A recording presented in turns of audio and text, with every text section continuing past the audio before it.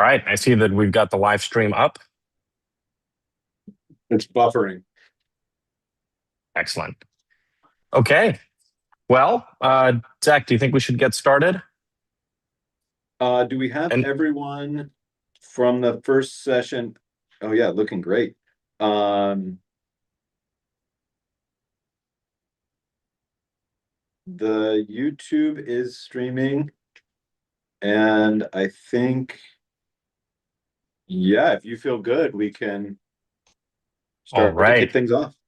Well, that sounds great. Okay, so I think we're ready to go. So welcome, everyone. I'm super excited to be kicking off what is now the 7th iteration of FPTalks. We've got an awesome lineup of speakers. We also have, as usual, a phenomenal group of attendees. This is the biggest FPTalks ever. And I think that's, that just means that our audience will get another fantastic program of talks at the very cutting edge of numerics and computer arithmetic, a topic that I don't need to tell you is increasingly important these days. But also, since we have sort of more attendees than ever before, that means we sort of definitionally have to have a couple of people who are new. So I just wanted to give a little introduction before we begin to FPTalks as a whole. What's this community about, and what do we do here? So let me take a moment to talk about why we're here. At the very core, we conceive of FPTalks as a kind of water cooler, a place where people from different ends of numerics research, whether they're working in hardware design, making new floating point formats, or they're working in applications, or their libraries, they train neural networks, they work on high-performance computing applications, solve PDEs, wherever it is that you work on. If it touches on computer numerics, we think that FPTalks is a community for you to share your expertise, hear from other people's approaches, learn about different things that are going on, and basically open up a space for further collaboration. So that's kind of the big picture of why we set up FPTalks, and we've kept it going now for 7-8 years.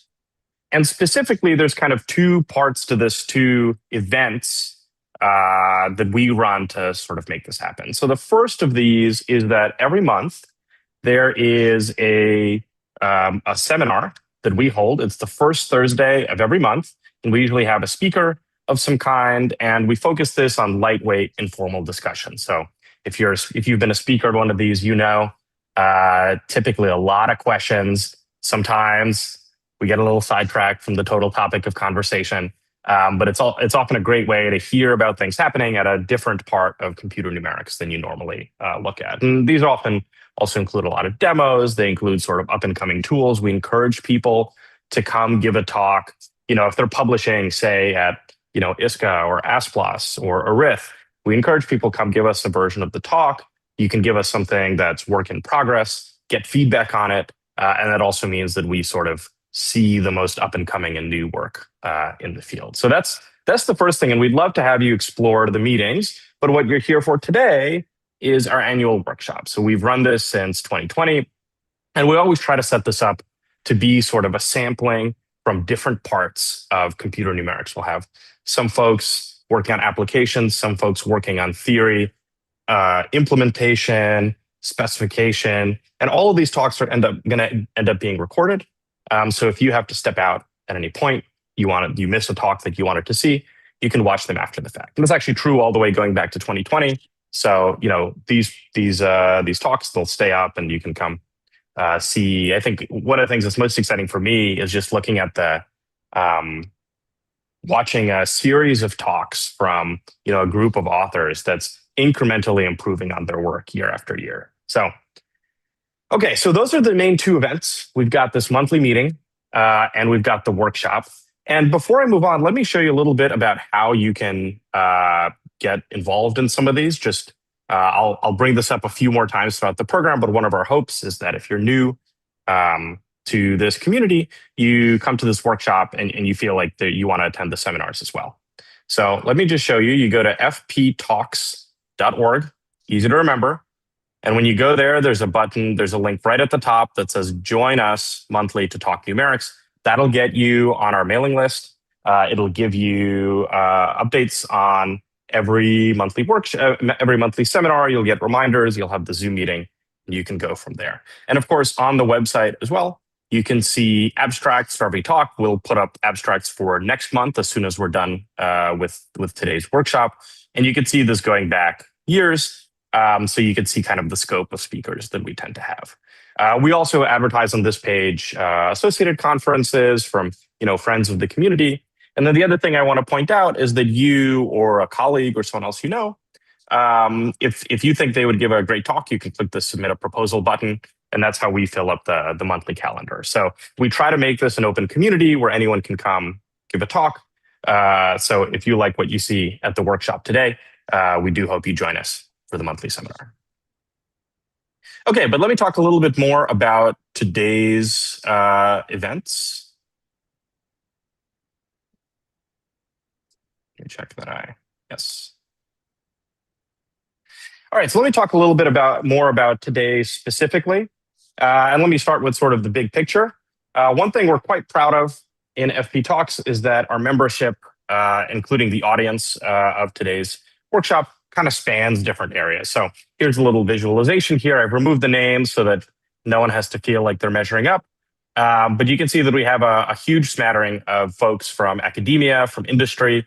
We have folks from independent research labs as well. And you can see that there's kind of an even split here. So again, one of the things we're trying to do is encourage a space where folks working in industry, actually applying these techniques, whether they're building compilers, building libraries, working on new tools, can talk to people from academia, introduce new problems, find new techniques, and so on. So that's one thing that we've worked really hard to do. And as the membership grows, we've increasingly had a larger contingent from industry. So you can see now it's basically 50-50. That's something we're quite proud of. And the other thing that we've got is we have a really wide collection of topics. So I put a couple of topics here on the screen, just browsing previous talks. And so you can see that we have everything from very theoretical error analyses for algorithms down to applications like high performance computing, like AI and language models, and as well as other different ends of the implementation spectrum, whether that's hardware design, compilers, standards and formats, verification. So we've got a large collection of topics, and we really think of our mission here as being quite broad. Anything that relates to computer numerics at the cutting edge of research today, research and implementation. Okay, so that's kind of the big spiel for this community. Again, we'd really love it if you enjoyed today's FP Talks. You want to see more of these talks, and you join the monthly seminars as well. And again, the way you do that is to go to fptalks.org. So now let's talk about today specifically. I wanted to say that today's workshop is sponsored specifically by the NSF under a grant that several of the people on the advisory council, covering several of the people on the advisory council. And so again, many thanks to NSF. It's sort of a tricky time for science funding, so we're glad that they support FP Talks. So now let me introduce a little bit about our speakers. So we have a collection of 12 speakers here today. We've kind of roughly grouped them in themes across 3 sessions. So specifically, we're going to have a first session that's going to be from 8 to 9. So that's going to be in just a few minutes. Then we're going to have a half-hour break. And then we're going to have a second session, a half-hour break, a third session, and then a conclusion. And during these breaks, one of the things I want to point out is that we're going to keep this Zoom channel or room open. And the reason we're doing that is so that you can discuss with each other and discuss with speakers. So at the bottom of your screen, you probably have a button that says chat. And if you click on that, you'll get the meeting chat open. And what I'll be doing is that for every talk, I'll put up a question, introduction. So I'll put up a post, something like this. I'll put up questions for so-and-so about their talk, such and such, and you'll be able to leave replies to that. And I encourage you to do this while the speaker is speaking. We've instructed the speakers, don't worry about this until the Q&A session. And that gives you an opportunity to queue up questions as they come up. It also means that the speaker can answer questions after they finish their talk if there isn't enough time during the Q&A. So the main way that we want you to be asking questions is via this meeting chat. You can put them at any time. If we have time, I'll ask you to ask the question live. during the Q&A slot. But if there isn't time, the speaker will get back to you, possibly during one of these breaks, and you can discuss further. It's also a way to spin up collaborations or get to know other people in the community and be able to go from there. So it's about time that we actually start our first session, now that we've got you all situated on the goals of the community and also the way we're going to be running today. So let me talk specifically. Oh, yes. All right. Yes. One thing I wanted to mention is the talks are recorded. They are streamed. So please do mute your microphones. Otherwise, whatever you say will end up on YouTube for all eternity. All right. Well, let's start today's session. And I believe our first speaker is Wonyeol, who will be talking about correctly rounded functions and doing formal proofs of those. Wonyeol, I see that you're here. So why don't you go ahead and share your screen? Sure. All right. Can you see my Yeah, absolutely. So Wonyeol is from POSTECH. He's going to be talking to us about some formal proofs that he's doing of correctly routed implementations. This is related to the core math project that we've heard about in previous FPTalks workshops. Wonyeol, please take it away. Okay, thank you for the introduction. So I'm Wonyeol from POSTECH, and I prepared this talk with Paul Zimmermann. So actually, Paul was the person who was invited to FPTalks, but he could not make it due to a scheduling conflict. So I'm speaking on behalf of him. So yeah, so in this talk, I will mainly present Paul's recent work on proving correctly rounded functions. And then I will very, very briefly discuss my ongoing work on converting Paul's pen and paper proofs to formal proofs. Okay, so yeah. Okay, so yeah. So as an introduction, let's consider the evaluation assurance level. So basically, it describes the level of assurance of a given system. For example, level 1 means functionally tested, 3 means methodologically tested, 5 means semi-formal verification, and 7, the highest level, means full formal verification. So in short, larger numbers mean more assurance. So now let's use this scale to assess the assurance status of existing libraries.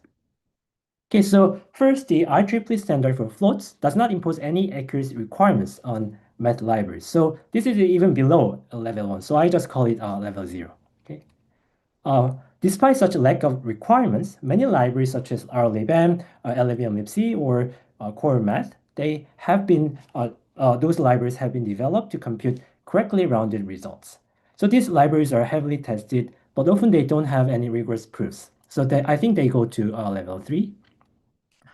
To address this absence of rigorous proofs, Paul Zimmermann and his colleagues started the Core Math Proof project this year, which aims to provide pen and paper proofs of the Core Math library.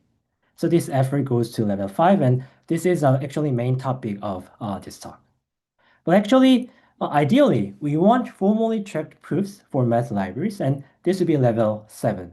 So Paul and I expect that such proofs will eventually become possible and maybe common, hopefully by like 2099 or so, maybe. And at that point, maybe correct rounding would be a part of the IEEE standard. Yeah, we have to work hard. So anyhow, so these are our long-term goals. But actually, in the first place, why should we even care about such goals? So to make sure that everyone is on the same page, here is a definition, simple definition of the correctly rounded implementations. So we say that an implementation of a function f is correctly rounded if it returns the rounded value of the mathematically exact result for every floating point input x. And such correctly rounded implementations are now becoming more and more common. So many libraries such as RLibM, LLVM-libc, Core Math, and even glibc aim to provide correctly rounded implementations for scalar inputs. And more recently, vectorized implementations are also being developed. However, these implementations often have subtle correctness issues. And here is one example from the Core Math library. So for an example, for an input value near -5, the result of rounding the exact sin h value is near -2 to the 6, I think. But the previous version of the Core Math sin h function actually returned a slightly different value. And this is just one example of many correctness issues found so far, and such issues are often very difficult to find using testing or other standard methods. And the only way I know to address this problem is to provide a rigorous proof of correctness. Okay. And actually, many people have actually worked on this problem and tried to rigorously prove the correctness of math libraries. So for example, John Harrison formally proved several functions in Holite, one of proof assistants. And Paul Zimmermann and his collaborators did a similar work in ROC for the core math power function. And I also worked in a similar direction, but I rather used the program analysis techniques, not the proof assist. So it isn't not as formal as other works. However, these works are limited in the sense that they consider only a small subset of functions, and many of them prove only an error bound rather than correct rounding property. Okay, so to address these limitations of existing works, Paul and his colleagues started the new project, so-called Core Math Proof project. So the main goal of this project is to prove the correct rounding property of core math binary 64 functions by pen and paper. So Paul started this project just this year, and he's working with his collaborators listed here. And regarding the status of the project, they have proven 7 functions, including the arctangent H function, whose proof was presented at the Arith conference this year by Paul. And Paul's team is currently working on 4 additional functions, including the exponential function. Okay, so this is an overview of the core math proof project. And from now on, I will briefly explain the high-level ideas of their proofs, what those proofs look like. Okay. So as an example, consider the arctangent H function. So core math implements this function using several branches. And let's focus on one particular branch when x is in between 2 to the minus 26 and 2 to the minus 2. Okay, so in this branch, the implementation computes a polynomial p of degree 21 using floating point arithmetic, of course. But since floating point operations introduce rounding errors, what we get is just an approximation of the exact polynomial p, which I denote by blue p here. Okay, and then the implementation just simply returns this value blue p of x. Okay, so this is the implementation, a simplified version of the implementation. And given this implementation, suppose that we want to show its correct rounding property. And to show this property for the middle branch, we need to show that the return value, blue p, is sufficiently close to the exact result, the arctangent H value. But then how can you prove this inequality?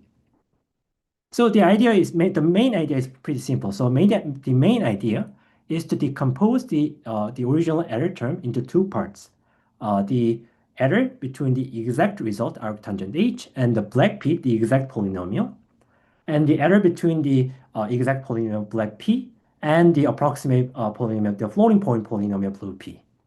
So intuitively, this decomposition makes sense because we obtained black p, the exact polynomial, as an approximation of the original arctangent H function. And we also obtained blue p, the floating point polynomial p, as an approximation of the exact polynomial black p. So this decomposition makes sense. And after doing this decomposition, we need to bound the 2 parts and show that the sum of the 2 bounds is sufficiently small. So I will just omit all the other details. So we have to prove many other things, but because of time limit, I cannot explain them. Okay, so these are the things we need to prove. Then how can you prove each of these red claims? So for the first 2 inequalities, Paul's team used 2 well-known tools called Solia and GAPA. But for the other parts, they simply did a non-trivial amount of manual proofs. And an important thing is that when the proof is too complex, they even relied on exhaustive testing, which can be pretty computationally intensive. Okay, so this is a very brief overview of Paul's proofs and his collaborators' proofs. And by working on these proofs, they were actually able to find several correctness issues in previous versions of core math. So one important kind of issues was that the previous error bounds used in their implementations were too small. So for instance, the arc cosine function used gx, some function gx times 2.87 something value as an error bound. Well, actually, this error bound turned out to be unsound in their previous implementation. So they corrected this bound to gx times 3.33 something in the current implementation. And such errors, such issues occurred in many other implementation functions. And actually, such unsound error bounds actually resulted in incorrect outputs. So the first example is the one that I showed you in the beginning of the talk. And actually, they found many other such examples for the previous versions of the implementations. So this is the current status of the core math proof project. And given these proofs, my group is now working on formalizing such proofs in ROC. So we are currently focusing on two functions, arctangent h and the exponential function. And our strategy is pretty simple. We just read the paper and just formalize them in ROC, sorry. And we use two important libraries, Coq interval and then the GAPA libraries to simulate the Solia and GAPA proofs in the pen and paper proofs. Okay. Actually, a more interesting and more ambitious project planned with Paul and other collaborators is to actually formally prove a complete binary 64 implementation in core math. So a key difference from existing works is that we aim to prove the correct rounding property of a complete core math implementation without relying on any other non-formalized results and without using any exhaustive testing. So we hope that we can make some interesting results and can present the results next year at FPTalks. So this is the main contents. And to conclude, I want to emphasize that we need pen and paper or formal proofs to gain confidence in floating point code. And by doing some proof, we were Paul and his collaborators were actually able to identify subtle correctness issues. And if there is anyone who is interested in joining this project, please contact us. Okay, thank you. Thank you, Wonyeol, and I love the idea that you'll come back next year to tell us about the results. All right, so we have some questions. Do you want to start with Ganesh? Do you want to ask your question live? Yeah, Wonyeol, I was processing things slowly. I was wanting a definition for the R&D function you applied in the very first slide. Just to Sure. Everybody's on the same page. Yeah, go ahead. Thank you.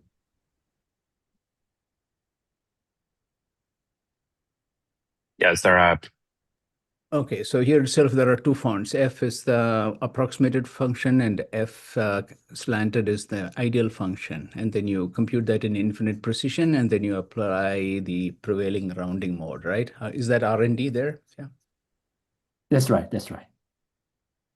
So R&D can be either like round to nearest or round downward or upward. I just use R&D for the prevailing mode. Okay, thank you. Just to process. Yeah. Okay, Albin, do you want to ask your question?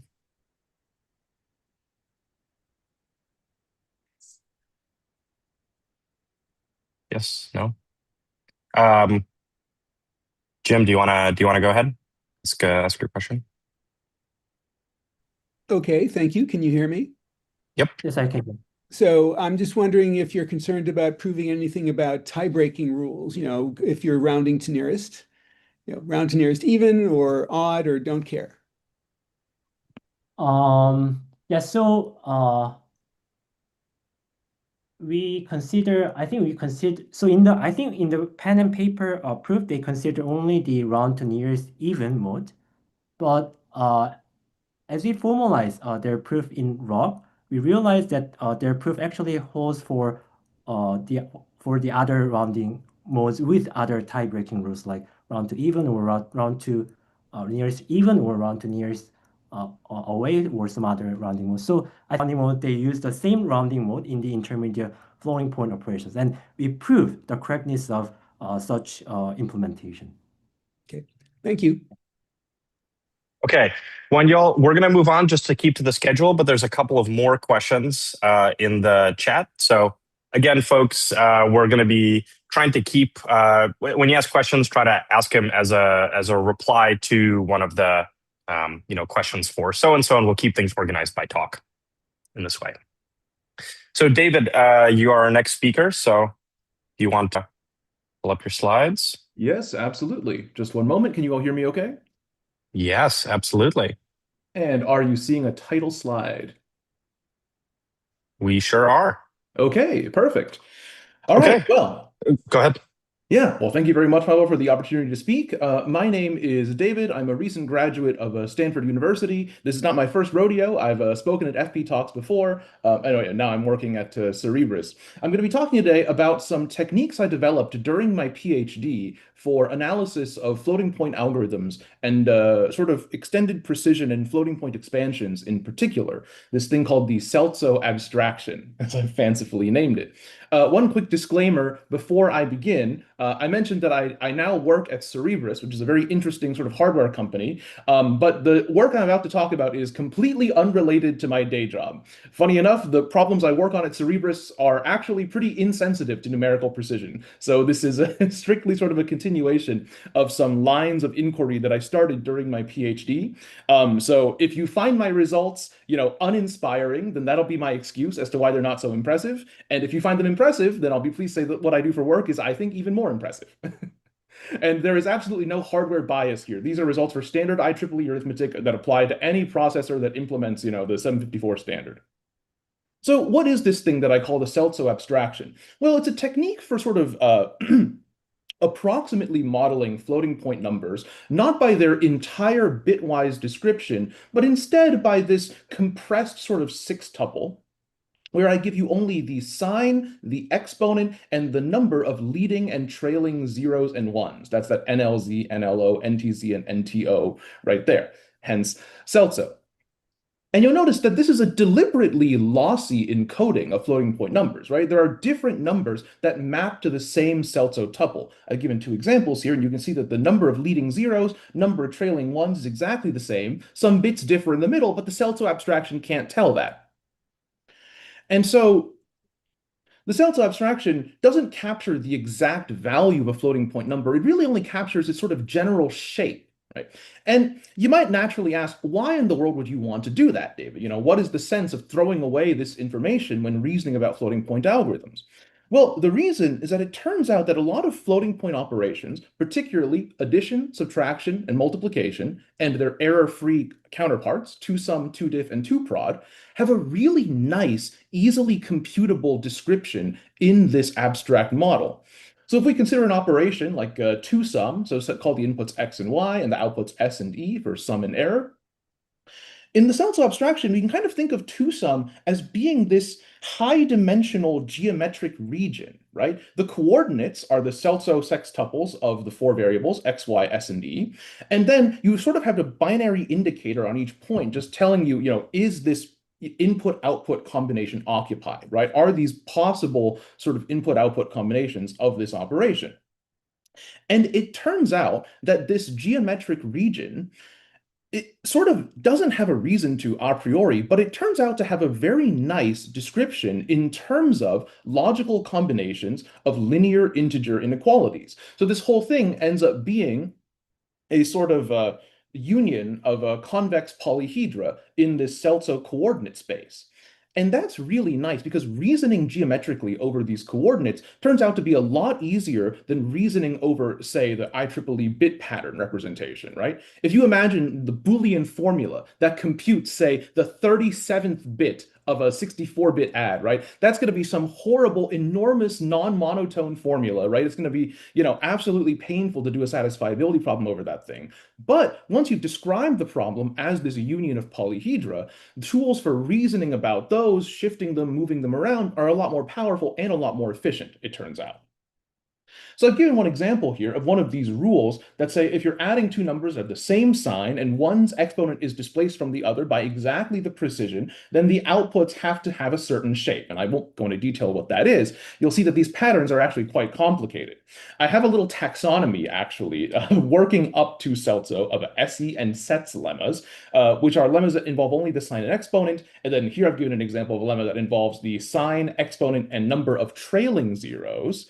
And then when you step up to the full abstraction, where you've got all the variables in play, these lemmas are obviously the most precise, but they only apply to a tiny slice, usually, of the space of all possible inputs. This sort of SELTZO high-dimensional polyhedron that describes what floating point addition is a polyhedron with many, many sort of hundreds of faces, but it does turn out to have this nice sort of finite description.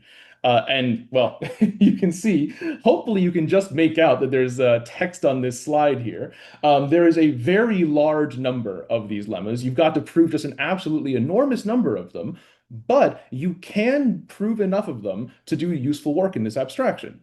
So the last time I talked about this at FPTalks last year, I had a complete model of FastTwoSum in the SE and SETS abstractions. And when I say complete here, what I mean is that I had a description of these geometric spaces in terms of linear integer inequalities, such that every combination which occurs does actually occur, and every combination which is ruled out is actually ruled out, right? So anything that is not explicitly forbidden by the lemmas is witnessed by some concrete set of inputs and outputs. So to give you a sense of the scale, if you consider just the sign and exponent model, the SE model, that takes 26 lemmas. Okay, this is a sort of polyhedron with 26 faces. If you consider also the trailing zeros, that number goes up a bit to over 100 such lemmas, so faces of this polyhedron. And previously, I only had this incomplete patchwork of a few hundred lemmas in the full abstraction that I'd proved by hand. I had a specific target I was trying to prove. I was analyzing this thing called an FPAN, and it turned out you only needed to rule out a small region of the space to make that analysis go through.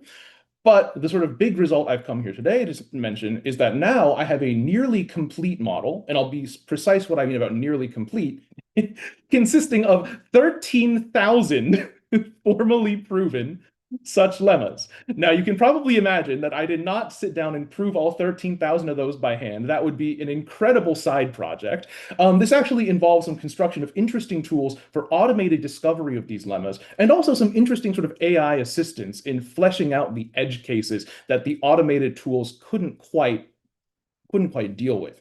To make precise what I mean by this almost completeness, there are many classes and shapes of number that the SELTZO abstraction can describe. I have assigned a sort of taxonomy to them on this slide. You can see the simple cases are zeros, obviously, powers of 2, differences between 2 powers of 2 separated by exponent p. So that's this all ones number that I've got down here. And then there are various other bit patterns that have sort of systematic patterns that could sort of easily describe. I think you can probably infer them from this slide here. And then only down here, once you get to these G for general case, the FastTwoSum cannot change the values there. And then same thing in this quad word multiplication algorithm, we get a pretty solid improvement from 256 down to 75. And also one gate ends up being clippable from this algorithm. And then finally, for a little preview of some other work that I've been doing, that I'm sort of still working on typing up and sharing properly, I've also been turning my attention recently from just addition, subtraction, and multiplication to other double-double arithmetic algorithms. And I've written a little experimental super optimizer for floating point programs. So a sort of genetic search procedure that takes an algorithm and tries applying small tweaks to it to find small precision improvements or small performance improvements. And I've found 3 variations of an inverse 1 over x algorithm, a division algorithm, and a reciprocal square root algorithm for double doubles, which turn out to be faster in a certain floating point cost model than the algorithms that I've seen in the literature. This is sort of well-trodden territory. These are just, Newton iterations, Newton corrections to a machine precision operation, but there are several inequivalent ways to write the Newton update and to associate the accumulation of the correction terms, and this appears to be the fastest order in which to accumulate them. And very excitingly, importantly, I actually have a complete and tight asymptotic error analysis of all three of these algorithms that I've formally proven in ROC using the flock library. So I can actually tell you the exact constants for the worst case relative error, for this one being 3 plus root of 2, for this middle one being 12.75, and this last one is a really funny constant. I think it's 211 over 32, and that just comes from solving the sort of real valued balancing problem for making this combination of two errors the largest it can possibly be. But anyway, that is the end of my time slot. So I will stop there. Hope you've been, hope this is at least interesting, and I'll be happy to take a few questions. David, super cool. Very excited to see the follow-up from your talk at one of our seminars. Mhm. Let's take some questions. So Artem, do you want to go first? Ask your question.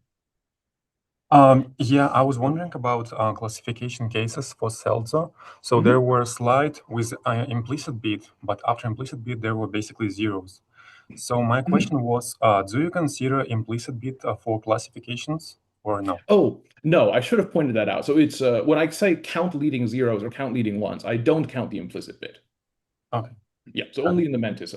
The sort of reason, like the reason that those numbers are especially interesting, right, is that, well, powers of 2 are sort of obviously interesting in binary floating point arithmetic because they control the regimes between different ALPs, right? So in many of these algorithms, the difficult cases lie near powers of 2. And numbers that have a lot of leading zeros or a lot of leading ones are precisely those numbers that are close to a power of 2, or are like a linear combination of a couple powers of 2 nearby. That's why a lot of these bit patterns end up being special, actually. Like this, like R1, R0, repeated ones, repeated zeros, is a difference of 2 powers of 2, where the exponents are within p of each other, if you see what I mean. Yeah, I got it. That's interesting. Yeah. Let's take a question from Samir. Samir? Okay. Sorry, I can ask now. Yeah, go ahead. This seems very radix specific. What happens if you change the radix? Does your technique generalize? Excellent question. Certainly I have not tried it yet. I think in principle, something like this should work in other radices. And for the previous reason that I mentioned, where powers of the radix are special, I suspect that what you would really want to zoom in on are leading zeros and leading radix minus ones. You see what I mean? So like in ternary, you'd care about leading zeros and leading twos instead of leading zeros and leading ones. So in principle, I think this would generalize, but I don't know if it would be as interesting in other radices. And certainly the radix 2 cases kept me busy enough, I think, for the time being. That I am not, don't have immediate plans to expand to the other ones on my plate. Thanks. Ganesh, do you want to ask your question? Others can ask. I have asked one about that. I'll come back to more. Yeah. My quick question was leading zeros and leading ones are kind of interesting because that defines carry chains, David. Yeah. Yes. Okay. That is something, yeah, nice. Yeah, exactly. That is one of the major sources of strength over tracking just trailing zeros and trailing ones. Catching that sort of bit level dynamics turns out to be really useful in reasoning in this way. Thank you, David. Again, very cool work. So I think we're going to move on to keep to time. So our next speaker is Artem Yadrov from the University of Utah, who is also an AMD graduate student scholar or something like that. Talking to us about building models for numerical datapath. Yes. So Artem, please take it away. Okay. Thank you, Pavel, for the introduction. My name is Artem Yadrov. I'm a PhD student at the University of Utah, and I'm also an AMD applied graduate researcher.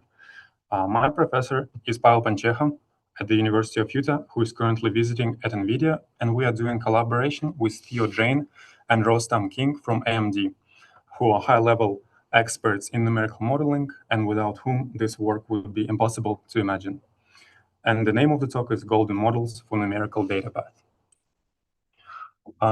Given recent rise of AI workloads, it is clear that efficiency became critical. And large hardware companies have been working on more complex hardware to accommodate this need. We've seen a lot of new optimizations, a lot of new features, and also among of them, new floating point formats, such as BF16, FP8, and different formats. And this trend only seems to grow. There are going to be more complicated floating point formats, and of course, there will be circuits for executing them. That's why numerical modeling here becomes critical.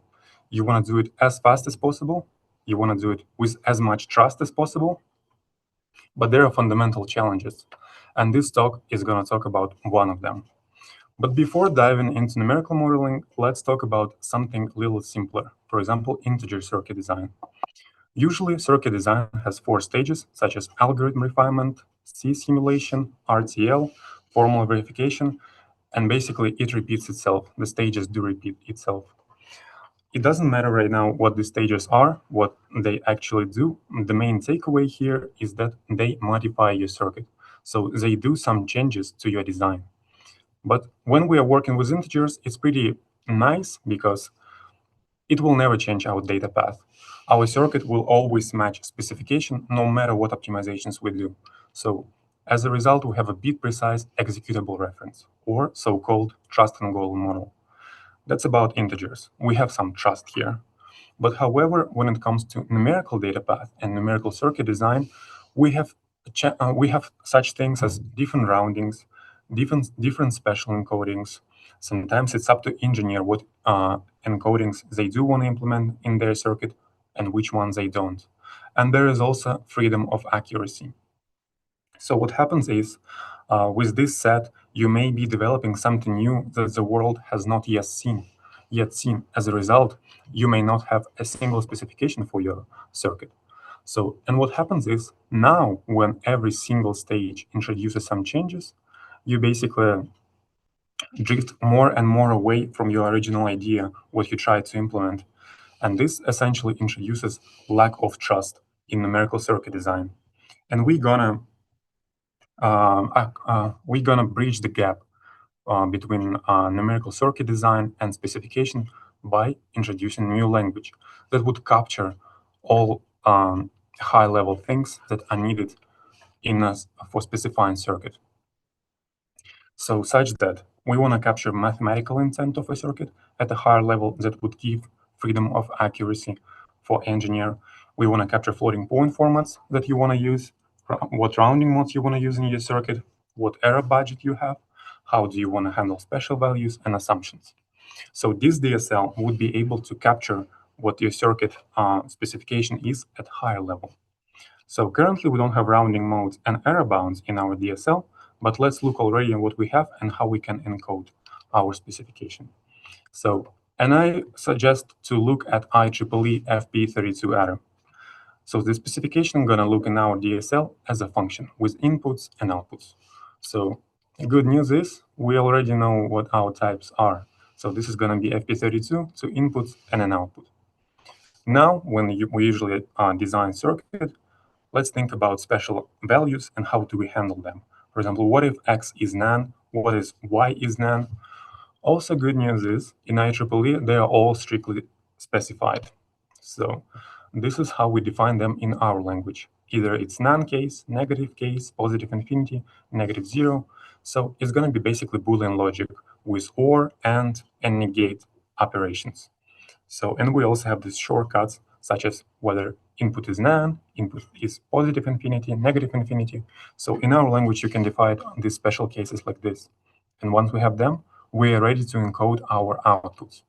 So also pretty simple. In case of none, we return special none for FP32 format.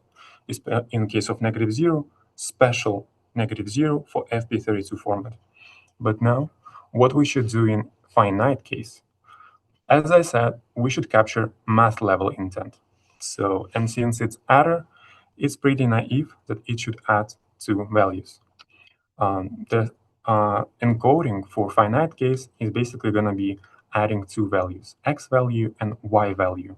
And here they represent actually what at real level FP32 means. So we don't consider here sign bit, mantissa bit, exponent bit. We are not exposed to that. So we are at a higher level of abstraction and only think over real domain. And then we encode this basically real value result. And this encode function will handle for us overflows, normals, subnormals, zeros. So it will classify for us what the output will be, so that the final user won't be exposed to the harder logic. So it's all implemented already. So, but now, for example, let's assume we were creating this specification, but we forgot, for example, about positive infinity case. We just forgot to encode that. So our compiler, which will catch that, so and inform you that the specification is malformed. It's not deterministic. So we essentially do deterministic check to identify that. But let's say we were smart, we didn't do this bug. So, and this is how our specification will look like. And please notice all these functions with FP32 prefix, or for example, shortcuts, whether X is none or some other shortcuts. So they can be defined by user for any floating point formats in our language.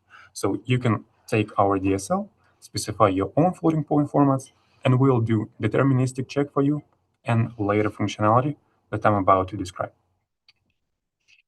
Okay, this was about specification language. But what is so special about it, right? We can encode, we can write the same thing in English, right? And deterministic check, it's good, but we also can just manually check it. Why it's so unique? So it's going to be not that simple with our DSL. Our DSL also will make sure that it's attached to other stages of pipeline. So, for example, we'll make sure that we attach to algorithm essential implementation by doing equivalence check. So you write your circuit at a higher level, but you also have lower level implementation that actually does bit level computations. So, and you can do equivalence check on them. You can compare essentially math level intent of higher level circuit and lower level circuit. And how we're gonna take mathematical definition of lower level circuit is that lower level will be built from building blocks in our language, and each building block will have their own little piece of math intent that you can basically combine into larger queries, which for this particular example will look like this. So on the right-hand side, we have specification for lower level, so basically for your implementation. And of course, here we assume normal case, but our compiler handle all the cases. So doing aglock rewrites and calls to SMT tools, we essentially can prove that these two queries, they are equal. So at math level intent, your implementation actually implements your higher level spec. But again, what if we were not careful and we forgot about implicit bit, which happened to me when I was writing this circuit? Well, good news is our compiler also can handle that, and it can prove that it's not equal. Your implementation does not match your higher level specification. This was equivalence checking. Of course, there is also room for error analysis. You can actually compare your math level, kind of real level, high level specification against your actual bit level implementation and tell how much of error you have and whether you are in your error bounds. And also, there's other routines to make sure that you are connected to other stages of your circuit design, such as I call it cross-stage alignment. So this cross-stage alignment provides routines, for example, to make sure that you are connected to C simulation.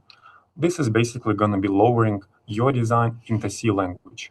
And this design in C already going to be verified as well against your high level. So you are good to start to working with it. Okay, this was cross-stage alignment. And this is the current progress of what we have in our language. So we already have equivalence checking. We have a way to specify how do you handle special values, what is mathematical intent in your circuit, and you can do some cross-stage alignment. This is our progress, but we'll keep working on it. I will be interning at AMD just in a few weeks. We'll keep working on this project, and this project also is the main goal of my PhD. So please follow on GitHub. It's only going to grow. And if you want to contact, here's my contact information, and I'm happy to take questions. Okay, thank you, Artem. Very interesting work. Should we, yeah, Zach, do you want to ask your question? Yeah, sure.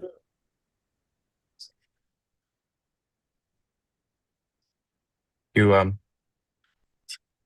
Can you guys hear me? yeah, we can hear you. Okay. Yeah. We were wondering about a couple things. One thing was, Artem, you emphasized determinism. Are there any designs where people don't want it to be deterministic? So for example, yeah, sometimes, for example, you don't want to, you, for example, do not support, let's say, subnormals. So you just don't want to support also encodings for them. Yes, you basically can specify it in your high-level description. So you can say, actually, it will never be the case that I will have subnormals. So you can provide this information to compiler, and as a result, you will pass this deterministic check. So there is a way. And then I think the other question we're wondering, this is sort of showing this as like maybe the central artifact that helps coordinate the entire design, implementation, review, refinement loop. Could you also imagine doing it a little more top down and trying to generate the implementation from this directly? Yes, I think it's possible. I think it's maybe even possible to do it further as you have kind of more building blocks, and let's say you are adding two numbers. You already have, let's say, some functions in your language that do this adding, like adders. So you can try to play with them and find, for example, the best circuit that will work. So I think that is possible, but yeah, it's probably future work, but I think it is. Yeah. Cool. Thank you. Thank you. Sri, do you want to ask your question? Yeah, hi, Adam. In this specification that you have, when your x and y is finite, it's still possible to generate an infinity. How do you capture that in the specification? Yeah, thank you for the question. Yes, it's still possible that it will overflow, and essentially you will have infinity as a result, not some also finite value. And we do handle that in our inside FP32 encode function. So it basically also have its own specification inside that will tell you, for example, if you over a particular threshold, also, for example, ideally assuming rounding step, if you over a particular threshold, yes, your output will be infinity, and later you can use this fact. So such as we use it above. For example, we do this check on our inputs, whether they're infinite. You will be able to do the same thing after you encode the value.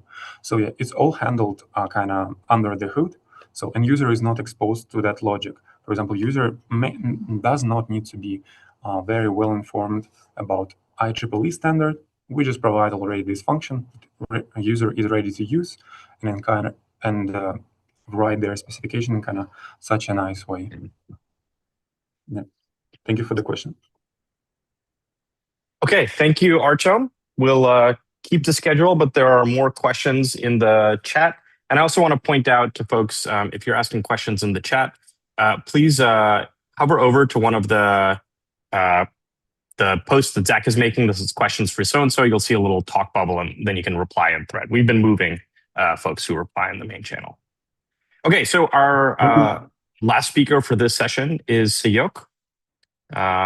So do I see Sehyeok? There we go. Everyone see my screen? We can see you and we can hear you. So Sehyeok is from Rutgers, and he's going to be telling us about FastTwoSum algorithms. Please go ahead. All right. Hello, everyone. I'm Sehyeok. I'm here to present our lab's recent findings on FastTwoSum. So essential floating point procedures like dot products are made difficult due to intermediate rounding errors. One potential remedy is to use error-free transformations. Error-free transformations, or EFTs, are floating point algorithms for computing the rounding errors induced by floating point operations using floating point operations. So perhaps the most famous and widely used error-free transformation, or EFT, is FastTwoSum. So as I'll show you later on, FastTwoSum allows you to perform floating point addition while computing the addition error.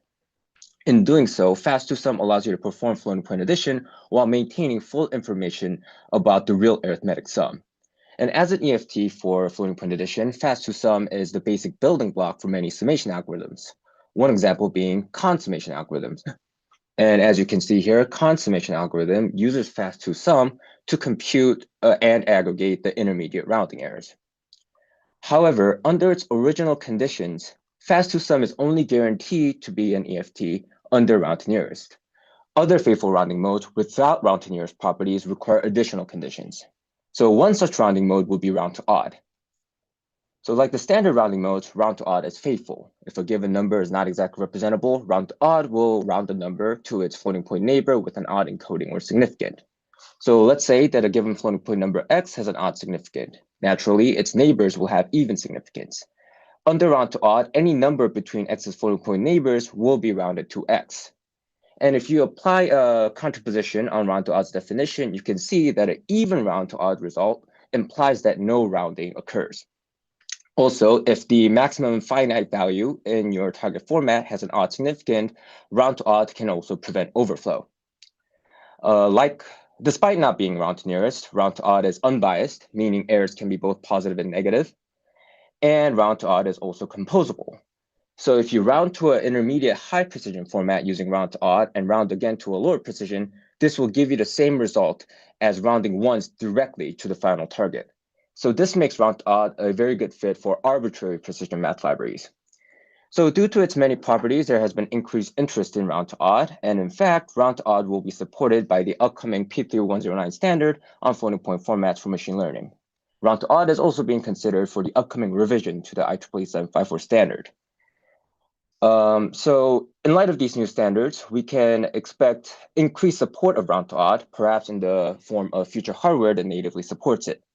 However, as it stands, existing FastTwoSum-based algorithms will not translate directly to non-round to nearest environments. To address this gap, the paper that our lab submitted at Earth this year makes the following contributions. We've identified EFT conditions for FastTwoSum that are applicable under all faithful rounding modes and that are more general than previously known conditions. We've also identified conditions that are specifically tailored to round to odd.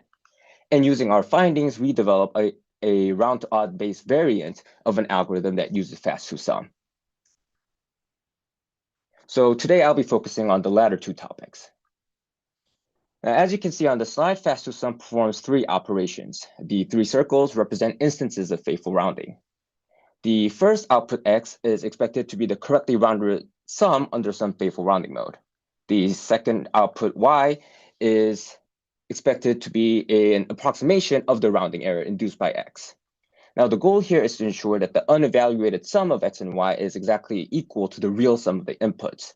Henceforth, when I say FastTwoSum is or is not an EFT, I'm commenting on whether or not this equality holds. Now, this equality can be derived from three conditions. First, we expect there to be no overflow as the rounding error will not be computable otherwise. Additionally, we expect the second operation to be exact, meaning we expect x minus a to be representable as a floating point number. In their paper published at Earth last year, Zhang and Zimmermann proved that a being an integer multiple of b is sufficient to ensure this property. And I like to note that if a has a magnitude no less than that of b, the condition in blue here will automatically be satisfied. Now, once the second operation is exact, a little reordering shows you that y will end up being the faithful rounding of the rounding error induced by x. Now, at this point, the rounding error delta being a floating point number will ensure that FastTwoSum acts as an EFT. And this is where round to nearest becomes critical. So without loss of generality, let's suppose that a's magnitude is no less than that of b. And let's additionally assume that a and b overlap.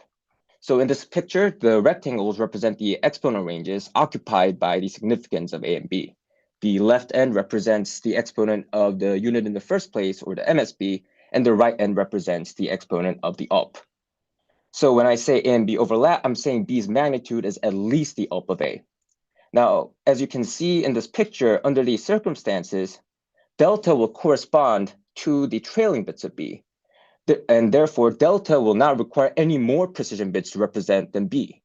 Hence, delta will be representable using p bits of precision, and delta should be representable as a floating point number. So the issues arise when A and B don't overlap. Specifically, without round to nearest, the addition error delta may not be representable when the magnitude of B is less than half up of A. And I'll illustrate why round to nearest matters for this case. So let's suppose that B's magnitude is less than half up of A, and that the real sum is between A and its successor. Now, assuming that the real sum is slightly closer to A, under round to nearest, the floating point sum will be A. Naturally, the corresponding rounding error delta will be B, which by default is a floating point number.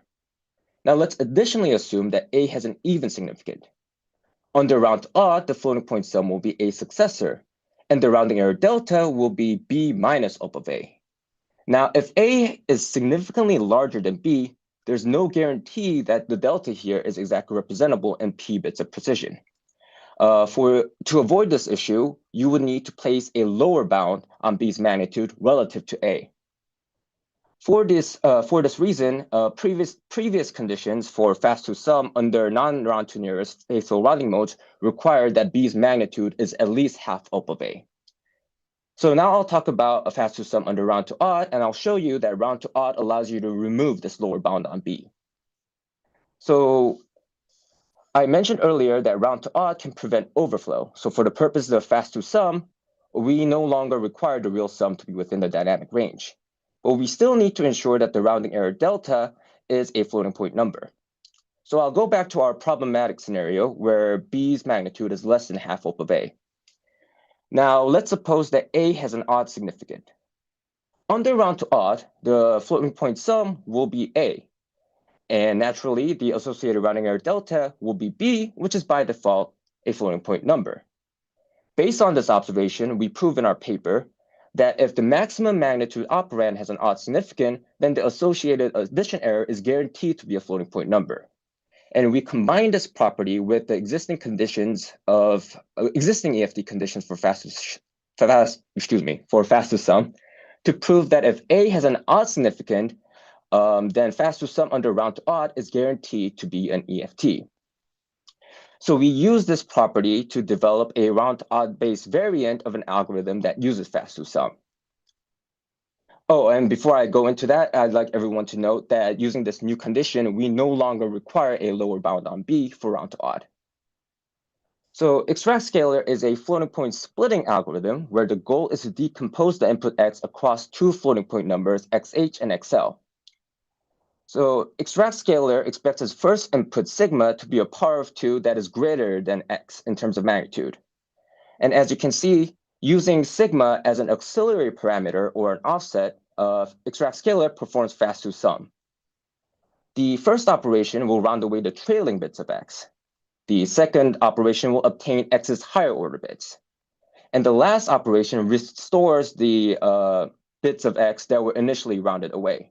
So just like in FastTwoSum, XL here would be a sum approximation of the initial rounding error. So here's a visualization. Through these operations, extract scalar allows you to extract the leading bits of x into xh. And assuming that FastTwoSum functions as an EFT, XL will be the exact difference between x and xh. So extract scalar will, by virtue of FastTwoSum acting as an EFT, guarantee an exact splitting. Also, the exponent of sigma, and more specifically, the exponent difference between sigma and x, allows you to control how many bits of x you extract into xh. But once again, this is contingent upon round to nearest. So I mentioned earlier that XL is an approximation of the initial rounding error induced by the first addition. But once again, without round to nearest, there's no guarantee of this rounding error being exactly representable when x is significantly smaller than sigma. And extract scalar does not place any upper bounds on how large sigma can be. Now, to address this issue, we make the following observations. So for the extraction properties of extract scalar to hold, what matters is the exponent difference of sigma and x. The significand of sigma does not matter. Now, if you have at least 2 bits of precision, all powers of 2 in your format will have even significance. Naturally, their floating point successors will have the same exponent while having an odd significand. And we combine this observation with our EFT conditions for FastTwoSum under round to odd to show that if you set sigma to be the floating point successor of an appropriate power of 2, extract scalar can maintain its splitting properties while still ensuring an exact splitting at the end.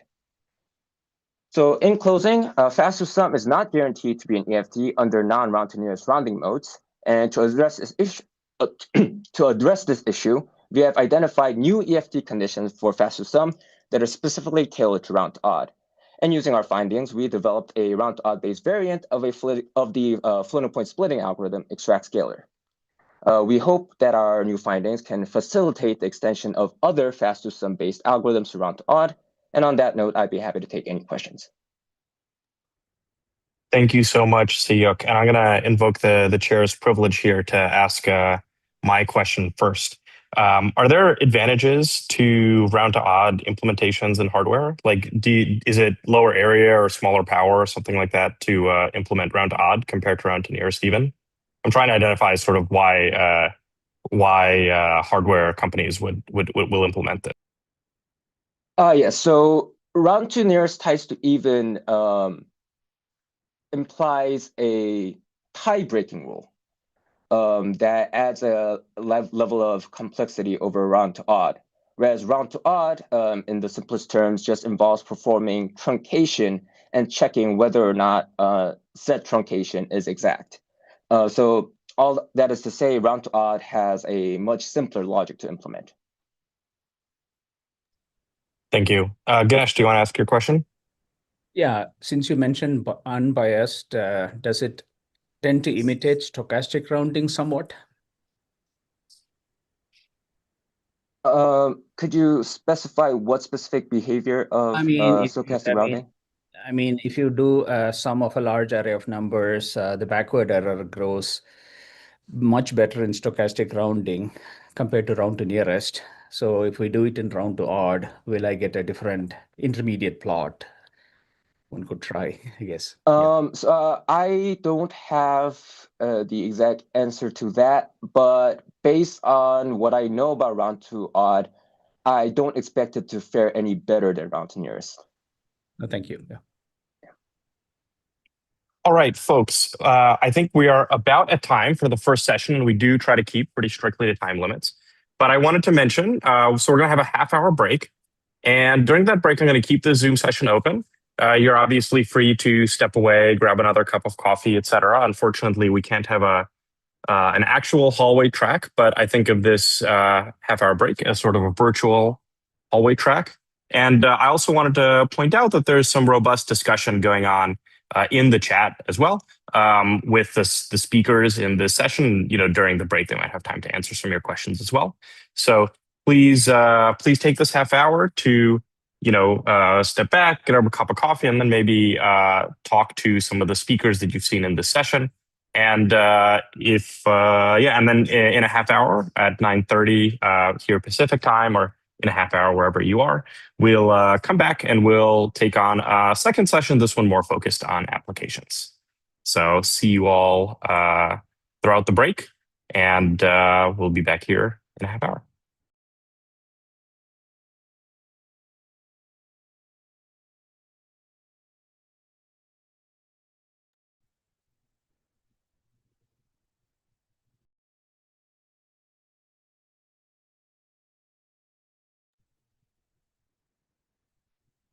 I guess maybe to kick off the hallway discussion, I am curious if anybody knows about sort of Pavel's question here about there being well, I guess it was sort of answered in that like round to odd has sort of simpler logic than round to nearest, right? But I wonder if anyone knows how that would concretely translate into the transistor count for the floating point arithmetic circuits. Yeah, I was thinking about this. Like for round to nearest even, do you save 2 bits on the intermediate? Is compared to round to nearest even, do you save 2 bits? Do you know, Sehyeok? Like, is that the main difference? That with round to odd, you don't need those extra 2 bits, guard and sticky. So all you would need is the sticky. You wouldn't need the guard. Oh, interesting. Mhm. Okay. So I guess that's definitely like it's not a huge slice of like a 64-bit Oh, adder multiplier, I imagine, but it's definitely okay. something. Like you're getting a few percent out of that. Yeah, so I think route to opt is similar to directed routing. I see. But it's a lot cheaper. Gotcha. And that's why it does not have an issues with double routing. It's the same with directed routing mode. You don't have issues with double routing. It's only route to nearest. Yeah, that is a really nice property. Yeah, I think not only doesn't have issues, but like sort of repairs issues, right? There's this, if you have a round to odd function, you can combine it with any other rounding mode to get a no double rounding implementation. Oh, interesting. Oh, I see.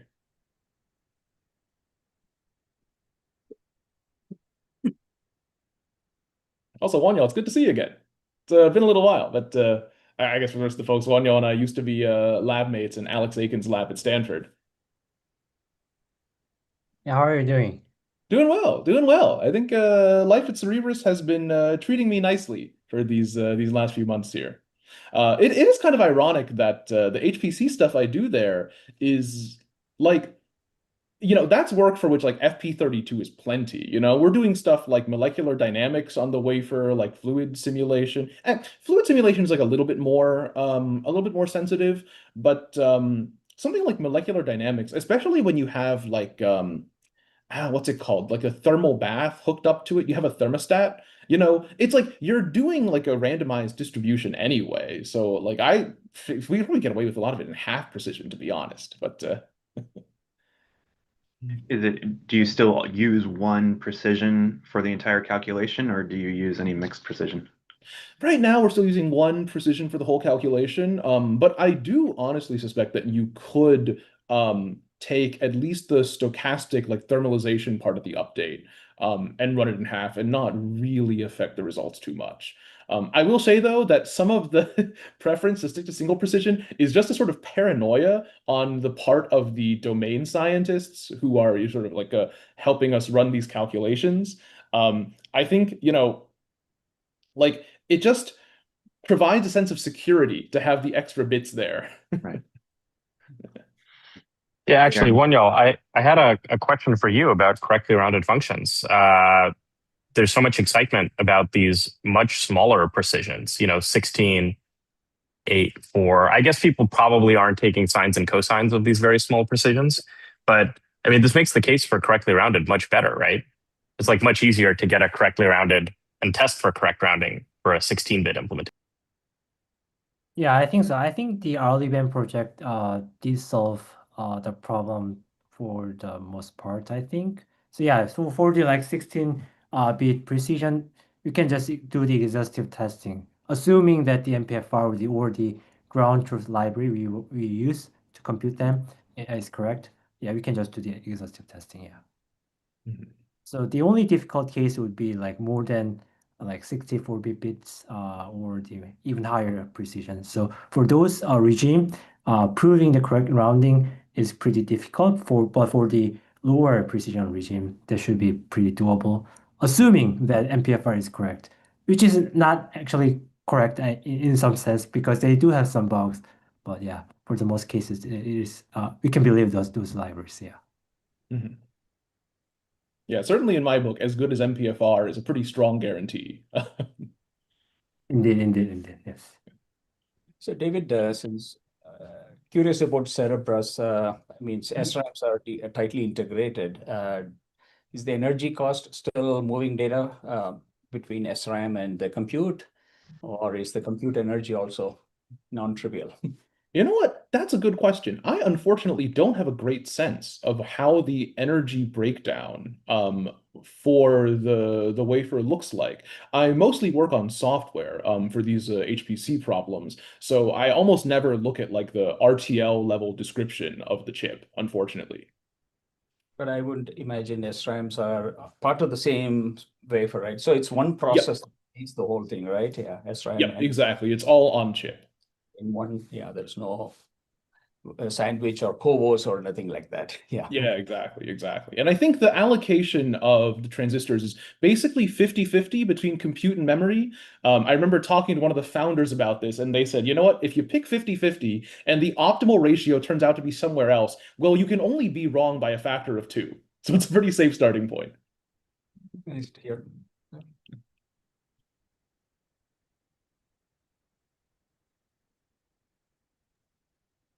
Yeah, David, I was interested. I mean, I think one thing that's cool about SELTZO is you have this idea that it's sort of a stack of increasingly refined abstractions. It's obviously quite useful for FastTwoSum, and you have some of these, inverse and division square root algorithms as well. Do you have a sense whether SELTZO could be useful for verification of other algorithms, like, or like ordinary numerical code, or is it something that's more specialized to these FastTwoSum like tricks? Yes, I've been thinking about this actually. So like it's sort of clearly useful for the case of like the two-sum, two-prod type algorithms where you're trying to maintain a non-overlapping invariant, right? Because like reasoning about this bit shape is like almost exactly what you want for thinking about overlapping. But I think it should also be useful for example, like if you have if you're implementing a special function, let's say, right? You first, reduce that special function to a polynomial or rational function, right? With exact real coefficients. And then you want to write a program that implements that polynomial or rational function using rounded operations. Crossing that second gap from the exact polynomial or rational to the floating point polynomial or rational, that should be a place where SELTZO is useful. And so I actually wanted to see if I could use this to like help prove basically exactly what Wonyeol is doing, right? Like help prove correct roundedness of implementations like this. But unfortunately, I have not quite gotten to that yet on my to-do list of things. Right now, actually, what I'm working on is cleaning up the proofs of the exact the tight bounds for the inverse division and reciprocal square root algorithms. I have like pretty sloppy like AI assisted flock proofs of those things based on a sort of like skeleton of a proof that I wrote for it. And the code that it generates, I mean, it compiles. It's very good at getting something that compiles. But there is like a lot of needless duplication in there that I want to clean up before I put the code online in a pretty form for people to look at. That's a cool idea, though. So you're basically saying, like, if you look at one of these implementations of an elementary function, like the stuff that Wonyeol was presenting about, at the end, there's typically like, here's a polynomial, and we want to evaluate it in high precision. And you're saying basically you could use sort of SELTZO to verify like exactly the and you're often doing FastTwoSum like stuff. Exactly. And you're saying you could two sums and two prods anyhow. Right. So you could like exactly quantify like, oh, at this point, I need to keep a 2-term or a 3-term, error-free expansion. Right. You could get like this sort of exact sort of like performance accuracy trade-off, right, that you need for this particular polynomial. And that's something that I think would be really cool, to maybe like go through a lot of the implementations in core math and say like, oh, it turns out you only needed a double-double here, or you were using a triple-double before, or something like that. One thing that's a cool idea. Yeah, one thing I think those can be very useful for analysis is, for example, in the 2-prod or something similar. So essentially, a lot of the range reductions or the high precision computations will require FMA. But then there are targets without FMA. And for those algorithms, a lot of times we have to break those into smaller or use something very complicated like 2-prod. But I see like in at least in some of the analysis, we can actually reduce the precisions of the coefficients a little bit. Instead of taking the full 53 bits of precisions in double precisions, we use something like 51, 52. And those actually enough for non-FMA to have a faster algorithms, to have the exact one, because they help to line up the least significant bits of the product. And in that case, we can just do the normal subtraction instead of doing the two-sum. And so I think that will help to analyze those faster. At the moment, we have to analyze and check them everything by hand. But yeah. Yeah, I think, sort of like truncation bit tricks like that are totally a place where techniques like this could help.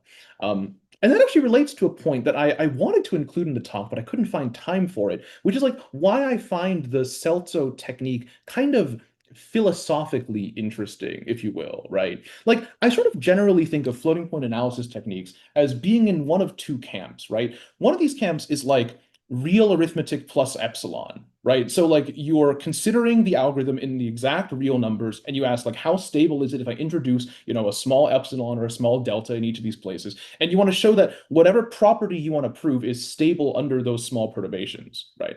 And then there's the other camp, which is like sort of bit exact techniques. So this is like SymFPU, like symbolic execution of like the actual bit level floating point algorithm, which is obviously exact and very precise, but like really hard to do, especially when there's lots of variables involved, because you get massive satisfiability problems, right?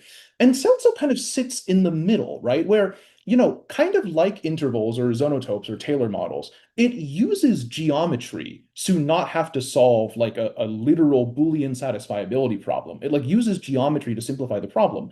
But it's not the geometry of the real numbers, it's the geometry of the bitwise representation.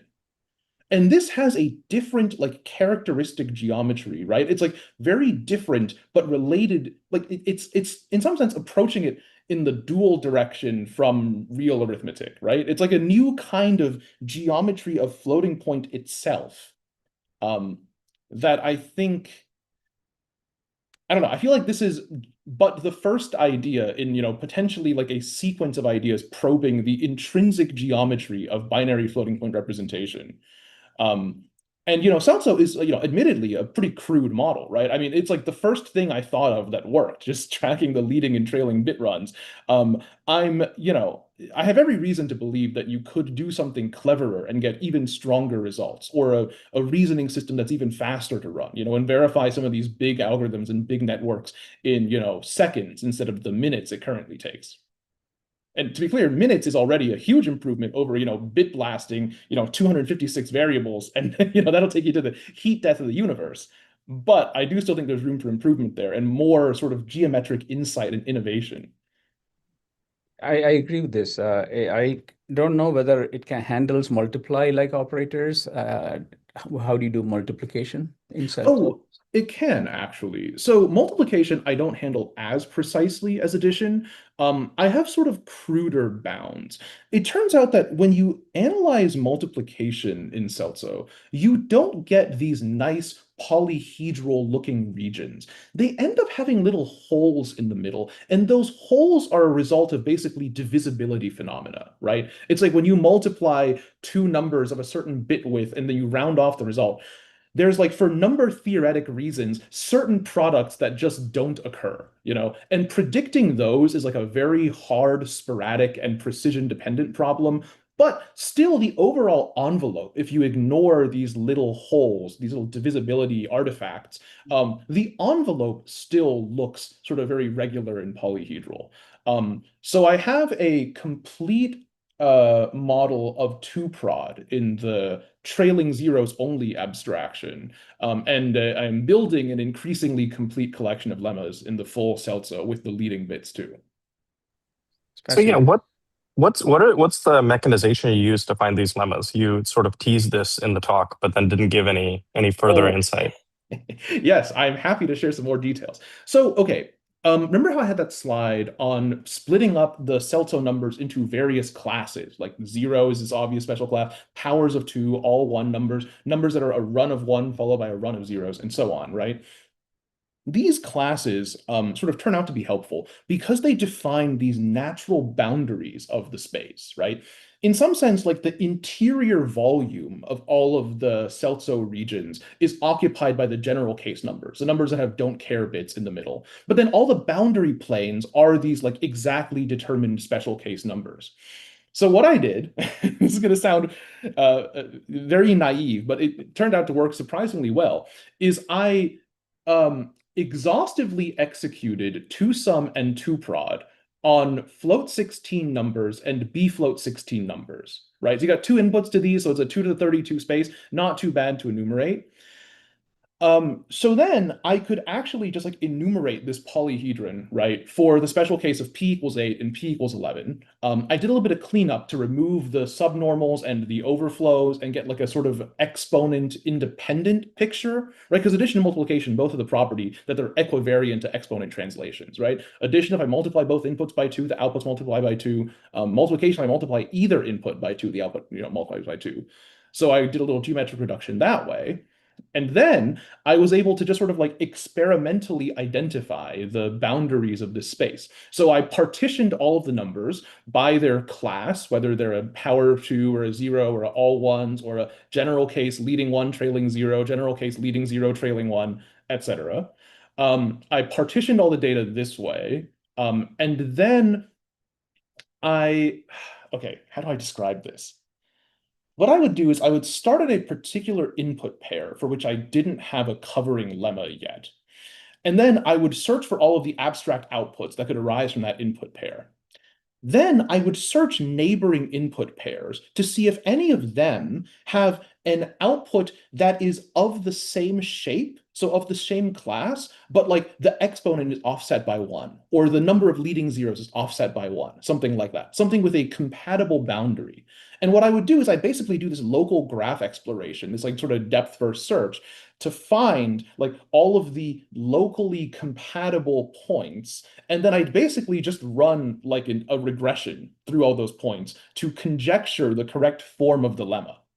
For a lot of cases, this worked really well. But then there were these annoying boundary cases where like you would search and not actually find any compatible neighbors, or you would find compatible neighbors in 2 different directions, right? You happen to land at the intersection of 2 lemmas. And then when you try to do the regression, things would break because you'd have, a plane halfway going through these and halfway going through these. So those required some special care to figure out how to engineer around. For the cases that I did by hand, the like 400 that I did in the course of my PhD, I basically just started like manually charting these out. Like I had to draw like actual diagrams on paper of like, here's the like leading boundary regime, here's the trailing boundary regime, here's where they intersect, and I'd like work out what those special cases should be. But that process was like too annoying to mechanize. I like couldn't find a reliable way to cover like all of these little special cases, right? But then that's where using coding agents actually really came in for me, because I couldn't describe this process well enough to mechanize it, but I could describe it well enough to a language model to say, here, take this tool that I've developed that conjectures lemmas, okay? Take the idea that you want to partition the space into interior regions and boundary regions. And actually, it's not just interiors and boundaries. There's like second order boundaries of the boundaries and third order boundaries of the boundaries of the boundaries, because we're in such a high dimensional space, right? But I can tell a coding agent, take this tool, take this idea, right? And then look for the places that the high dimensional boundaries should be, and then based on the form of like the 2 boundary lemmas that intersect here, like write down the sort of like natural continuation form. And after a lot of trials like that, I was able to basically automate this process of like resolving the edge cases. And well, it basically just took a few weeks of running that with like ChatGPT Pro subscription plan to actually close out all of these remaining open boundaries and arrive at this set of like 13,000 lemmas. So am I right to think of these lemmas basically as like faces of this, yes, independent in P polyhedron? Exactly. And so that's why you can actually say that it's like complete. Like in theory, if you let the precision P go to infinity, this is some kind of continuous-ish, I know that we're still binary, but like you sort of fill out all the faces. So you actually have this like continuous polyhedron, which has some number of faces, I guess 13,000 or something you said. And we could grab every single one of them and write them all down. And that's the sort of complete list. Yeah, exactly. And that's sort of the cool thing, right? That like it does stabilize as you go out in P, right? Like as P goes to infinity, somehow this like in some appropriate renormalized limit, right, should like fill in to a continuous shape that is round to nearest floating point addition, right? Like there is some P independent, like a universal shape that captures what round to nearest addition is, you know? And I don't know, something about that just feels interesting to me. Like you might naively expect, you know, that like there are some special phenomena that happen for P equals 24 that don't happen for P equals 25, but then reappear again for P equals 26 or something like that. But that is evidently not the case. And I will say for addition, I mean, it is kind of believable that this is true, right? I mean, like addition of numbers is computed by a very simple automaton. You know, if you're working in fixed point, say, right, you're just working from least significant to most significant, only carrying one bit at a time. So in that sense, like, okay, this problem certainly has a nice finite description.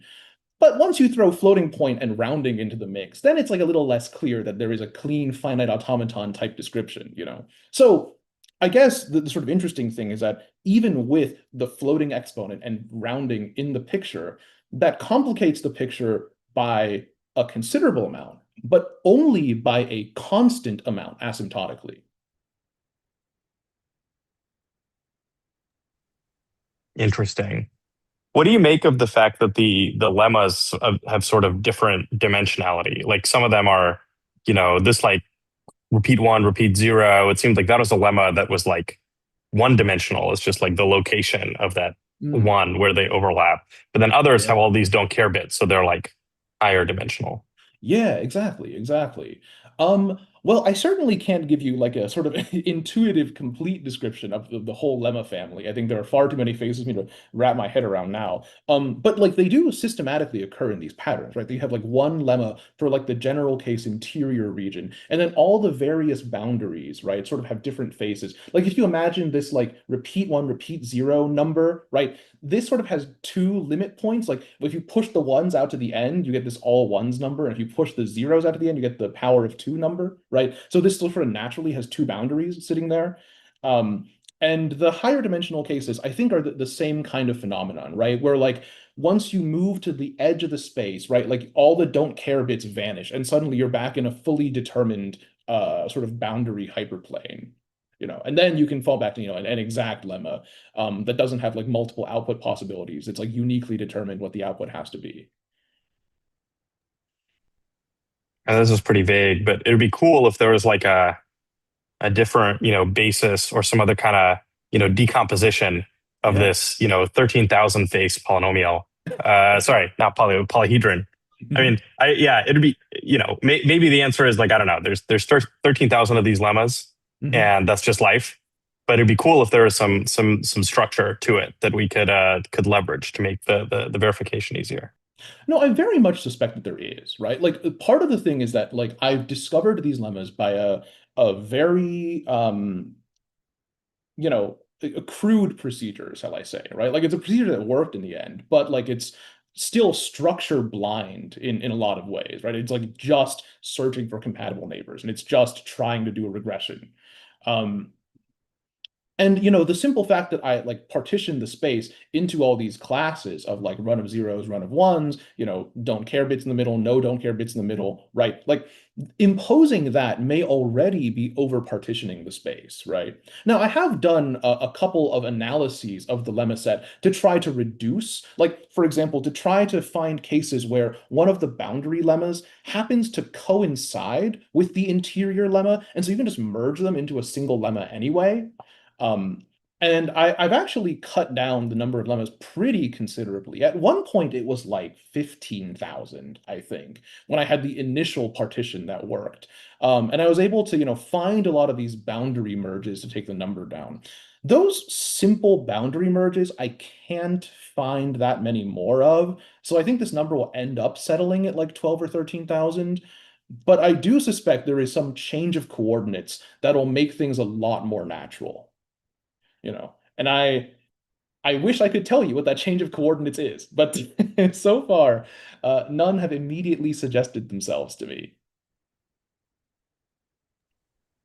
Well, hopefully someone here in the audience decides that that's an exciting thing to pursue and discovers a way to radically simplify SELTZO. That'd be cool. Yeah, I'd love to. I mean, if anyone, please feel free to reach out to me. I don't know if my email is posted anywhere. It should be on my website, actually. But I'd be happy to send it out to this audience to continue these conversations. Or if you have some interesting, floating point verification problem that you think a technique like this might be useful for, please reach out. I am more than happy to try throwing SELTZO at all kinds of new problems. Floating point expansions are certainly not my only interest. They just happen to be the one that this works particularly well for. Yeah, and let me say that the FPTalks schedule, which you can find on the website, been emailed to you all. It also has links to papers, repositories, and speaker websites where available. So if you want to get in touch with David or anyone else that you saw speak, that's the place I would start. Okay, folks, so we're coming up close to the session, so I'm gonna just share the slide to get people in the mood for session 2. And I also see that Andrew is here. Actually, before I put that up, Andrew, do you want to just test that you can screen share and everything works? Sure, yeah, okay. I am assuming you can hear me. And we will share some slides. Okay, excellent. That looks good. Yeah, great. Let me stop for a second. Yeah. Perfect. Thank you so much. I'll put this sort of interstitial slide up. So we'll begin right at the half hour. We have a reputation built painstakingly over years of sticking to the schedule. So we wanna keep to that.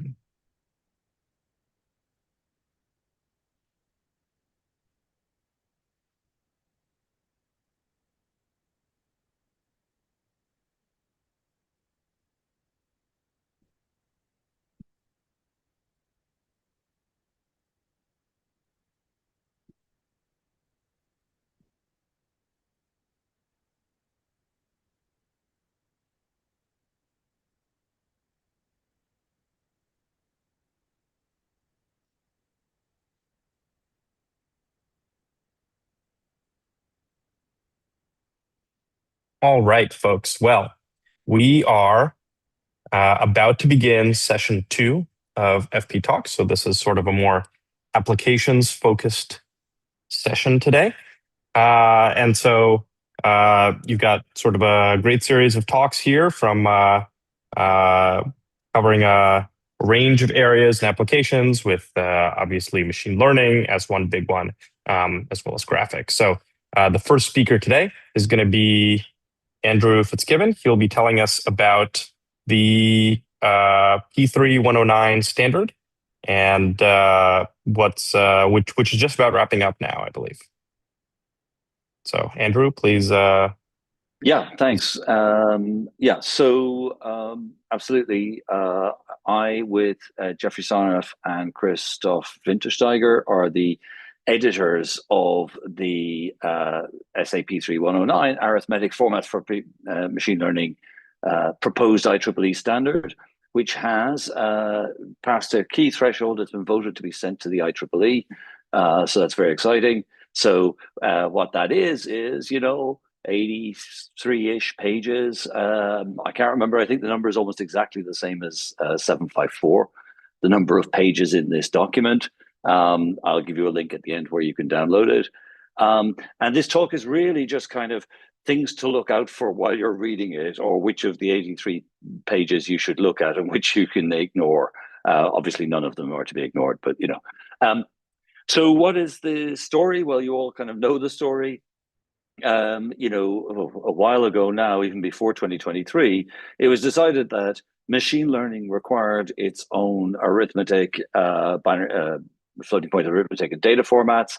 And the PAR emphasized it wanted a consistent and flexible framework meaning that then and even now, we're still not sure exactly what range of formats we're going to want to need in future.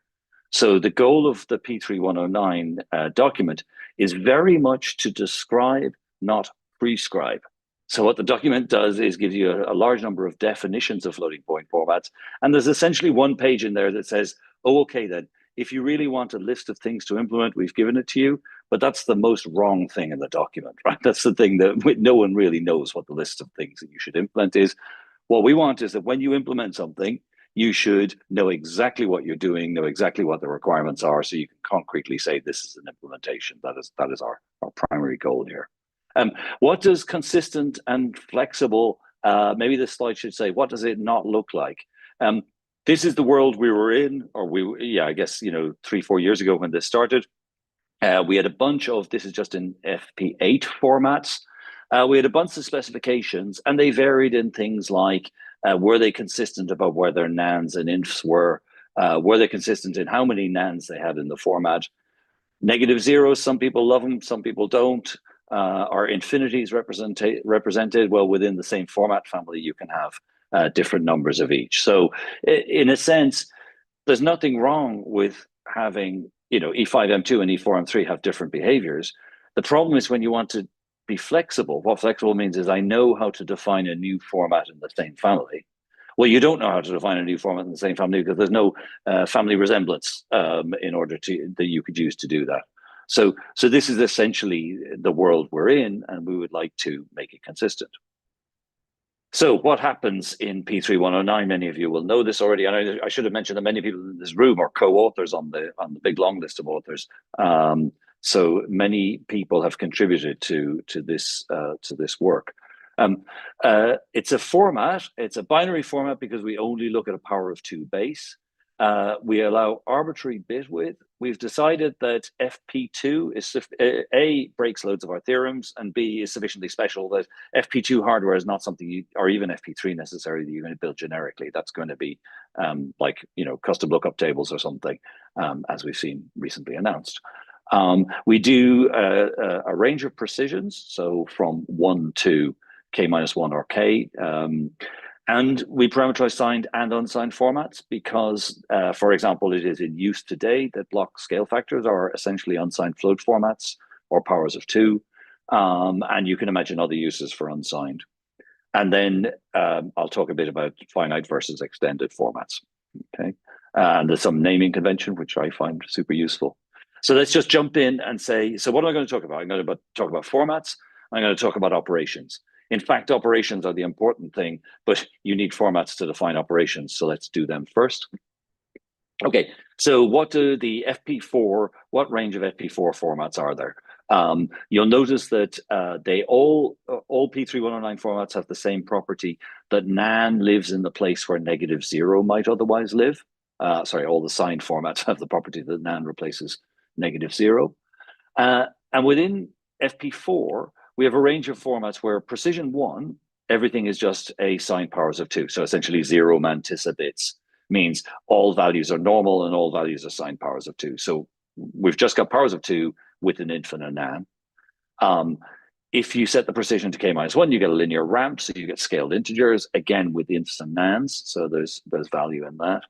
And then the rest between 1 and K-1 is just classic floating point, bin aids, subnormals, nan and inf. Sorry, the window here is over my slides. Move it out of the way. Okay. And then formats also, especially for a very small format, you might decide you don't want infinity. You're going to do a lot of saturating arithmetic. So the domain is also parameterized over extended and finite. At this point, it's worth noting that once you do that, once you set P3109 K4 P2 signed finite, you end up with a format which is essentially the same as, I guess, the format in which most flops will be computed this year, which is OCP FP4, the format in the heart of the FP4 block formats. And once you're a factor of 2 rescaling of this, now I can be confident that I can port my learning algorithms. A factor of 2 definitely doesn't worry me. Any other differences between these formats would have slightly worried me. I wouldn't have been super confident of porting my code. So it's almost like good fortune that we've ended up exactly matching one of the mainstream formats. The FP8 formats are very slightly different, again, up to a power of 2. Not so worried about those, would have been worried about FP4. And then what did I say? We also defined unsigned formats. So why would you use unsigned formats? They're already in use in block formats. So these power of 2 ones here, again, with or without an int for a nan.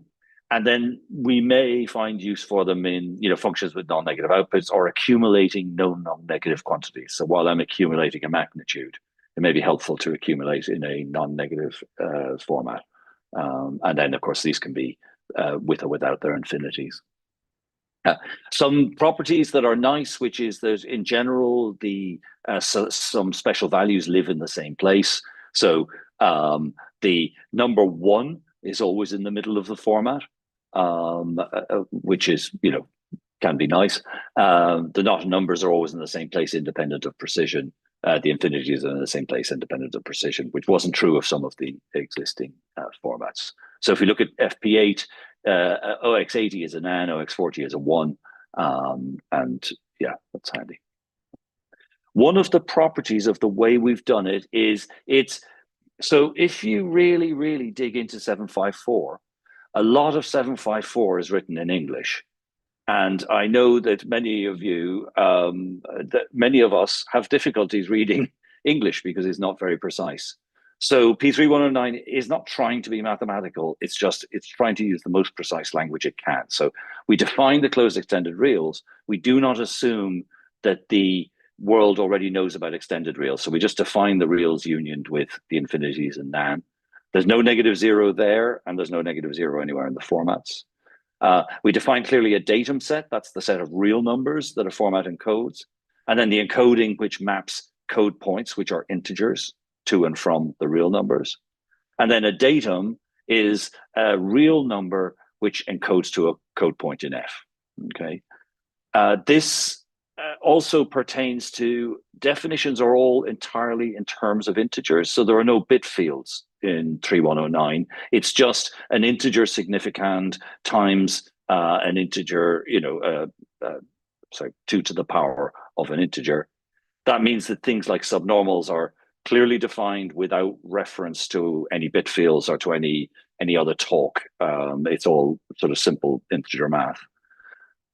Okay, so to get to the real kind of nuts and bolts, the nuts and bolts are every operation, and it's a bit like your talk earlier.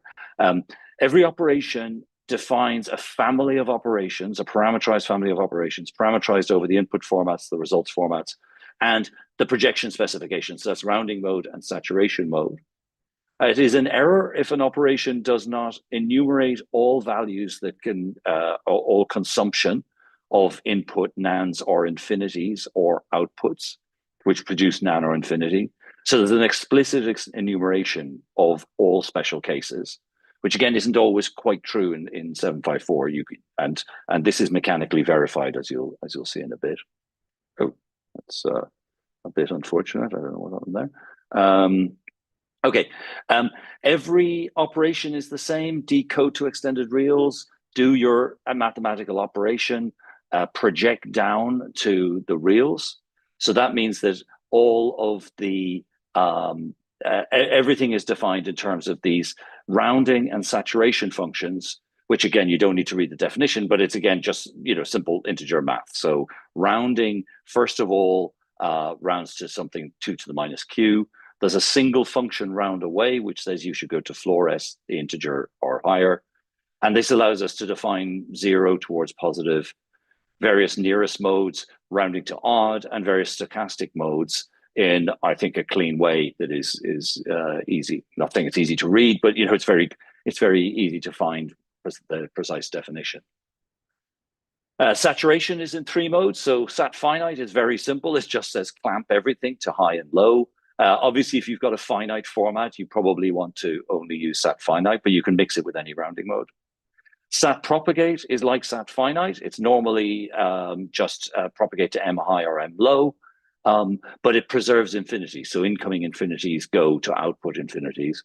This turns out to be the natural thing you use with rounding to odd. This gives you the the correct behavior above max float, which you need for 2 odd.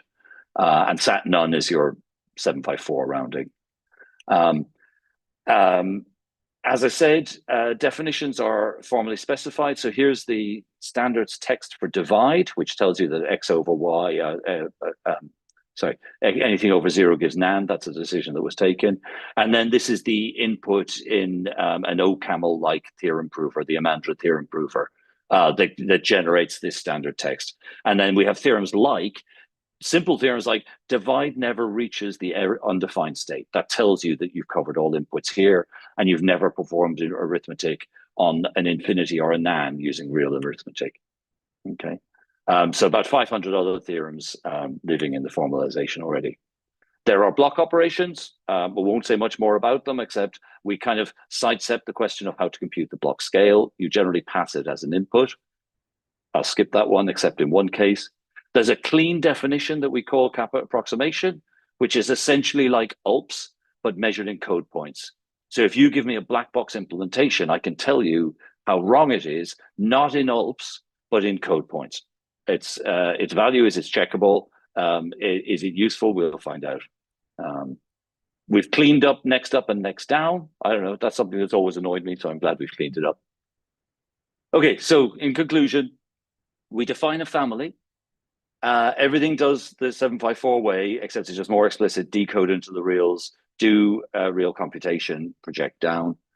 And a huge amount of the text is generated, essentially the bulk of the messy text is generated from a formal model, which we can check in lots of different ways. So that's the, and then the fundamental principle is, yes, we've defined a lot of stuff. If we didn't, people would then have to define that stuff themselves. So by defining everything and leaving it up to us which ones we actually implement, we believe this is the most useful way to do this. Thank you. Thank you so much, Andrew. Very excited to see how much uptake the standard gets. David, do you want to start with your question? Yeah, sure. So I was actually curious about this aspect of the standard that you showed when you're talking about the finite formats, right? Once you throw out the infinities, I'm curious why you don't also throw out the NaN. It seems to me that in most neural networks where the main operation is, tensor contraction anyhow, the only way that NaNs can arise is from infinity minus infinity. So if you can't hit that. Yeah, or you can get them from a log of negative number. Because remember, you got no signaling. So day job machine learning programmer essentially. So really, NaNs in machine learning are there for debugging. It's your way of knowing something went wrong. It's a generic something went wrong signal. So that would imply, yeah, okay, you can have it in there for model development, but why is it in there for inference? I would say, why is -0 in there for inference, right? So I think that slot, it's programmer convenience, but I think it's you always want to know if something went wrong, even if you're planning to ignore it, which of course none of us would ever do. But yeah. Zach, do you want to ask your question?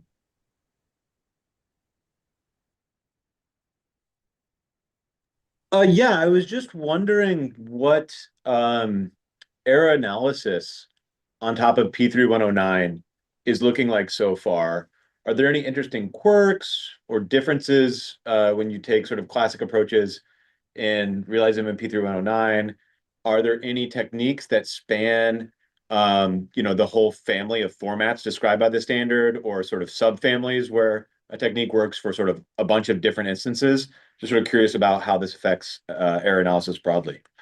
Yeah, so some things, in some senses, P3109 is embarrassingly simple because you can brute force pretty much everything, right? Nominally, it's not even defined above k = 16. So in some sense, you get to do so much brute forcing. Now, of course, you can't brute force a 64 wide dot product.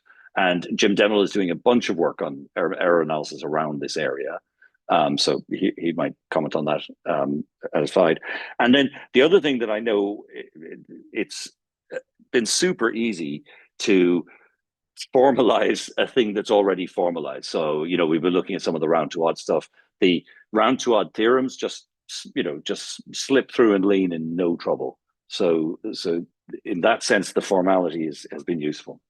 And the integer stuff, You might worry that divs and mods are painful. They're way easier than bit fields, at least in my limited experience. And Lean knows a lot more about them than it would about bit fields. Okay, thank you very much, Andrew. So our next speaker for today is going to be Paul Gibbons from NVIDIA. Paul, if you could. All right. So we see your desktop. There we go. Okay. So we see your slides. How's it going? Can you hear me? Yep, absolutely. So Paul from NVIDIA is going to be telling us a little bit about training large language models using low precision. Paul, please. So yeah, I'm Paul Gibbons. So I'm a machine learning engineer at NVIDIA, and today I want to give an overview of just the current status of what pre-training language models looks like with NVFP4. But I also want to look back a few years and cover kind of what lower precision training recipes were available and put in practice for Hopper generations as well. So then first things first, why do we even want to do FP4 training? Like, are we comfortable with numerical stability with FP16 or BF16? One of the main benefits here would be just the added throughput benefit of utilizing more of our like FP8 and then FP4 tensor cores that are available on our latest generations of hardware. So you can see on the left, there's a much larger magnitude of throughput that you can hit if you're moving more of your network over to, say, FP8 and then FP4. And then another added benefit is for any tensors and parts of your network that you're communicating over these lower precisions as well, it's lowering the cost of communication. And additionally, if you're using, say, lower precision data types instead of, say, like FP16 or BF16 for, say, some of your model weights, this allows you to free up some memory and maybe try to use that memory towards something else that can speed up your training. So then briefly just covering some of the features that we have available on Blackwell. Next, then we'll take a step back and look at some Hopper recipes. So the main things that I'm kind of noting here would be the different MX formats for MXFP8, MXFP6, and then MXFP4. The main things to think about would be the block vector size of 32, which would essentially mean the granularity that you're able to scale individual blocks within a tensor with this format. And then it's also using a like wider range, less precise scaling format of E8 M0. And then when we go down to NVFP4, we're using E4 M3 as our scaling format, and then we're also using a more precise or a finer grained block vector size of 16. And what are some of the challenges that we see when we're trying to continue to pre-train these models in lower precision? So like one of the things to think about would be the actual scale of our models. Just looking at a few model releases over the past few years, say if you're looking at, say, Llama 2, this is a tiny model in comparison to what's being released today. So this is a 70 billion parameter dense model, and it was trained on 2 trillion tokens. But then you see a year later with DeepSeek V3, this is almost 10 times the amount of total parameters in comparison to Llama. It's introducing different changes to the model architecture like MOEs and different attention variants. And it's also training on 7 times the amount of tokens, going from, say, 2 trillion to 15. And then with Nemotron Ultra, it's introducing even more different variations to the model architecture, and then further expanding the token horizon. So as we're scaling our model size, having more complicated architectures, and then training on a longer token horizon, there's a lot more opportunities for any instabilities in our recipes to cause any divergence when training. And then to take a step back, so first with the Hopper generation, we still had FP8 capabilities, but not quite with the MXFP8 formats. So what we had first with the Hopper release would be these 2 types of per tensor scaling formats, or these 2 per tensor formats. So essentially this would be current scaling and delayed scaling. So for both of these, we have 1 scaling factor for our entire tensor. But then the first thing that was implemented in some of NVIDIA's libraries, one called Transformer Engine, would be the idea of delayed scaling. So instead of every single time you go from your high precision tensor, instead of doing the current scaling approach where you calculate your Amax on the fly and then you quantize with that tensor and that Amax to produce your FP8 tensor, what you do is you kind of have this running buffer of this history of past Amaxes that you've seen in, say, the past 100 steps or past 100 times that this tensor has been quantized. And this was good. This was good for performance, but one of the main issues is as you're training for longer token horizons, eventually you might run into some type of tensor distribution or some like malformed tokens where you're going to cause like a bad Amax to pop up, and then maybe you're going to cause your model to diverge. So then you can move into current scaling where you're computing this Amax on the fly for every single time you quantize. But this solves like one of the issues that we saw with delayed scaling. But then this doesn't change the fact that for both these techniques, we have like one scaling factor for our entire tensor. So if we're increasing the size of our gems, we're increasing our tensors, having one scaling factor is just not sufficient for large scale workloads. So then what comes next in kind of the Hopper generation of recipes would be the idea of this blockwise or subchannel style of recipe. So instead of just having this single scaling factor for your tensor on a kind of 128, 1 by 128 or 128 by 128 block, you can have one scaling factor per those blocks. So then this is doing more fine-grained quantization of the individual blocks and reduces the chance that one bad outlier in your tensor that make up your gems can kind of flush a lot of important values to zero. And then next, we would go from, say, the Hopper kind of generation to the formats that were available with Blackwell. So with MXFP8, we're still using this concept of kind of blockwise or subchannel recipes, but now we're going down to this kind of 32 block size. So we can use 1 by 32, 32 by 32, or larger if we want. But then instead, we're using this idea of power of 2 scales. Then with NVFP4, we're also shrinking down our kind of block size to have, say, an E4M3 scaling factor for 1 for every 16 elements. And then in addition, we also have an additional global scaling factor per tensor. So then like why would we want to opt for maybe NVFP4 over MXFP8 for some of these training workloads? One of the things would be for these power of 2 scales that we're seeing in the MXFP4 formats, we can see that maybe there's a larger error introduced when including our block Amaxes. So on the bottom left, you can see an example, say, full precision input tensor, and then with the kind of blue arrow, you can see the like scaling factors as you're using MXFP4 versus NVFP4.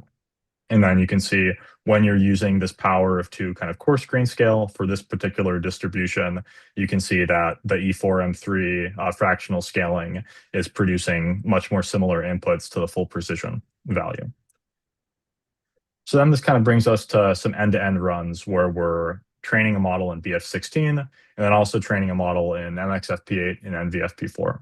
The way to interpret this plot on the left would be this is a relative difference plot comparing NVFP4 and MXFP8 to a BF16 baseline. What we would want to see is we want to get as close to 0 relative difference as possible. And you can see that's the case for the NVFP4 training runs in comparison to MXFP4. And then, so we've covered a little bit about kind of the prior like Hopper generation of recipes, what we saw with per tensor scaling and these subchannel recipes. We go into Blackwell and we go into the MXFP4 formats and the NVFP4 formats.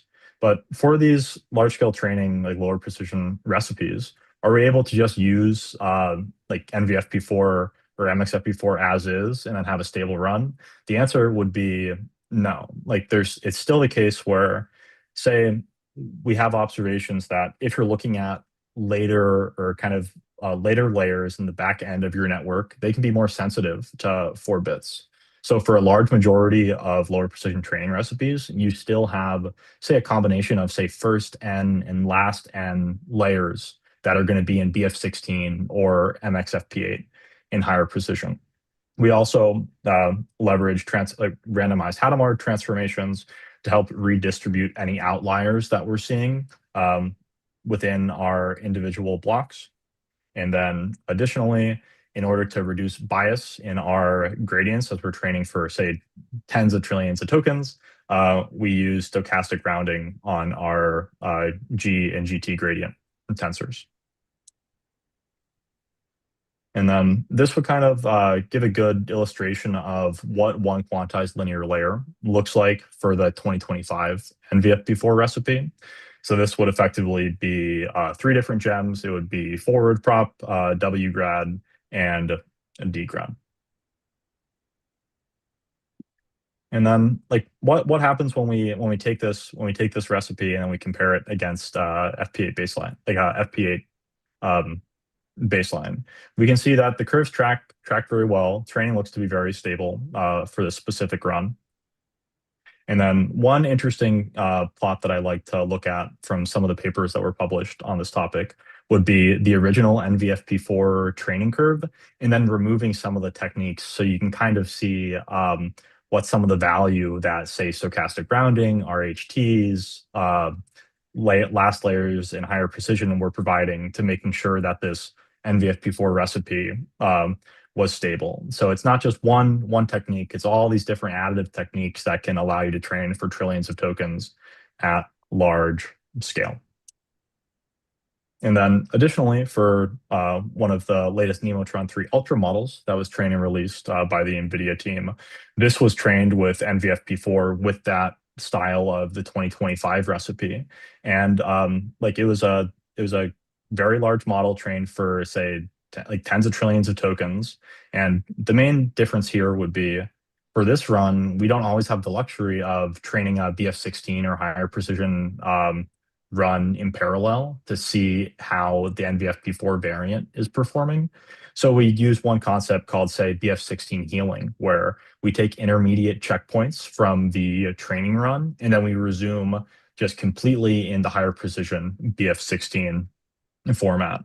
And you can see when we look at some of the intermediate checkpoints that we resume from, where we resume from a 5 trillion token checkpoint, a 10 trillion token checkpoint, we can see that the relative loss difference between NVFP4 and BF16 is fairly stable, which is a good sign to see. And then when I'm talking about this 2025 recipe, there's been a lot of great work to kind of improve upon like more stable and more efficient NVFP4 recipes. So with kind of latest scaling study of latest potential features that you can integrate towards these recipes, there's a kind of new set of recipes that were studied that adds the RHTs on both your W grad and D grad gems, also increasing your RHT dimension size from 16 to 128. There's a cool technique called MS Eden, which is a method to replace stochastic rounding on your gradient tensors. And also like cool different other techniques like 4/6, where you remain a little more flexible on if you want to scale your values in your blocks to 6 or 4, because some tensor distributions would map better to 6 or 4, vice versa. And when we look at these newer, this newer recipe, we gotta wrap up. We're at time. All right. So yeah, it's when we look at these newer recipes, we can see that adding all these new techniques into the NVFP4 recipe, it's a great step up improvement in comparison to the 2025 recipe.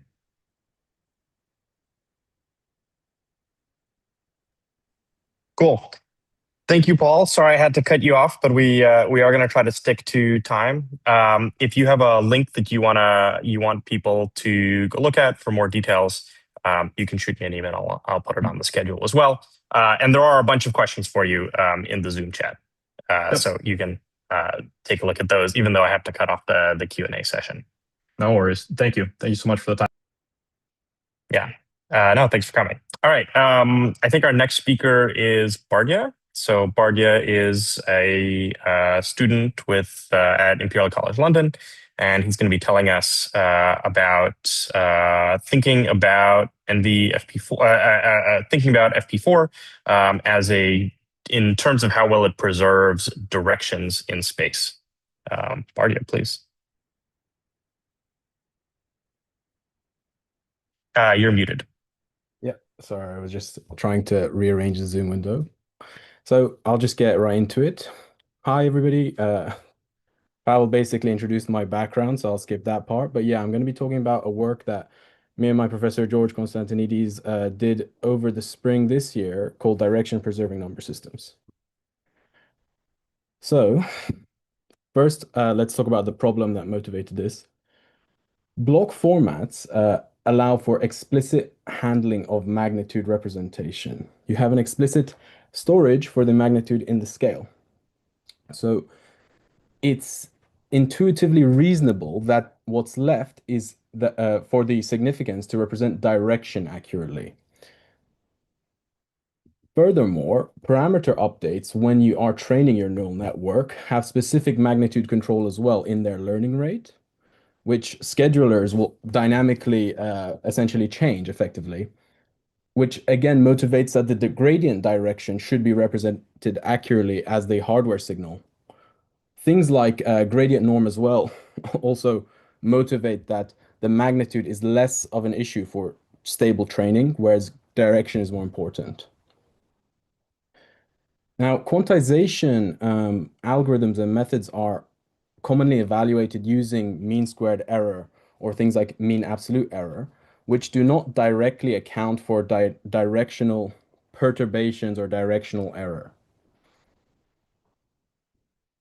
So that leads me to the investigation of this paper, which is how is direction affected by product quantization?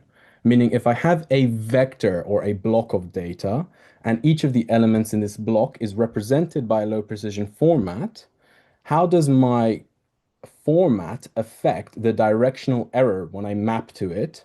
And which number formats are therefore best or better at preserving the direction of the original vector? So the diagram on the right here shows all representable directions for a vector of 2 FP4 elements. Now, what we can see here is that the directions are not spaced uniformly, and there's a finite set of representable directions. So that's the first thing I want to talk about, that the number format itself is what induces the finite direction set, which, as I said, is basically all the possible representable directions. Now, the gaps in between these directions represent essentially their directional quantization error. You can imagine if you wanted to map a direction in this unit circle that isn't exactly placed upon one of the representable directions, you would snap to the nearest one in angle, and essentially your error or your maximum error in that region would be proportional to half of that gap, or exactly half of that gap if you're basically rounding to the nearest direction in angle. So now I want to formalize these definitions a bit with these two expressions or equations. First is the finite direction set. So again, this is basically induced by the format. So what we choose here is to take the perspective of the alphabet of the format, which, as you know, is the list of representable values a format can take. And essentially, you can obtain the finite direction set by taking every enumerated possible vector for your n dimensions, using the elements all being part of the alphabet, and then just normalize them. So you'll obtain a finite direction set, which is a subset of all possible unit vectors in that n-dimensional space, which is denoted by this s to the power of n minus 1. To evaluate a direction set, we need a metric, and we chose to use the worst case angular error. So essentially, this is, as it sounds, you take every possible unit vector, you quantize them, and you find the maximum angular error recorded, and that's your worst case angular error. Now, I want to talk about some of the theoretical results we proved in our paper, but I just want to give a little disclaimer that this is only a subset of stuff, so I encourage you to read the paper more if you're interested, because I had to basically pick which result I like the most to present. All of our theorems have proofs in the paper, which are also verified independently in Lean, which is also open source on our GitHub. So I'll link to that at the end. But the first thing I want to talk about is our claim that standard formats are not optimal. So as the dimension increases in this setting, the worst case angular error tends to 90 degrees. So this algebraic quantity I denoted as f tends to pi by 2 as the dimension n tends to infinity. So that basically means that to compare formats, f is no longer a useful quantity. We talk about instead the normalized orthogonality deficit denoted by phi. And what we see is for that this quantity, the floating point, fixed point, and 2's complement families are suboptimal in that you can find an alphabet and therefore a format that performs better. And I'll now describe the sketch of the proof, which isn't a full proof, obviously, due to the way this presentation is limited in time. So let's denote the smallest worst case angular error, so the best that these standard formats can do, by f superscript s, and it's parameterized by the dimension and also the bit width. We basically prove in the paper that this quantity, the normalized orthogonality deficit, asymptotically tends to this upper bound, meaning that it's limited by this value. It can't get better than this value on the right. And essentially, we construct an alphabet that is strictly better in the asymptotically high dimensions. We call this alphabet W, and it is lower bounded by a value that is greater than the upper bound for the standard formats. So we prove this strict separation. Now, this analysis is just simply there to motivate that perhaps there are formats that are better, and it could be worth exploring that if you're really, really interested in direction preservation. So that's what we did. So we created an optimized format using a simple two-phase optimizer. The first phase was differential evolution, and then we followed that via Powell's method to refine our solution. And the diagram on the right essentially shows its worst case angular error across different dimensions. We can see that the optimized alphabet, as we call it, performs the best as expected, but surprisingly, the E2M1 format, which is obviously FP4, performs very closely. Now, one thing I want to note in this result is that D equals 16, D equals 32, and D equals 64 are kind of the key results because these are the block sizes, as you know, used commonly in block formats. And I've already mentioned that the optimized alphabet performs the best, but again, the key idea here that I want to emphasize is that E2M1 does perform quite well. So to analyze why this is the case, why E2M1 is performing well, we conducted log-log alignment analysis. So this means that we plotted both the alphabet values of the optimized format and each other test format in log space and compared their linear alignment. But again, linear alignment in log space. So we can see that for something like E3M0, the alignment is poor with R squared of 0.55. And that essentially does line up with our previous results showing that it didn't have similar angular preservation skill or capabilities. But E2M1 has a very strong alignment with R squared of 0.99 basically. Now, what this motivates is that the direction set of E2M1 in those dimensions is very similar to the direction set of this optimized alphabet. So in turn, choosing E2M1, you will lose a minor amount of directional fidelity, but obviously you gain a huge amount of computational efficiency because E2M1 has standard arithmetic circuits that are efficient.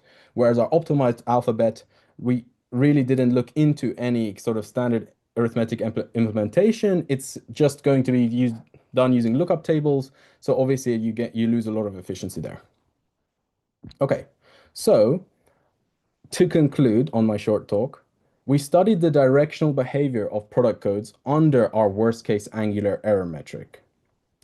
Now, we showed that product codes are limited using a result that in the paper I didn't show here, and also that standard formats are suboptimal compared to some alphabet that we can construct. E2M1 preserved direction well, and the key thing that we contend is that This is partially why it's so useful in direction-sensitive workloads like neural network training, because it preserves the direction of the gradient signal well. So I just want to motivate that direction preservation is important, and I'd love it if you guys felt that it was something interesting to consider in your future works. I've added a QR code on the right there, which links to the paper, the GitHub, and also a little format explorer tool, which I think is pretty fun. You can choose your alphabet and see the worst case angular error you can come up with, and it kind of helps you develop an intuition for how these things work. Okay, thanks for listening. So I guess let's open it for the Q&A now. Thank you very much, Bardia. And let me mention the code, the paper, and the Format Explorer. They're also all linked, again, from the FPTalks schedule. So we make an effort to make sure it's easy to access that. I'm going to invoke my chair's privilege to ask a question directly before allowing anyone else to take the floor. So I wanted to know, have you looked at whether direction preservation is relevant in, for example, orthogonalization or other classic linear algebra routines, which often involve this kind of spectral or directional element? I'm asking because I know that, for example, machine learning, they now use the muon optimizer. That one does an orthogonalization. So there could be some direct connection there for why direction preservation is important. No, we haven't looked at it. And that is an interesting direction to follow in the future. But hopefully, the general claims we make about representing direction itself can be transferable to basically any actual workload, which is direction sensitive. Got it. Cool. David, do you want to ask your question? Oh, it's not actually a direct question for the speaker. So maybe someone else who has a more direct question can chime in. That was just meant to be a starting point for discussion. No problem. No problem. Andrew, do you want to ask Bardia his thoughts on the quantization question?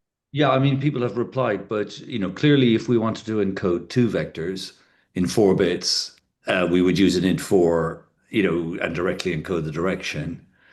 Now, there's no clean way to encode there's no icosahedron in R16, but it feels like directly targeting the encoding a vector might have some value, or you might have some thoughts on that. Yeah, so in the paper, we use spherical codes as essentially an upper bound in our analysis of the optimal way to encode a direction itself. But the reason why the analysis of representing directions as a product code is interesting is because this is the standard practice that pretty much every workload will do. Because decoding something like a spherical code or certain forms of vector quantization, they need a lot of structure to make the decoding efficient to the point where it's usable. So essentially everybody is still most of the time just using this product form of representation. But we do use it in our analysis. We use spherical codes as an upper bound for our analysis. Yeah, I mean, good spherical codes are not easy. You can prove they're hard. You can prove how they're very hard. But yeah, anyway, thank you. Yeah. Very cool. I think we will try to pick up some time and move on to our next speaker. But again, thank you very much, Bardia. And again, links to everything that's here is also on the FPTalks schedule. So our last speaker in this session is going to be Nicholas Sharp. I see you here. So you want to pull up your slides. So Nicholas is a researcher at NVIDIA. And it looks like moving to University of Washington. And he's going to be talking to us about neural surfaces. Yes, indeed. Thank you very much. Can you see my slides here? All right, awesome. Let's get going. So I come from the world of geometry processing and computational geometry. So this is where we develop algorithms that process shapes in contexts like mechanical design, simulation, scanning and reconstruction, and digital content creation. And very often in these domains, we need to perform geometric queries on these shapes, like casting a ray to find it where it intersects the geometry, or testing whether or not 2 of these shapes overlap each other. However, ensuring that these queries always give the right answer, even in floating point, is actually really, really tricky. You might think it's easy to check if two sets of triangles overlap one another, but if your triangles are, for instance, nearly degenerate, like these ones on the left I'm showing from computer-aided design models, things can go pretty catastrophically wrong, even for really basic arithmetic operations. So this has made us in the geometry community sort of longtime customers of all of this exact floating point subroutine machinery, and it's very important to do what we do. There's been a huge amount of both classic and modern research on this. To give 2 pointers here, we often talk about the Shuchak predicates or the Segal library if you're interested to see more how geometers use this. This is really important because, for instance, if you're driving your car and it's being guided by an algorithm that needs to do some collision detection, you'd really like to be confident that that collision detection is somehow guaranteed accurate. Or if a mechanical engineer is designing a part for a bridge and needs to know whether or not it intersects another part, we'd really like that to, not occasionally give the wrong answer due to floating point. Zooming out, if we consider the space of all algorithms, so you can think about the green circle here as being the set of algorithms that are correct if evaluated in real arithmetic. And then, of course, there's this smaller blue subset in the middle of algorithms that are correct even when evaluated in floating point. And we'd love for our techniques to be in that inner circle whenever possible. And unfortunately, out there in the ugly real world, there's this even larger set of algorithms, which I put in quotes, which are kind of only heuristic or approximate even when evaluated in the reals. And a lot of things do actually live in that larger red set out there if you look at what's being done in practice. But most of our core subroutines in computational geometry live somewhere at this interface. So there have always been many ways to represent 3D shapes. They could be triangle meshes, point clouds, voxel grids, and we use whatever is best suited for the task. But thanks to the rise of AI-driven techniques, we have this crazy new option called a neural implicit surface, and it's what I'm going to tell you about that today. So the basic idea is to represent a shape as a level set of a function. So we'd have some function that maps R3, which is XYZ coordinates, to a scalar value R. And then we define our surface, our shape, as the level set where this function takes the value 0. So all the places it's negative are inside the shape, all the places it's positive are outside the shape. And then often what we'll do in neural context is we'll fit this function as some kind of neural network, like a multi-layer perceptron. And you're probably used to thinking of learning as being over a large data set of samples, but in this case, it's overfit machine learning in the sense that we're using one network fit to one shape that represents that geometry. This turns out to be a surprisingly useful and powerful representation. It's not only gives us good compression properties, so for instance on this left, this blue shape is one of these neural implicits that are encoded using just 7,000 floating point numbers, which is a quite good compression factor for a shape like this. We can use these neural representations to do tricks like latent interpolation, and it's part of a broader class of technique called neural implicit fields that are seeing a lot of use across scientific computing more broadly right now. But this brings us back to our core question, which is how do we do queries on such a shape? How do we test basic operations on a shape that's represented implicitly as a neural network, where all I can do is feed it an XYZ location and test whether it's inside or outside? You could probably come up with 2 ways to do this. Suppose we want to check if 2 shapes intersect. One option would be to just check a bunch of sample points. So we could randomly or on some grid test a bunch of points in space, and if at any of those points both of the functions are negative, then the shapes overlap there. The problem is that this is inexact because we might miss the actual intersection, and it's also expensive to test a lot of these points. There's another option, which is to make our functions a special class of functions called sign distance functions that have gradient 1 everywhere. However, the problem is that we don't actually have a way of enforcing and generating these functions. So really what this means is that computational geometry on neural shapes has moved all the way out to here, and we have no guarantees, even in real arithmetic, that our subroutines output the right answer. And I'm going to tell you about a way to fix that. If you're interested in reading more, this paper with Alex Jacobson was published in SIGGRAPH a few years ago. So we're going to use a technique called range analysis, which some of you here might already be familiar with. The basic idea of range analysis is to bound the output of a function over a range of inputs. So for instance, if we have a scalar that shows up at some point of our computation, we could expand that using a technique called interval arithmetic into lower and upper bounds on the values of that scalar, and push those bounds forward through various operations. So on the right here, I'm giving examples of what these push forward rules might look like for operations like addition or scalar multiplication or an exponential nonlinear function. This is an automatic transformation. So if you're used to thinking in machine learning terminology, autodiff is a transformation that takes a computation graph and gives you a way to compute its gradients. Range analysis is a function transformation that takes a computation graph and gives you a way to compute bounds on the function. This is the foothold that lets us start analyzing these implicit representations. What we can do is we can take a region of space, and if we can do a forward evaluation with range analysis and get a bound on the output of the neural net in that region, then we know that that region is entirely outside or inside the shape, and we can start building up our geometric queries. Two things to know. So these range analysis techniques were often developed originally for floating point analysis specifically. So we would manipulate rounding modes to put bounds on the upper and lower error ranges of a floating point operation, but we can actually use them to evaluate bounds in other settings as well. The other thing, which will be important later, is that these bounds are always valid, they're always correct, but they may not be tight. And in fact, they can be very, very not tight. To give an example of what this looks like, here's ray casting, where we want to take this neural implicit shapes and we want to use interval marching to find out where a ray intersects the shape. So what we can do is analyze some linear region of space along the ray, test if it's strictly outside the shape. Good news, range analysis says the function is positive there, therefore it's outside the shape. So we can march forward a bit, check another region. Uh-oh, here, remember we said range analysis is not always tight, so maybe here it accidentally tells us it can't bound it outside the surface.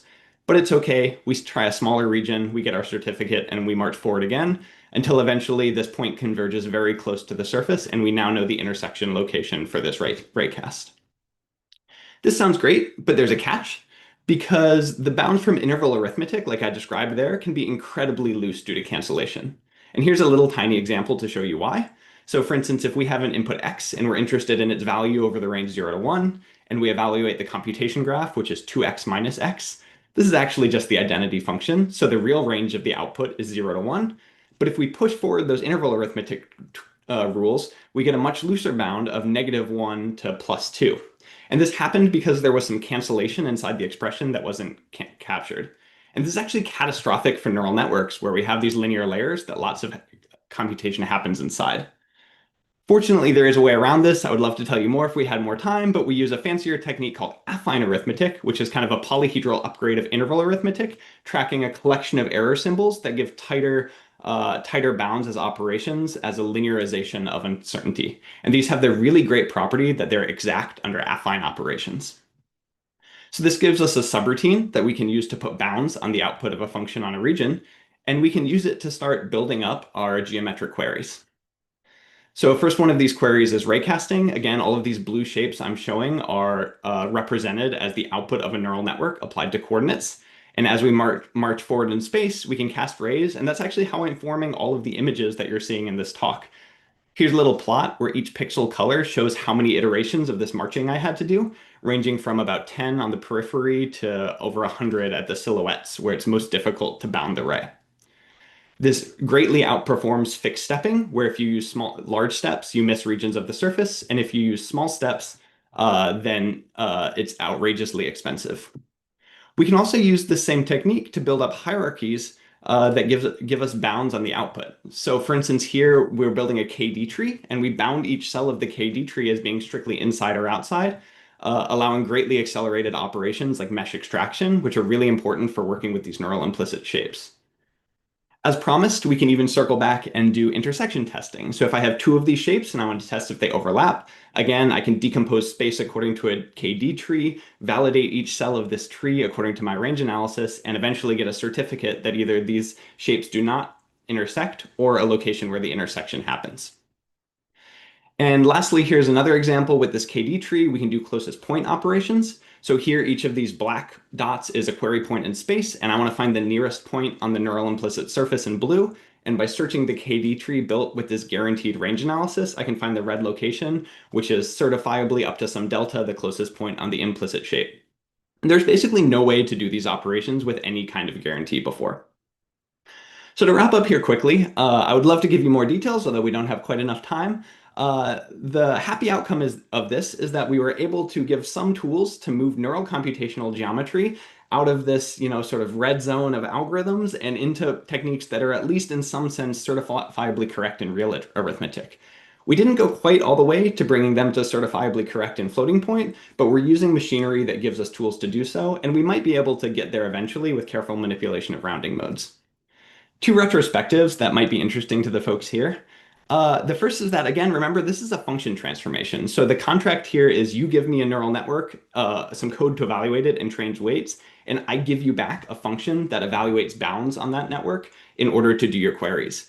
But this needs to be fast on the GPU and implemented in ML frameworks. I implemented this 3 times in different frameworks and wasn't particularly happy with any of them.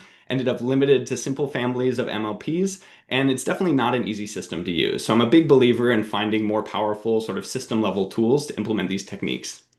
As a very last one, here's a little cartoon of how my conversations about this often go. So we realize, if we use a particular parameter, our function gives inaccurate output. And to me, this says, wow, we need a new class of algorithms to provably always give the correct answer for that output. But what happens when I talk to my machine learning friends is they say, okay, I won't use that parameter. So there's a big difference in communities and in cultures here. And I tend to move a bit across both visual computing, scientific computing, and occasionally machine learning. And especially in machine learning, there's a big sort of culture of breaking down abstractions and tuning parameters to squeeze every bit of empirical performance out of a particular task and data distribution. And this is kind of the opposite of building guaranteed black box abstractions. And I'm really curious about sort of how these cultures relate, and I see it as a big source of opportunity to find the right guaranteed black box systems in order to offer new tools to the machine learning community, especially in this context of 3D and geometry where they're so badly needed. So thanks a lot for taking the time. Happy to take questions, and you can check out the website there for there's code, paper, and anything else you might want. Thanks a bunch. Thank you very much, Nicholas. David, do you want to ask the first question about affine arithmetic? Yeah, sure. I'm actually surprised at your mention that affine arithmetic works fine for this problem, but interval arithmetic doesn't. I would have naively expected that you need some like pretty high order Taylor methods or like geometric, zonotopes or something like that to capture all of the nonlinear self interactions inside a neural network. So do you have like an explanation of why it happens to work so well for something that feels like it ought to be a lot more complicated? Yeah, it's a really good question. First off, I should be upfront that we did not exhaustively try all of these techniques, so it's possible I don't know the whole picture. My intuition from exploring this was that really the challenge in your neural networks is not the nonlinearity, it's these giant affine matrix multiplications. Because our nonlinearities in neural network are actually only a little bit nonlinear, right? A ReLU is almost a linear function almost everywhere, right? Except for one little bend. The real problem is this affine layer where you have crazy amounts of cancellation happening. So this affine arithmetic has this really awesome property that it's exact under those affine layers, and then making up for it by tracking a fairly large number of coefficients for the nonlinearities is not so bad because at least you're exact in the affine layers. There are other arithmetics that also offer this property, but in some very empirical experimentation, this seemed to be the one that works best. I see. I guess I'd have naively thought that if you're trying to represent a surface by the level set, then like the place where f equals 0 is exactly where all the nonlinearities would kind of bunch up, right, to give you that complex geometry. So I'm surprised you find that not to be the case. That's very interesting. Yeah, I actually have a slide kind of showing a picture of that here that I skipped due to time. So this is a picture of one of these KD trees showing how far we have to refine. So the level sets and surfaces and things like that. And I don't think it may be possible to put it in the neural network also to learn topology. Yeah. What do you think? Yeah, that's a really good pointer. So there are a lot of methods for sampling and reconstruction. Actually, the topology community has some proofs using like persistence diagrams and Voronoi sampling arguments that say if you sample an underlying surface at sufficient density relative to its topology, you can guarantee that you get the topology correct in its output. These are hard to use here because these neural surfaces, when they're a little bit noisy, they often end up being super hygienist. So you'll create lots of little bubbles and handles and accidental holes. So the sort of hard cases where your shape is tough to analyze are also cases where technically the geometry you're working with is extremely hygienist. So it's kind of tough to make those arguments go through. Although more recently, there's been a lot more work sort of carrying forward Voronoi techniques for these same problems. And I think that there's probably something to be done there, drawing on exactly the topological methods you're describing. Thanks. All right. Well, thank you again, Nicholas, for the talk. And thank you to all the speakers in this session. We're going to take another one of these half-hour breaks where we'll do kind of a hallway track. So feel free, again, to go get some coffee, step out, whatever it is, and we'll have sort of a running virtual coffee track or hallway track in this Zoom. It's also an opportunity for you to ask further questions of the speakers or for those speakers to answer questions. So I'll see you all in a half hour for our last session, which is going to be focused on classic libraries questions for linear algebra and scientific computing. And so, Nicholas, I got a crazy idea to run by you here. So I don't understand this very well myself, but I'm aware there's a community of people who study neural networks for control systems. And they sometimes want to prove that, like, if you let this neural network control this, cart pushing a rod or whatever, it will never get into some forbidden region, right? Okay, wait, I see you nodding, so maybe you're already aware of the technique I'm about to bring up of like machine learning the score function to the original neural network? Actually, I don't know quite what you mean by the last steps. I think some people call this cyber physical systems, depending on who you're talking to. Yeah, exactly. Yeah, these dynamic, and these are actually the one other main class of people who have used these kind of interval arithmetic and affine arithmetic for neural networks. It's them, and then a few folks in like robustness and verification who want to give like worst case attacks on neural networks, are the folks who used this before. Yeah, exactly. But can you say more about what you mean though about learning the score function? Yeah, okay. So they often want to prove a result of the form, like this neural network interacting with this physical system, by which you really mean system of ODEs, will like never enter this forbidden region, right? And how in the world do you prove that? Because a neural network is like so hard to reason about. So what they say is, oh, sorry, did someone say something? I think we might have an unmuted mic. Oh, okay, gotcha. So what they do is they tackle the complexity of machine learning with more machine learning. What they try to do is machine learn a map on the state space of the model, such that when you apply the controller network and then you apply one step of real physics, the value of that function is monotonically increasing. Yeah. Then you show that that function is negative in the region that you want to forbid, and it's positive, wherever you start your initial condition for the model, and it can only become more positive as a result of applying the model. I'm curious if a similar idea might be applicable here. If you can like machine learn, like the regions in which you need to refine the abstraction, right? Like maybe intervals work fine when you're really far from the model, but then you can machine learn a boundary at which you can prove, like you only need a refinement inside there, and you only need a second order refinement inside an even smaller one. Yeah, I think this is a really smart idea, and it's very interesting too because it's kind of where learning intersects with numerical integrators. And learning and numerical integrators are, two of the most fun topics to manipulate for numerical guarantees. And you get to do both at the same time. One technique I've seen used for this is to try to somehow change the architecture of your neural network to limit it to a special class of function. So usually we want our neural networks to be universal approximators or something like that. So they'll say instead, if I can make this one quantity like guaranteed to be a convex function. I think Brandon Amos and Zico Coulter had a nice paper about like input convex neural networks where they have special architectures that are guaranteed to always learn functions that are convex with respect to their inputs. And then you can say something like, okay, if I'm looking at the Hessian of that network, I know that it's SPD or something like that. And this gives you like a foothold to start building it up. This is different because it's kind of by construction rather than a post hoc validation. But I think it's nice because then it gives you the freedom to kind of learn from data while still staying inside the bounded space. That's quite neat, actually. Yeah. How do they do this convexity thing? Is it just like a requirement that some coefficients always be positive, or? There are a lot of clever tricks. I don't want to get it off the top of my head. The one I've used most actually that are similar are invertible neural networks, where you want to prove that you have a forward backward bijective map encoded by the network. And the way people do that is really neat. They decompose the network into a sequence of orthogonal rotations. They do like a sort of like a QR type decomposition on the layers. So then if you can show that if your neural network is a repeated applications of rotations in a high dimensional space, then it's provably invertible and you can go backwards. So that's one trick I've seen. Generally, you pay a pretty high cost for this because it becomes a lot harder to learn when working in this restricted function space. But from a verification standpoint, you get an awesome property by construction. That's pretty cool. And I'm glad you brought up numerical integrators, because I was going to bring that up as exactly an example of a place where like the numerical worst case guarantees are like really bad and pessimistic, right? Like, any ODE solver, like in principle could be horribly wrong, but like in practice for at least non-stiff problems is like very accurate, Yeah, absolutely. And with numerical integrators, they're funny because you have to choose what happens when something goes wrong, Yeah. right? Like there's not kind of a magic button to press to make your numerical integrator give you the correct answer. Usually when things get tough, you take smaller and smaller steps or something until you can be certain you do the right thing. Or maybe in the worst case, you truncate the updates of the system in order to avoid going into the disallowed regions. Yeah.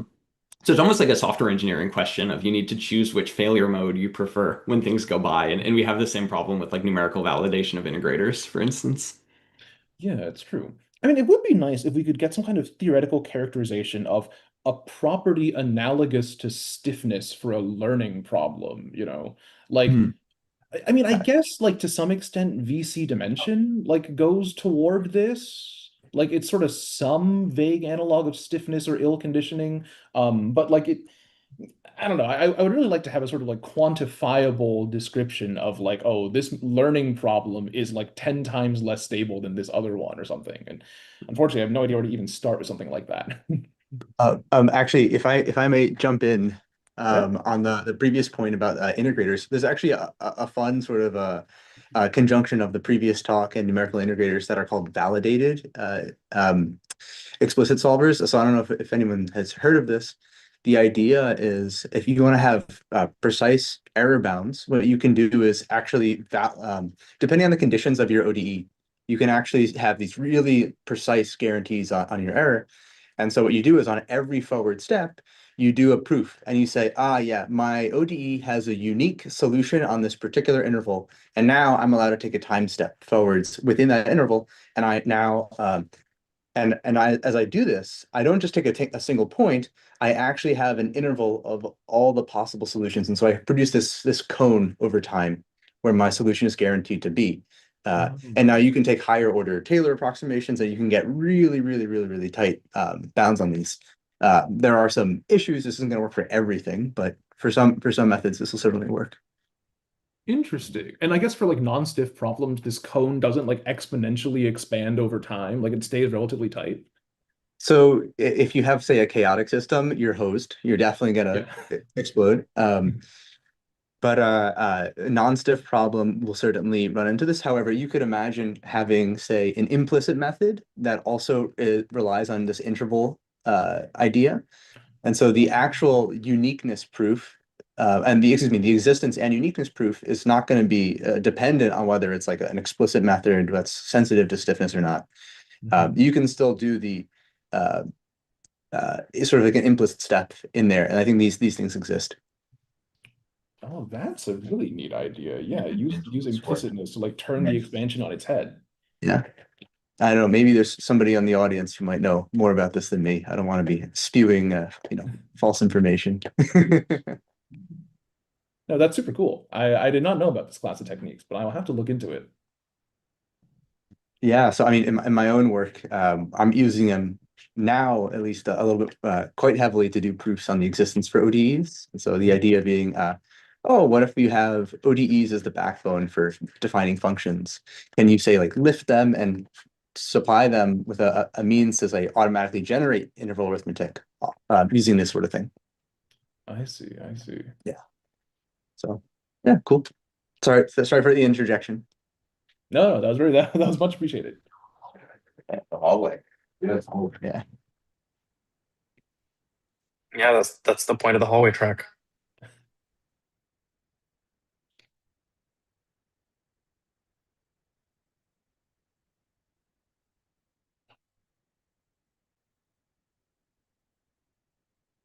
I was really curious about this question I saw in the chat for one of the previous talks about rope and how these like rotary sort of analysis relates to rope embeddings, because I think rope is one of the weirdest tricks that's somehow everywhere right now. Oh, I completely agree. Like I remember, a couple months ago, I decided I'd been working at Cerebras long enough. Like I really ought to know how to implement an inference layer for a large language model. And so like I remember reading the rope formulas and being like, I must be misunderstanding this. Is it really that simple? And this just works? And no, you code up the little 2D plane rotations, with exponentially decaying angular velocity, and it really does just work. Yeah, I feel like there's I mean, I think Bardia's talk on the direction preservation. I don't know. I think there's a lot to learn from machine learning just as an interesting application that's going to stress the number of formats we use, right? Like the direction preservation, there's this sort of famous intuition that like in high dimensional space, everything is very close to, the boundary of a sphere. Like the volume increases at a very rapid clip as you increase. So, within a sphere, almost everything is near the boundary, which sort of justifies why we care about direction preservation. It's like, there's so much more direction than there is scale. So I wonder if that's, an interesting principle for number system designs. Yeah, that is. The way I've always liked to say it, like in high dimensional spaces, most of an orange is in the peel. That's a vivid geometrical image, but yeah, Jason in the chat suggests thinking of LLMs as law of large numbers based models. It's just a funny bit of wordplay there.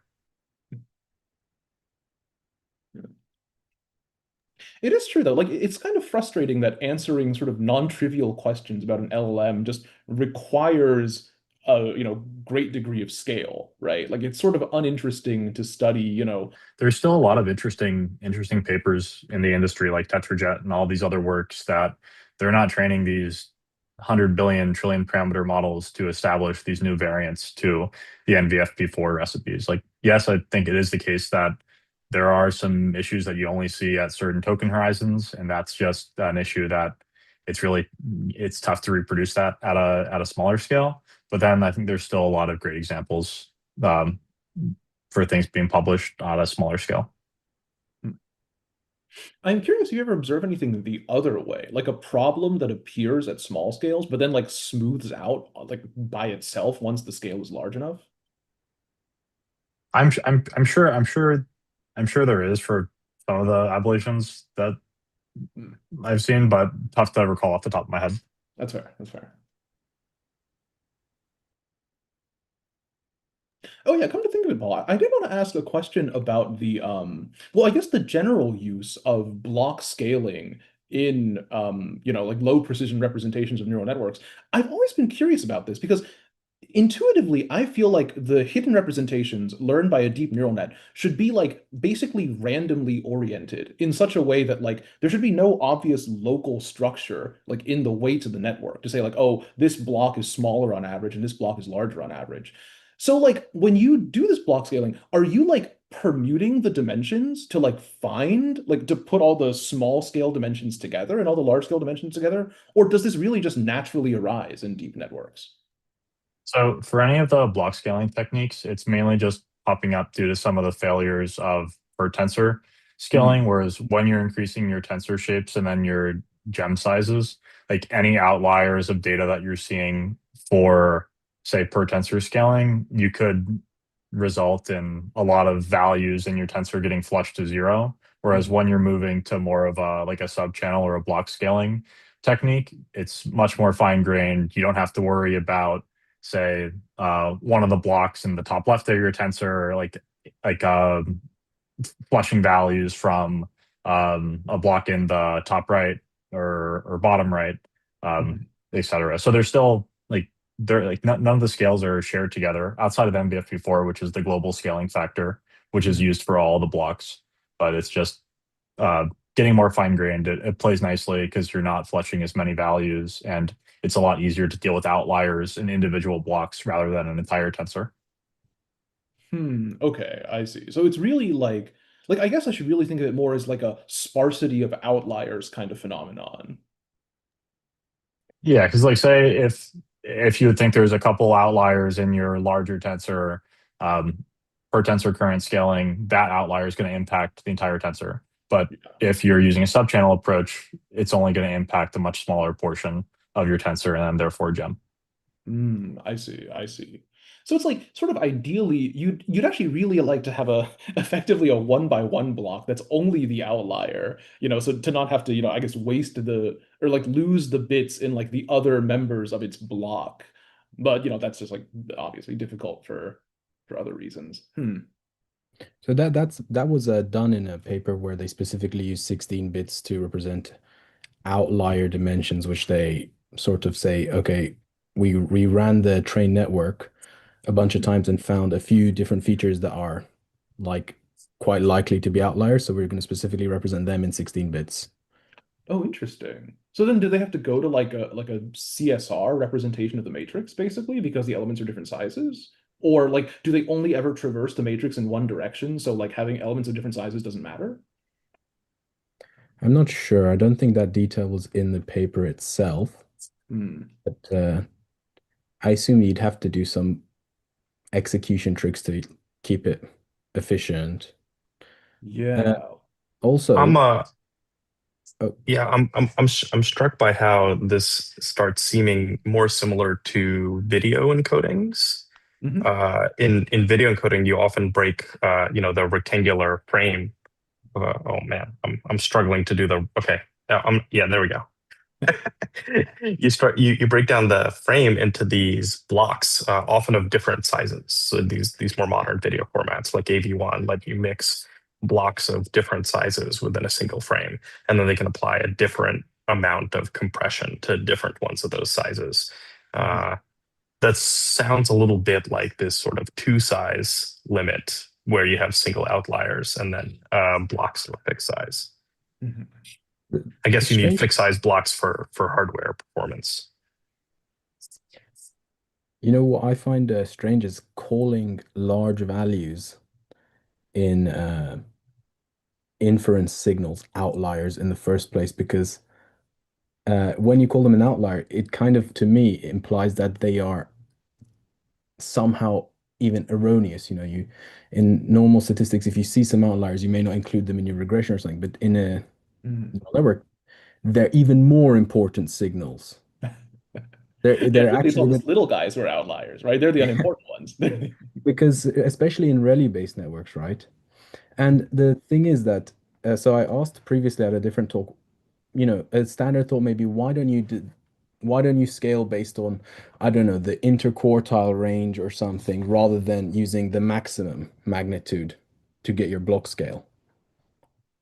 And it's because clipping of the larger values tends to be more painful. Clipping of the outliers really is painful in terms of like your actual neural network accuracy, as a sort of rough heuristic, which was interesting to me. And it does make sense because it literally is a strong signal in the network, right? If it's a large signal and all the activations are Rayleigh, so it's roughly linear, being large is important. It makes sense that you don't want to lose that information, because that's going to be key to impacting the decision. Yeah, when you frame it that way, it really feels like we'd ought to be using fixed point instead of floating point for machine learning tensors, right? Because, floating point has the property that the size of the ULP goes up as the numbers get bigger, right? It's constant relative precision, but it's, sort of decreasing absolute precision. You don't want to quantize the big numbers in your, in your neural network. So maybe you really ought to be using fixed point. I'm not sure. I'm not sure. I get why, I get that from what I said, but at the same time, what I said was just basically my intuition, which I'm not sure if it exactly, what you said is a consequence of that. But something somebody said in the chat, which is actually true, is another thing is that, so because outliers are important to preserve, you can't clip them. You know how you said, how do you find certain outliers to put in the same block? How do you arrange your blocks? There was this idea of like permuting the features, or even applying rotations that essentially make things not that outliery, for lack of better words, right? And then undoing the rotation. So when you do a rotation, because of this sort of central limit theorem, you get a predictable distribution. Yeah, this was the what is it called? The turboquant idea, right? Like apply a random rotation that'll make all the magnitudes roughly the same, and then you can, quantize more aggressively. Yeah, I think it was spin quant, actually. I think turboquant did some additional stuff on top of that. Oh, I see. Right. So I think this is a point that I'm very interested in, and I think the theory here is a bit underdeveloped. But like, there are these very strong, well understood results now on randomized linear algebra, right? Where you can, and you either do a random subsampling, random rotation. Sometimes you do some combination of these two, like a random Hadamard transform, which Paul also mentioned is somewhat like this. So we have these like really strong results that this works well for linear algebra. We have people starting to use these techniques for numerics as well. And I wonder if there's some crossover where you can think of, numerics as a kind of randomized transform as well. You have just some, we often analyze rounding error in this sort of randomized world. So I wonder if there's connections there that we can make stronger.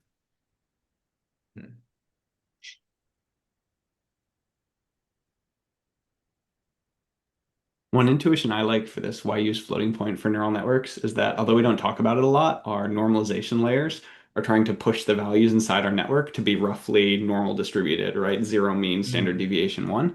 And you can think that floating point sort of allocates the density of the number space with roughly the same distribution. So it's a nice choice to match those two together. Yeah, okay, that's fair. That's a good point. I mean, but not exactly, right? So, there's you can imagine doing, and some people do this. I think I don't know if what we're doing is we're like balancing hardware efficiency with distribution or others, right? But like floating point isn't a perfect encoding of normal distribution, even though that might be nice. Yeah, I mean, especially like for formats with a wide exponent range, you're like packing way more things close to 0 than a normal distribution would entail. But for something like FP4, where like the subnormal floor is like a half, I guess that's more or less true. Yeah, I mean, actually, Bardia, I think one thing that I'd be interested in your take on this is, okay, this is going to be pretty obscure, but there's have you seen this paper called QUIP, QUIP hashtag? I think so. Sharp. I think so. So it's this kind of odd paper that was proposing using the E8 lattice as a format for representing 8D directions. Oh, the exceptional Lie group E8 lattice. Correct. So there's this like weird math fact that in 8 and 24 dimensions specifically, there's a lattice, which is the optimal direction preserving encoding. There's a way to make this more concrete, but like, and there was a paper called, I think it was called QUIP Sharp, which proposed using this as a number format for machine learning. In that paper, they were quantizing Llama 3, I think, which is frankly pretty ancient. And I can't really tell you anything about more modern networks. But that paper is interesting because there's this very direct connection between direction preservation in E8. It is optimal in a certain sense for direction preservation versus, for this higher dimensional space. It might be interesting to compare direction preservation for QUIP Sharp and NBFP4 because it's like 8 versus 16 dimensions. Yeah, it is interesting. Yes. One result that we kind of found while we were working through this is that one format may become better than another for like quite large dimensions. And although we didn't prove this, it seems that things that scale, like the power of 2, basically putting all your bits into exponent, scale better for larger dimensions. And there was some interesting math we were looking into there. There was also a paper called like Leech lattice, which also was that's the 24-dimensional one. Yeah. So it's interesting, and these kind of specific forms of essentially vector quantization with enough structure that they can be efficiently used in computation, they are interesting. And yeah, I think it's cool. I don't know. I think it's cool that where they got the inspiration for using stuff like this. I think it's interesting.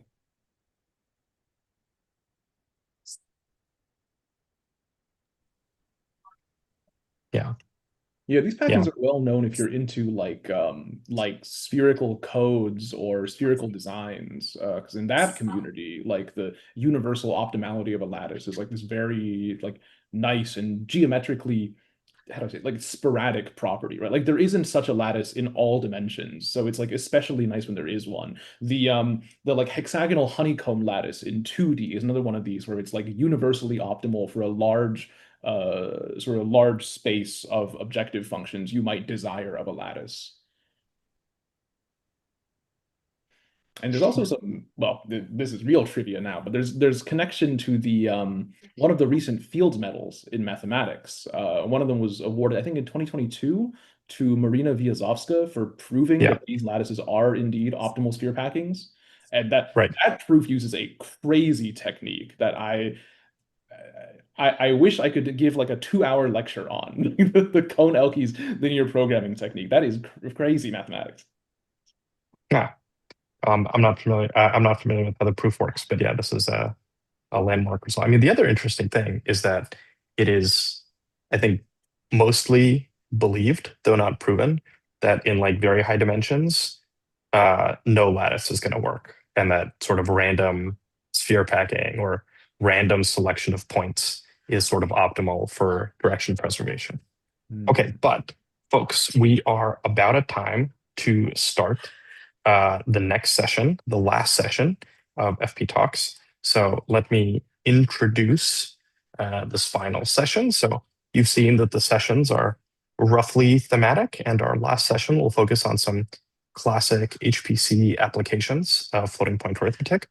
And the first speaker there is hopefully someone well known to all of you, Jim Demmel. So Jim, if you want to start presenting.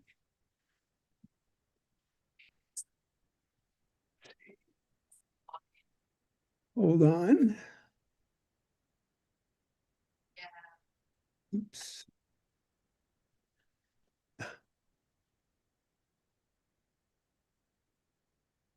All right, that looks good. Yep, absolutely. Take it away. Okay, so it's a pleasure to be here. I'm going to talk about grading the accuracy of the BLAS, which is motivated by, well, several things, but you know, what can emulation of FP64 guarantee? So the reason that we're talking about this is that all the vendors are building high-performance MAT model accelerators at very low precision, and they naturally want to use them to make classical FP64 go faster. But there's a very large design space of matrix multiply that people are now re-exploring. And so the question is, what can they or should they be able to promise? And so what we've come up with is a sequence of grades that I'll go into more detail. So our initial motivation was simply that the vendors are doing all these different things. And we thought, okay, we'll just come up with a bunch of test cases that'll reverse engineer the algorithm.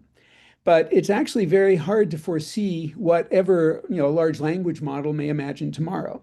So just to tell one story about this, a few weeks ago, I was invited to attend an event at a startup in San Francisco called Core Auto that had just run an open competition with a leaderboard for anybody to submit an implementation of a linear algebra algorithm called batched QR. So a bunch of simultaneous independent QR decompositions.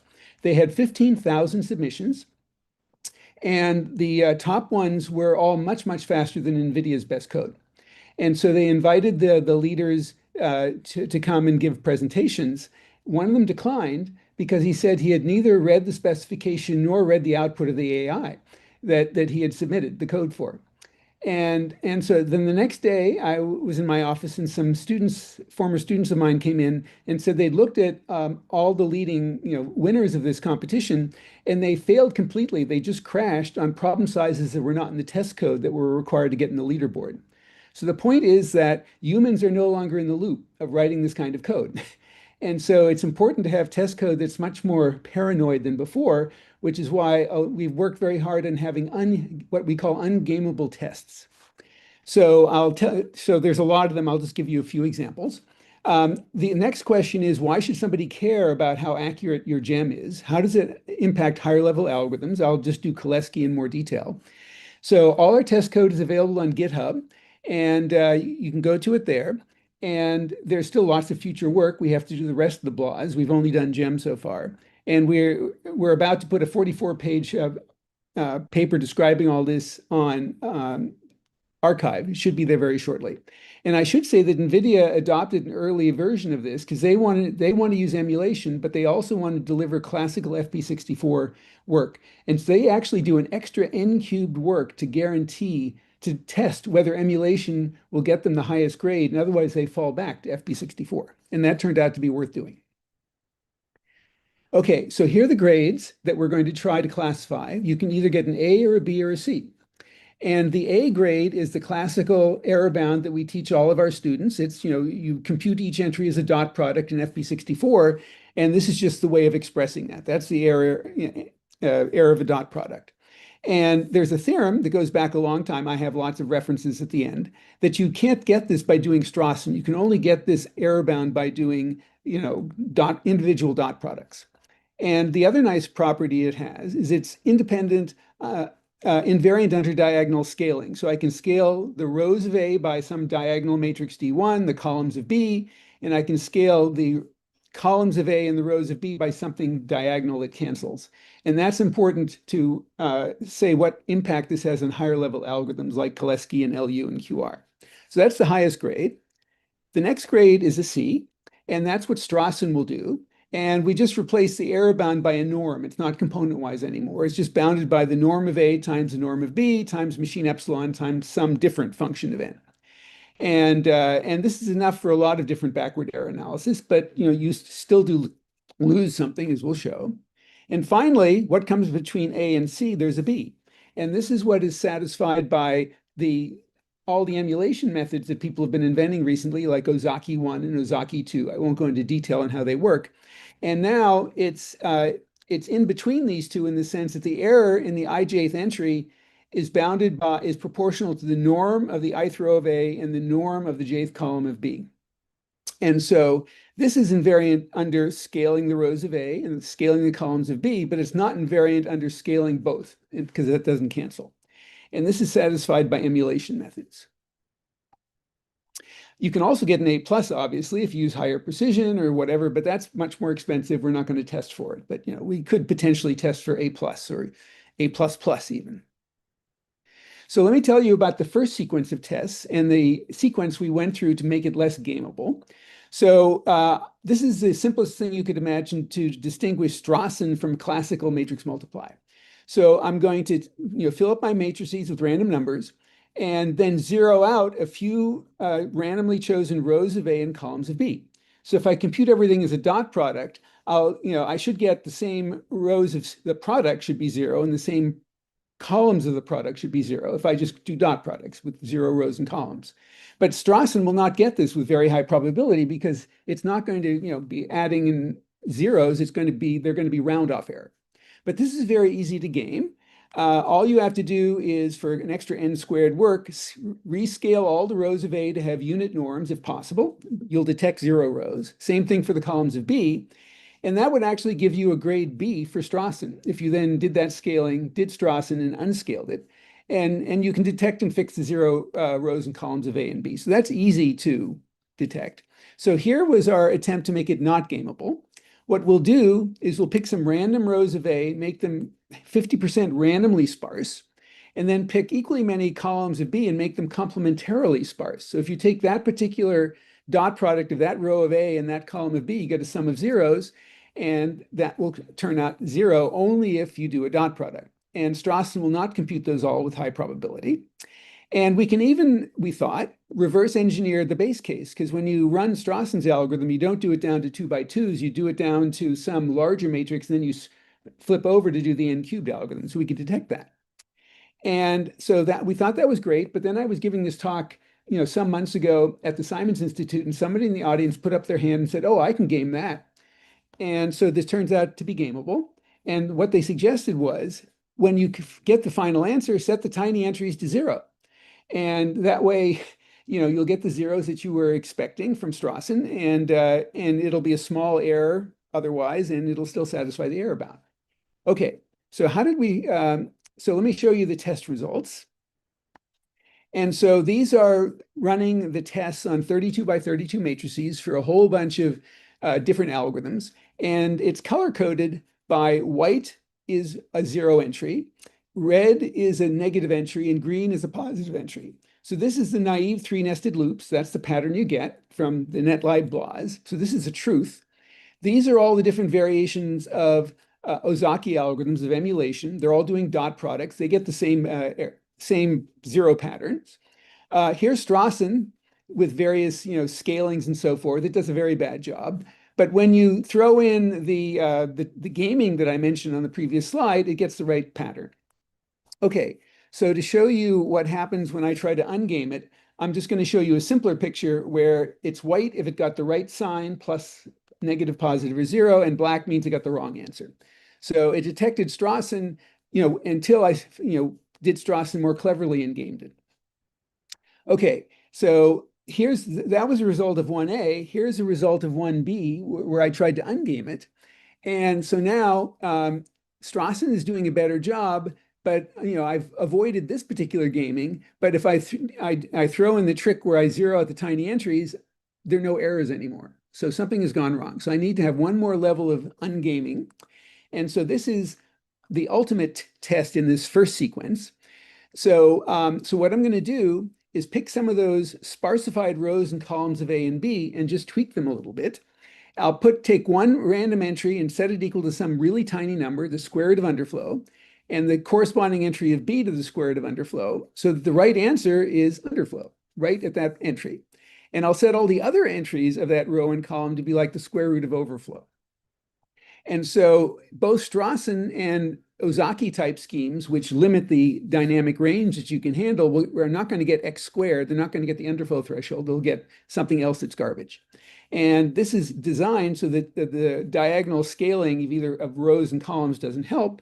And that fixes the problem. So now, I get lots of bogus zeros when I run Strawson's algorithm. So we have a lot of different tests that we worked hard at to make ungameable, because that one is not enough. In particular, that last test doesn't distinguish between Strawson and emulation using n cubed. So we have a whole bunch of other tests. Let me just show you one more. So what I'm going to do, this is the first version, which is gameable. I'm going to let each row of A be a bunch of random numbers. So each entry of X is just uniform between 1 and 2. Times some wild diagonal scaling. So D3 is some very large powers of 2, some very small powers of 2. I'll do the same thing for B. Each column will be a vector of random between 1 and 2, scaled with the inverse. And so when I do A times B, all those D3s cancel, and I just get the dot product of these two vectors, which are uniform numbers between 1 and 2, and that should be very accurate if I compute a dot product. And this is very easy to game by pre-processing your matrices to discover that you can do this cancellation. You can pre-scale the rows of A and the columns of B to make them have the same norm. And so Ozaki would win that too. Okay, so how do I fix that? That was the first version. I'll do some circular shifting of the rows of each row of row I of A will get shifted to the right. Each column of B will get shifted down by a certain amount.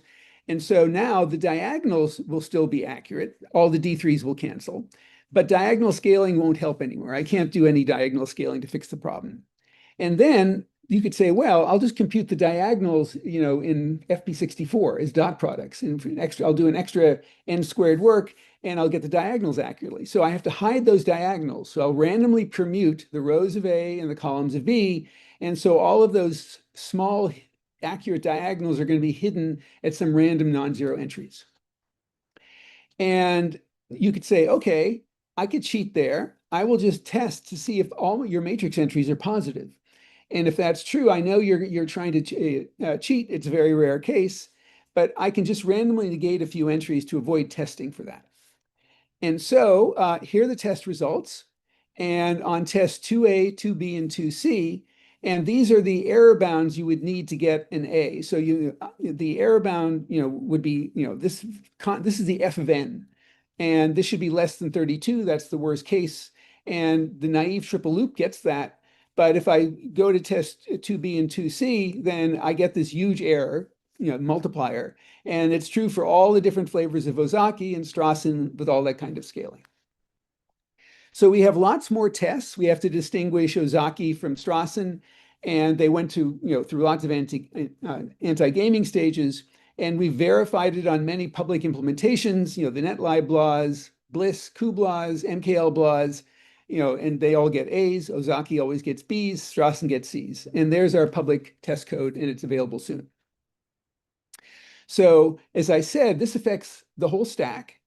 And so let me just mention Cholesky, because it's sort of the simplest one to explain. So this is tiled Cholesky. So that means I'm calling the BLAS, because it's just the LAPACK code. So I'm calling gem, I'm calling A times A transpose. That's also a BLAS3 code. And I'm doing a triangular solve, which is also a BLAS3 code. So what's the difference, the benefit of having a better gem? So here's the difference. So let A is my input matrix, and it has a diagonal D, and let me unscale it so that H has ones in the diagonal. So this is a diagonal matrix with just the square root of the diagonal there. And the point is that if A has widely varying diagonal entries, big ones and small ones, H can be arbitrarily better conditioned than A. Okay, so how does that impact the output of the answer? If you run it, your BLAS, and they only get a grade C, then the error, x minus x hat, is proportional to the machine epsilon times the condition number of your original matrix. This is the error bound we teach all our students. When you solve AX equal B, the condition number of A appears. But you can actually do a lot better. And this has been known for a long time. The error bound is actually, if you use an A grade, it's only proportional to the condition number of H, which can be arbitrarily smaller. And that's if you get an A grade. And it turns out that if your BLAS get a B grade, you get the same behavior as with an A. The backward error is a little bit worse here, but the forward error still only depends on the condition number of the H matrix. And so you get the same bound on the error as an A grade. And so this is something that users are going to want to know, and there's similar results for Cholesky, for LU and QR and all the routines of linear algebra. Oops. Okay, future work. There are similar grades that apply to triangular solve and other BLAS. We need to implement a bunch of analogous tests and release those. So the current release only has gem testing in it. We need to expand it to complex matrix multiply. And there, the design space gets interestingly larger. You may know that, it seems like multiplying two complex matrices reduces to 4 real matrix multiplies. But since Gauss, we've known you can do it with 3 matrix multiplies. And as of a few weeks ago, thanks to somebody at NVIDIA, we know we can do it with 2 matrix multiplies. And that's an interesting result, but it only works if you're doing emulation, because it requires reduction to integer matrices and the Chinese remainder theorem and all that kind of stuff. But now we can get it down to 2 matrix multiplies.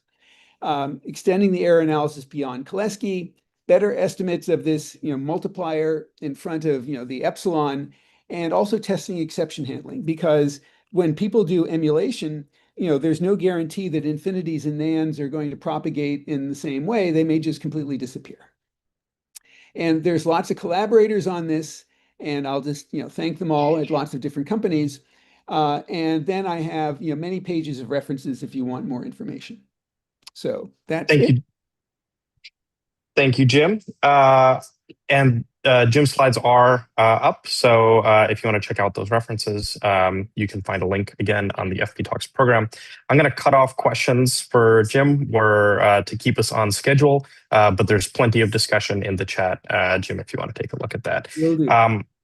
Our next speaker is Erin Carson. Erin, I see you there, so please go ahead and share.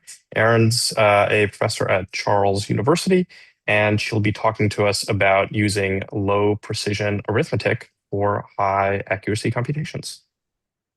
Can you hear me okay? Yep. Okay, great. So thank you very much to the organizers for the invitation to be here. I'm excited to be here and talk about my work, which is motivated by the implementation of large-scale scientific computations on high-performance computers. And so a key feature of most of the top supercomputers today is that they're accelerated, meaning the majority of their compute performance is coming from GPUs and potentially other specialized accelerators. So here I have a depiction of one node of the booster module of the Jupiter exascale computer in Germany, which features 4 Grace Hopper 200 superchips, each of which has an NVIDIA H100 GPU.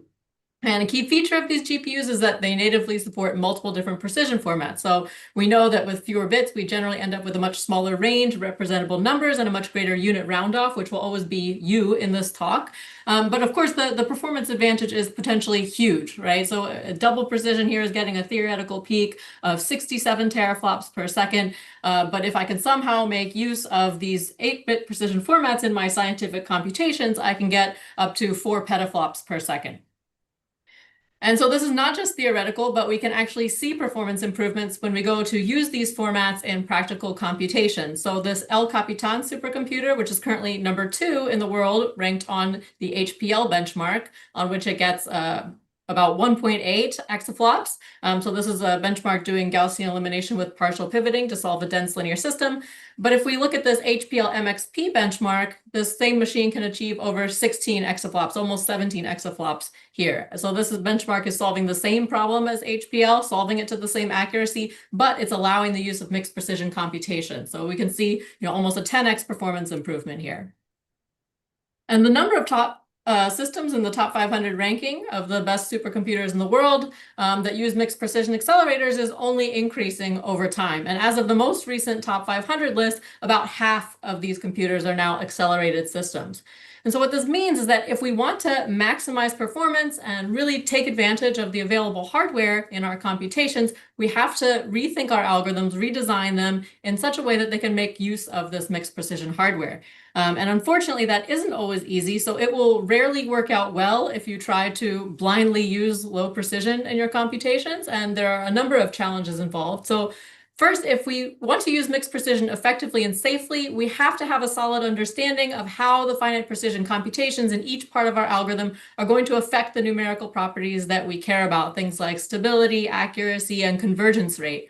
And so for some algorithms, we can simply extend existing finite precision analyses to the mixed precision case, and this is fairly trivial, but for others, we don't even necessarily have a complete understanding of their behavior, even in a uniform precision.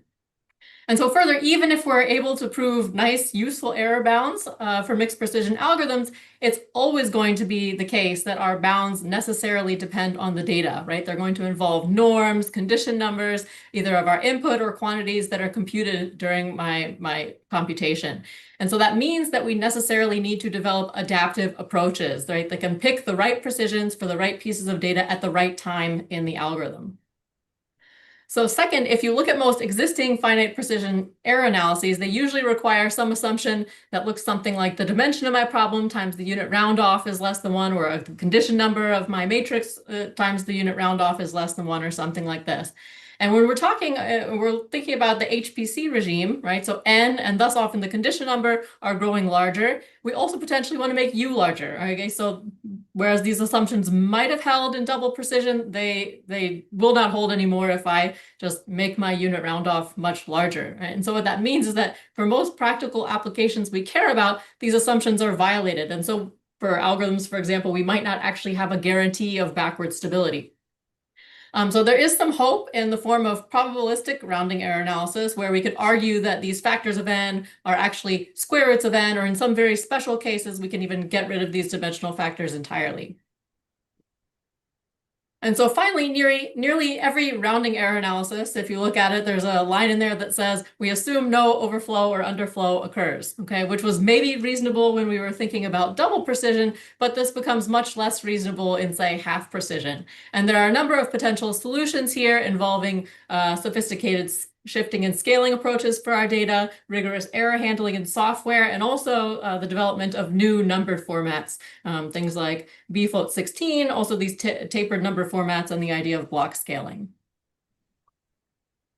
So in the rest of the talk, I'd like to take a positive view and think about where mixed precision makes sense in scientific computations, where it comes up naturally.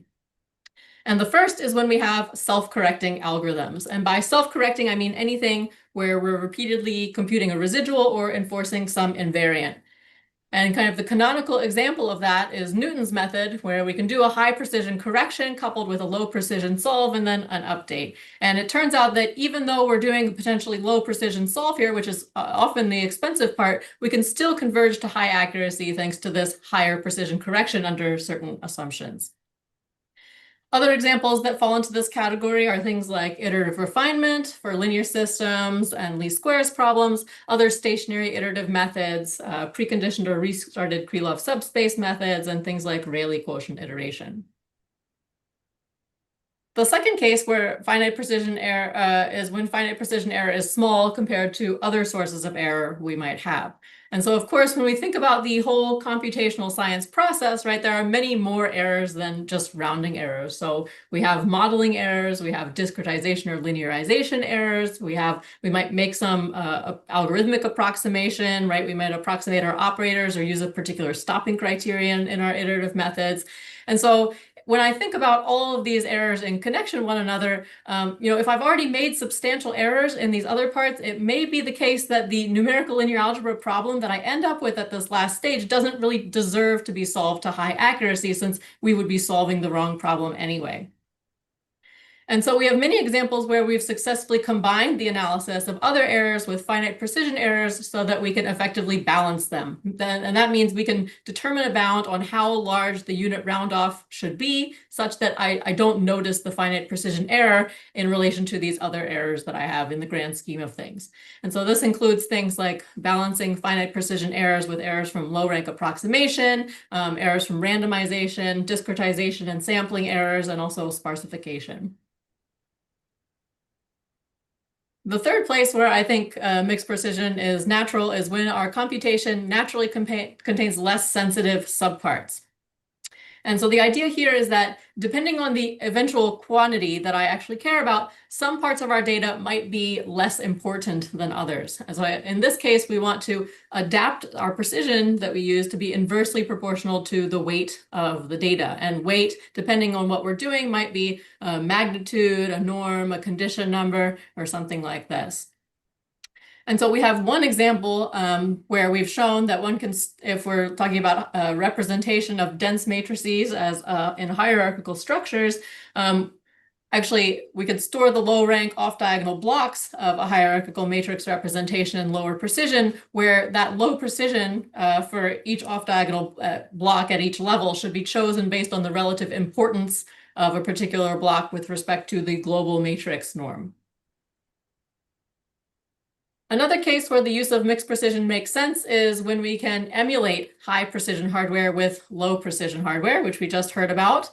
And if we look at subsequent generations of NVIDIA GPUs, we can see that on Blackwell, the FP8 tensor cores are 112 times faster than the FP64 tensor cores. And another thing to notice is that actually the performance of the FP64 tensor cores is getting worse, okay, in subsequent generations here. So we're really entering the regime where it makes sense to emulate FP64 using lower precision hardware. And one popular way to do that is using the Ozaki scheme, which has been around for a while, but again is now really becoming more popular because we have these very high performance, lower precisions, right? So if you haven't seen this before, the idea is that I have my matrices A and B in FP64. I split them into some number of slices stored in lower precision, multiply those pieces using 8-bit tensor cores, which accumulate the results in 32 bits, and then we sum everything together in FP64. And Jack Dangara and his group have shown recently that if we plug this emulated matrix multiply into the HPL benchmark, which is again doing Gaussian elimination with partial pivoting, we could get a 2.3x speed up. Okay, the last case where I think using mixed precision is natural is when our computations are limited by data movement, where data transfers are the bottleneck.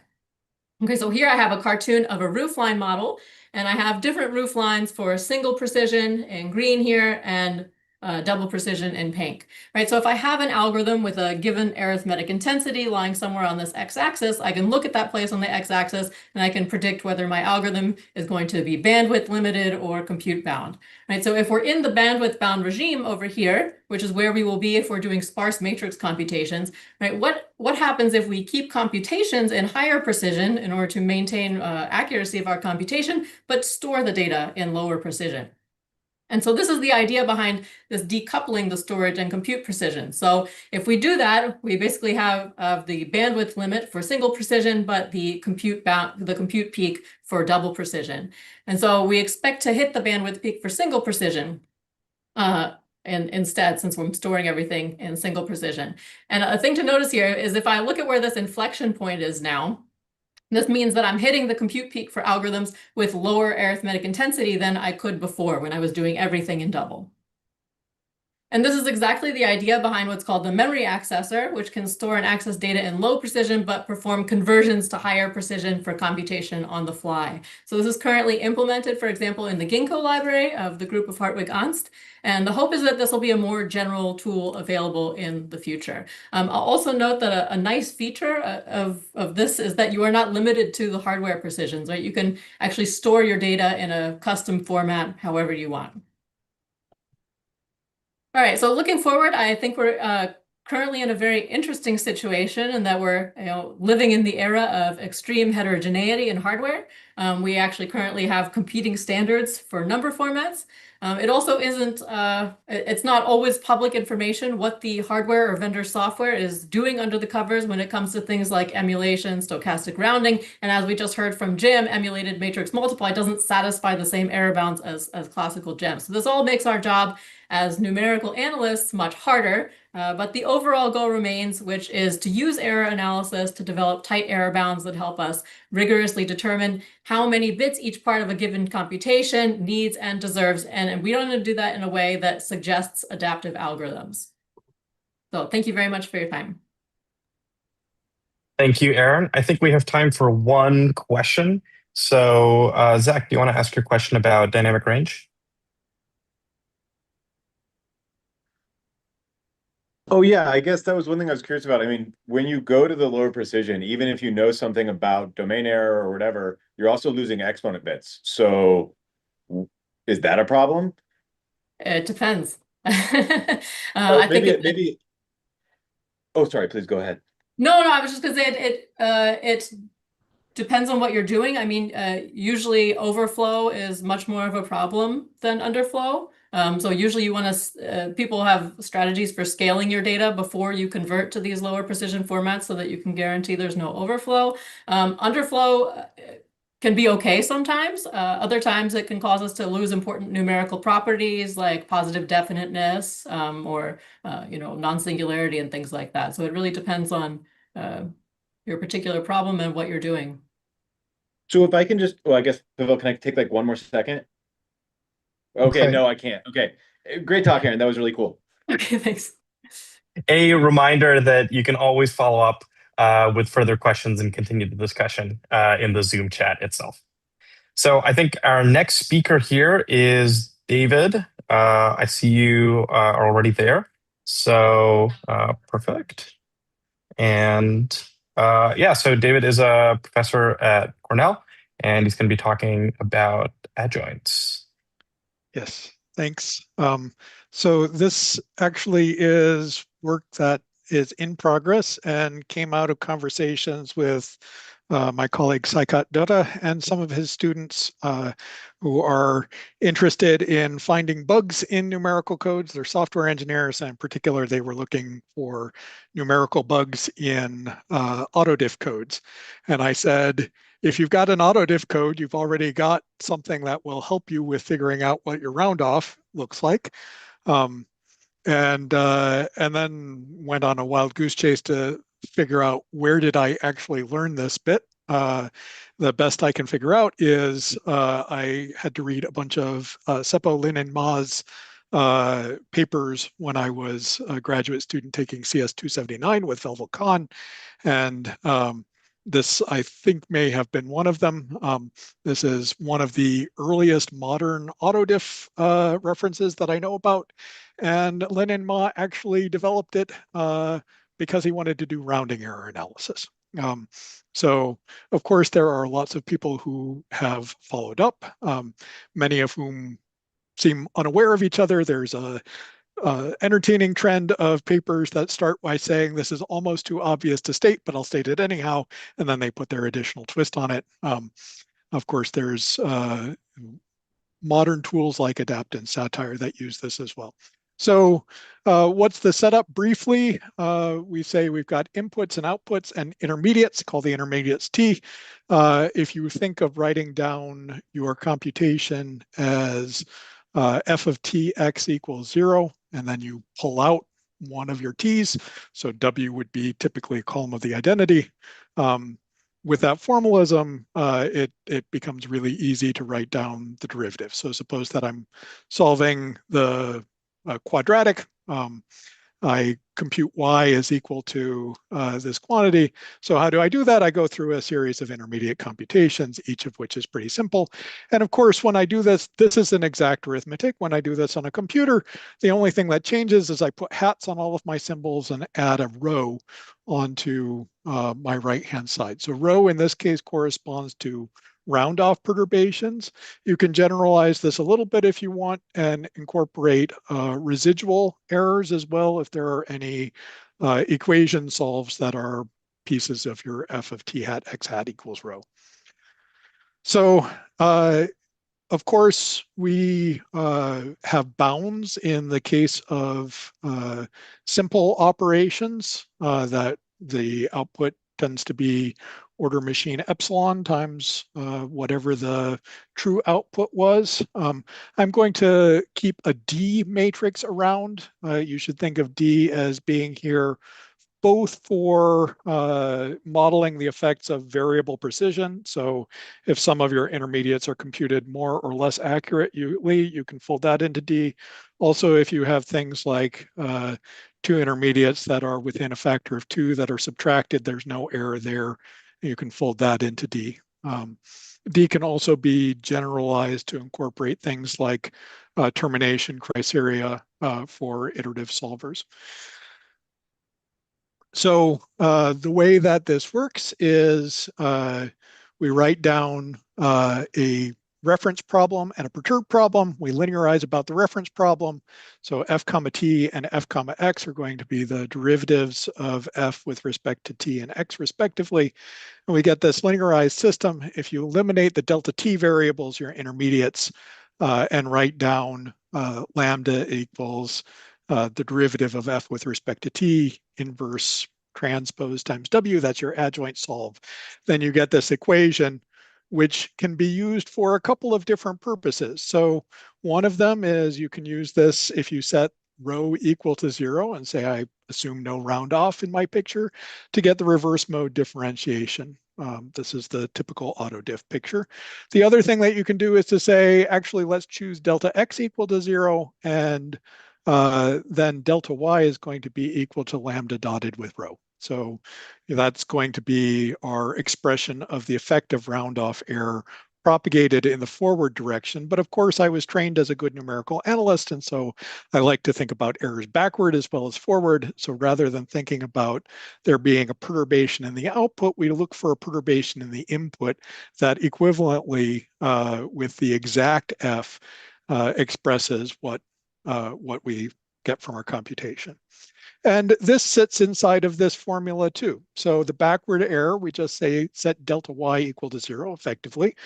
And we have now, if you've got multiple inputs and one output, or if you've got more inputs than one outputs in general, you have a typically underdetermined system of equations that you can solve in order to get the delta x. Of course, this is a linearized approximation, right? I'm forgetting nonlinear terms for the moment. You can fold them in sometimes. Okay, we can figure out what the minimal norm solution is using the Moore-Penrose pseudo-inverse. So it's going to be this U transpose dagger lambda transpose rho. In the scalar case, that's going to be just lambda transpose rho divided by the norm of u, so divided by the norm of this gradient. Let's define V to be lambda element-wise product with D times T that are bound on the perturbations due to round off. And in that case, we can say the forward error, relative forward error, looks like the norm of this V, one norm of V. So that's going to be a bound on sort of our output error divided by the norm of Y times machine epsilon.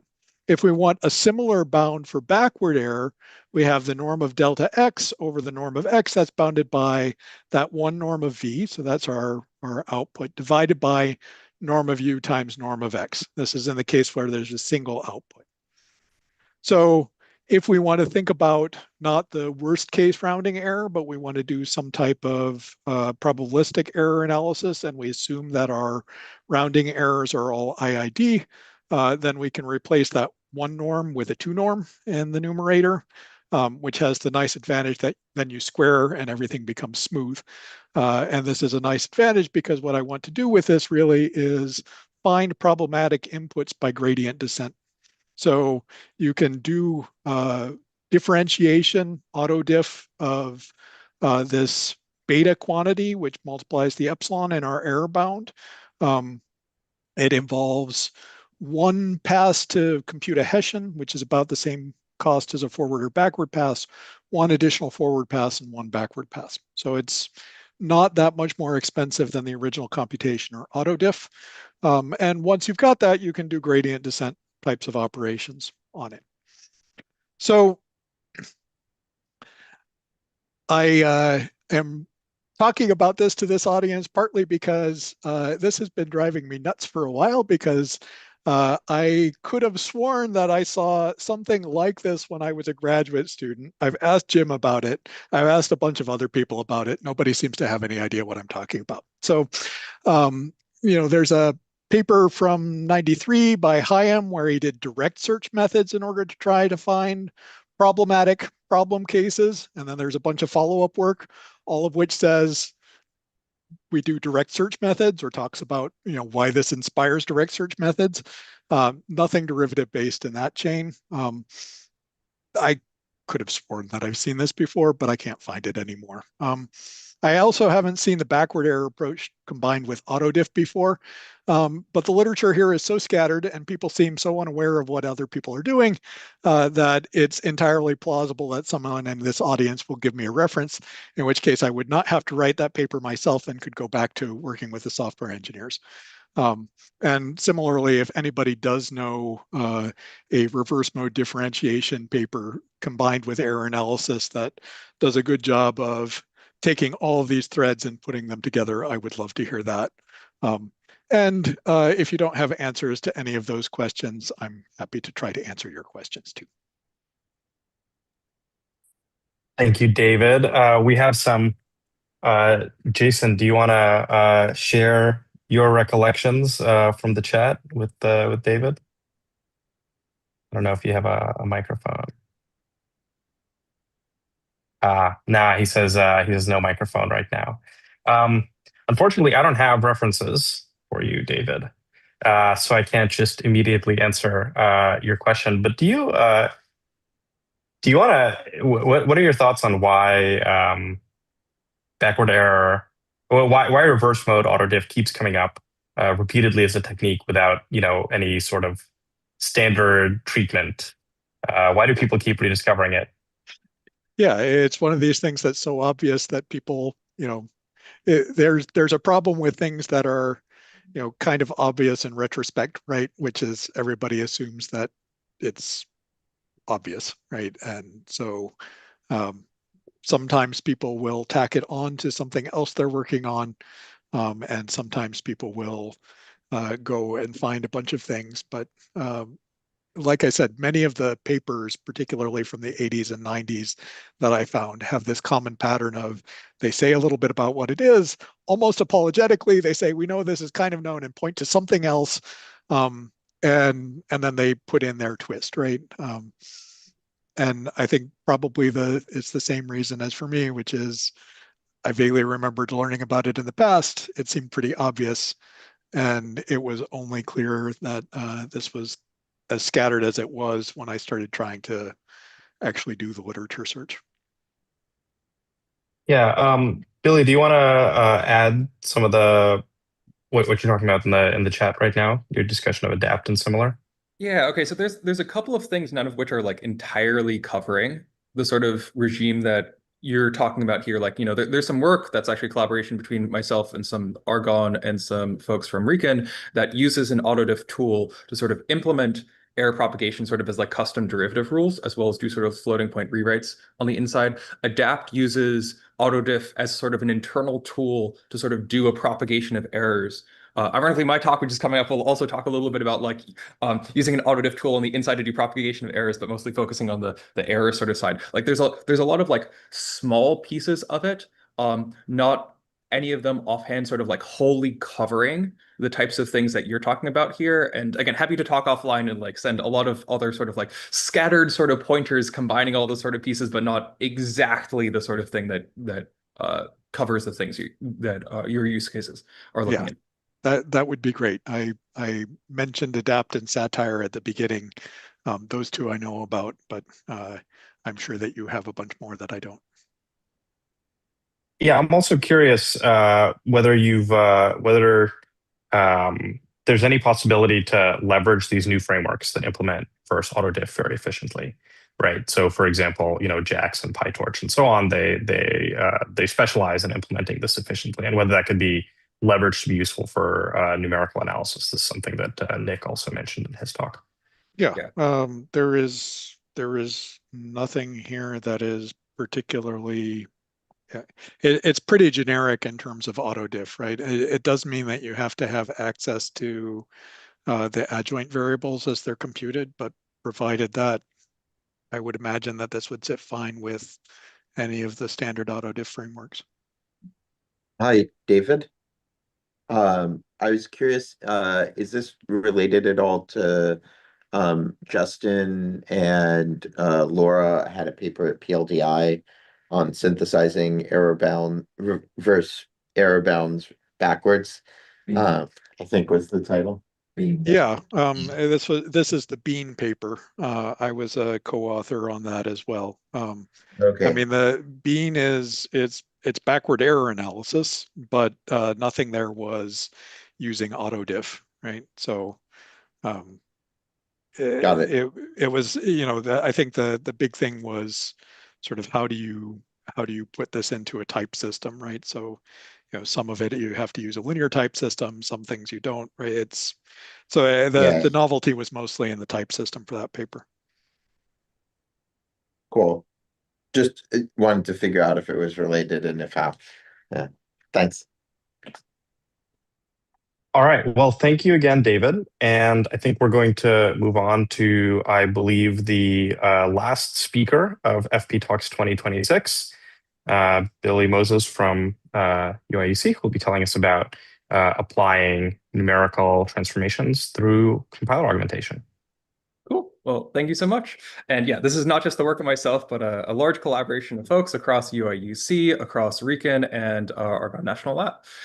So to sort of begin with, optimizing numerical code, wonderful thing that we want to do, but requires sort of like solving a couple of different types of challenges. So in particular, suppose we have this relatively simple code here that takes, an FP64 double and a list of these doubles and, applies some function like a sigmoid of an exponent on top of it, and eventually computes our results.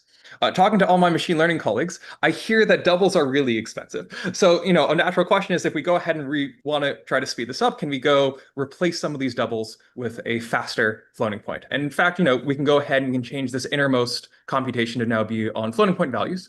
And good news, we get a 60% speed up. Our error does change, right? Our error is now like, 10 to the minus 12, which is, oftentimes within a reasonable tolerance, again, depending on your particular application. But we still see here that there's that outermost double for the sum. So one can ask, what if we go ahead and we also replace this outermost double? Will we also get some additional speed up? And the answer is not really. You really don't get any additional speed up from here, but you do get one thing. You get a significant increase to the total amount of error. Whereas earlier we had like an error on the bounds of like 10 to the minus 12. Now we have an error of 10 to the minus 4, which might be well outside of the sort of, acceptable error tolerances for your particular application.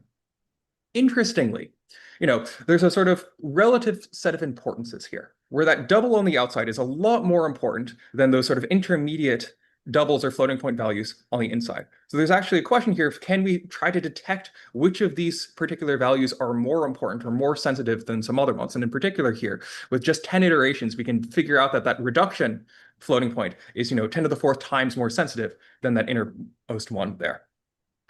Specifically, this forms the sort of key idea that we came up with here, this sort of structured critical value hypothesis, that oftentimes in overall floating point codes, these accuracy critical values are structural, e.g. reductions, cancellations, one-hot encodings, and thresholds. And can we use a small surrogate profile to reveal this information and potentially do additional optimizations on top of this? Notably, precision here isn't the only type of thing that we can change. So we have in FP32, a big number plus a small number minus a big number. And because we're in FP32, that addition of the small number is now instantly rounded away. Now, if we ran the same sort of precision rewriting that we had in the earlier slide, we could say, okay, this is too low precision. We can fix this by upgrading the precision. Now we're able to maintain the same level of correctness. But of course, we could also just reassociate the terms. We can do the two big numbers subtracted against each other plus the small number. Finally, the last challenge we have here is like all of this is excellent if we're talking about pure floating point expressions. Unfortunately, when we get to real code, like big applications and the likes, the math is not necessarily as obvious. Like, we have things like control flow, we have memory, we have function calls, we have all of these other things that are absolutely required for big applications to work, but take us out of the regime of just individual sort of floating point expressions that are, naturally analyzable at a mathematical level. Fortunately, people have been spending a lot of time building compilers to try to speed this up even without the notion of floating point math. As an example here for this relatively simple code that says, if x is greater than 0, set the output to be, x cubed as an example. If we run some relatively simple transformations to try to, speed up the control flow, the sort of memory, inlining, and the likes, we're able to optimize this particular code here as an example to a power instruction with a max, which is exactly the sort of floating point style expression that we might want to be able to hand over to some of these floating point analysis tools. So the big question that we try to answer here is there's a huge host of these numerical rewriting techniques, ranging from precision, ranging from sort of like algebraic exploration and lots of others. Can we attempt to automate this in large applications, e.g. real-world code, through the use of compilers? And most sort of importantly, how much actual performance are we leaving on the table because applying these techniques is quite hard in practice? And specifically, whoever is writing it is not necessarily going to spend the time to understand the full context of the types of numeric analysis techniques that would otherwise change their code quite significantly. So we aim to answer these two questions together through the implementation of a new tool called Poseidon, which specifically aims to automate a lot of these numerical rewrites within a production compiler, namely the LLVM or sort of Clang compiler. It works basically as follows. First, you take the individual input program that you care about, and we run a first compilation that runs a profiling. So specifically, every single of the intermediate values, we're going to log both the ranges of the values as well as the ranges of the derivatives. The reason why we also want to log the ranges of the intermediate derivative values is specifically, if we have a overall final result, which is a value x, which is say between 0 and 1, plus a really big value y, which is between like 1 million and 2 million, a relatively small change to that big value is going to make a huge impact for the overall loss. But a relatively big change to that small value is not going to result in a significant change to the overall loss.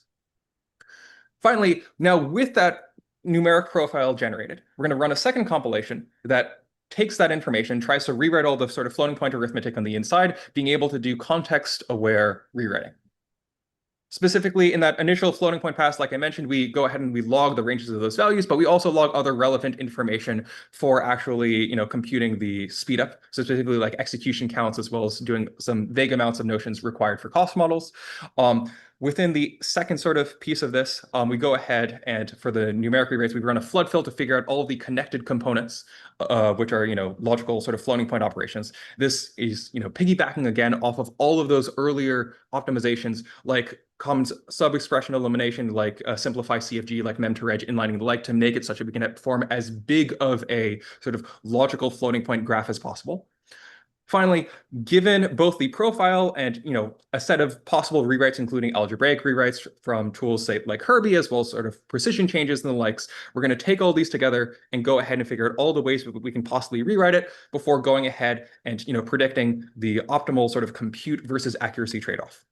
Namely, with respect to the cost model, we do a relatively simple cost model by multiplying the relative instruction count by the cost of each individual instruction. You can plug in your favorite cost model. We both have variants that JIT the actual code via LLVM to just asking the add instruction is one cycle, multiply instruction is more cycles, so on and so forth. Similarly, for the actual accuracy, we go ahead and we sum over the change in the error for each individual instruction multiplied by the impact of that local error computed via the derivative on the overall sort of global loss that people care about. Putting this all together, we go ahead and we run a dynamic programming solve to say, subject to your favorite either computing limit or your accuracy limit, find me either the fastest program or the most accurate program. And notably here, we're able to solve for not just like a single value in the space, but the entire sort of Pareto frontier. So if you know that you need to be within some threshold, we'll find you the fastest possible one. But if you actually want to look at it and see, hey, if I'm willing to tolerate a little bit more either accuracy change or floating point or computational change for a big boost, and the other ones, you're able to sort of analyze that yourself. So putting this all together, we evaluate on a combination of different benchmarks. So specifically, just to evaluate coverage, we take the FP bench suite and, on average, which is a geomean, we find speedups on 58% of these benchmarks with the maximum speedup here of being roughly 82%, assuming an error sort of threshold of 10 to the minus 6.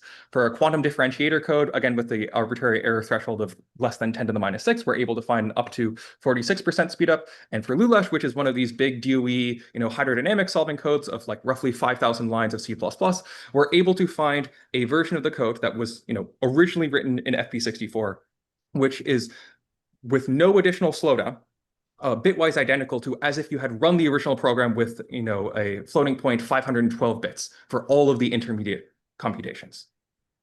Diving in a little bit more closely, as I mentioned, we generate the entire Pareto frontier here. So here we have the quantum differentiator. The original code, say here, is inside of red, and we can change the knobs in either direction to either result in a faster code or in a more accurate code. For the LULASH code, like I alluded to earlier, it's a little bit more interesting, one, because it's a significantly larger program. So here we have in red the original program, which we're just marking both the speedup, which is baseline to itself, speed up of 1, as well as the relative error. So the original program had, roughly 2 YLPs of precision off of what we're just taking as the baseline, 512-bit totally accurate program. From here, we can go ahead and find, like I alluded to earlier, a version of the program which, maintains that same, the first 64 bits exactly matches the evaluated in the 512-bit precision with no loss in overall performance. Alternatively, if you were to, do the entire replacement with native floating points directly without any additional rewriting, this is in fact faster than the rewriting into higher precision floating point values like FP80, which would take a slowdown of roughly 6.7x and also not still hit the same level of accuracy, as well as doing this with the emulated 512 bits of precision, you'd end up with more than 500x slowdown in doing so. Last little bit that I'm just going to allude to here very briefly, we've also been recently extending this to go ahead and try to automate the sort of numeric stability of various GPU programs. And the reason why this is even more interesting is the majority of the flops in the accelerator are nowadays being hidden behind either specific instructions like tensor cores. So if you actually want to go ahead and run on these systems, there's a question of how do you rewrite your existing arbitrary floating points to run inside of tensor cores? Which once again comes with a caveat because your tensor core instructions are only written for particular floating point values, which are not necessarily the original floating point values of your original computation. Even ignoring this, these high precision instructions are being deprioritized. Like you can still run FP64 on the recent, Grace Blackwell GB202s, but they run at 1/64th the rate of FP32. So there's a question here of can we once again try to automate the rewriting to be able to leverage these pieces, not only with the sort of same tools that we saw earlier of precision rewriting as well as algebraic rewriting, can we also leverage rewrites that enable us to automatically transform a bunch of scalar instructions into tensor core instructions and leverage that, as well as do floating point style emulation, but within the accuracy threshold specified by the user. to be able to leverage the fastest possible variation that gives you still high accuracy. Again, we combine this with the previous we combine both the novel multi-float emulation as well as sort of tensor core emission, which also leverages Ozaki scheme style techniques to automate some of the tensor core emission with the precision rewriting, as well as the automated sort of profiler to figure out the impact of the overall both accuracy and computation. We get some relatively interesting results. For example, for an astronomy code, we're able to get a 4.4 times speed up while retaining a similar to FP64 style accuracy. For this eigensolver code, we're able to automatically raise up the intensive matrix products to the tensor core arithmetic, again, while maintaining similar levels of accuracy. And finally, for this chemistry code, it turns out that from the pure scientific level itself, there's a notion that there's only meaningful results beyond a certain sort of threshold of accuracy. So anything beyond this particular accuracy threshold really doesn't matter for the actual scientific application itself. And we're able to set that directly as the accuracy limit that we want to go ahead and find. And we're able to find both substantial speedups as a result, as well as automatic emission again of the tensor core style schemes. So that is Poseidon. It's the first framework for trying to automate both these numerical rewrites all together inside of a production compiler that can be applied to existing code. We're able to do so through the use of both profiling and compiler optimization that are able to provide both context, scope, and scale. Thank you so much. Thank you very much, Billy. Let's take a few questions. Sasha, are you able to ask yours directly?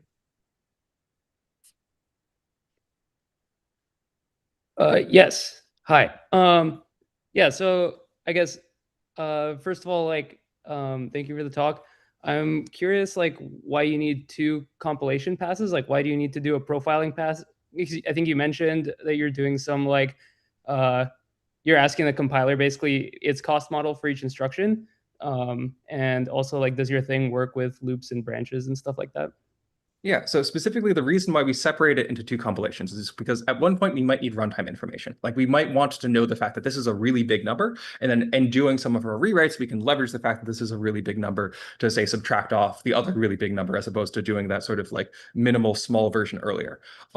Specifically, we then leverage that additional sort of numerical context and doing all the rewrites. We could imagine doing them all at once, but we'll lack some of this additional sort of specific numerical context information before applying them. So yes, are you using a concrete input that the user supplies, or are you generating random numbers? Yeah, so we let the user specify their favorite sort of particular input sets, and then we'll log and you can append them into files. You would ask naturally the question here of what if you only profile the specific region of the code? Does this even apply to other inputs? Unfortunately, that sort of structured critical value hypothesis that I mentioned earlier, where it really matters that you find which values are relatively more important, like the ones loop carried and the likes, and the particular inputs don't matter as much. And we have various experiments that I'll point you to our paper for, sort of showing that you can go even orders of magnitude worse profiles and still find the sort of correct, relatively important values. And that optimization that we applies independent of what your particular input was profiled on. Thank you. Yeah, Zach, do you want to ask your question?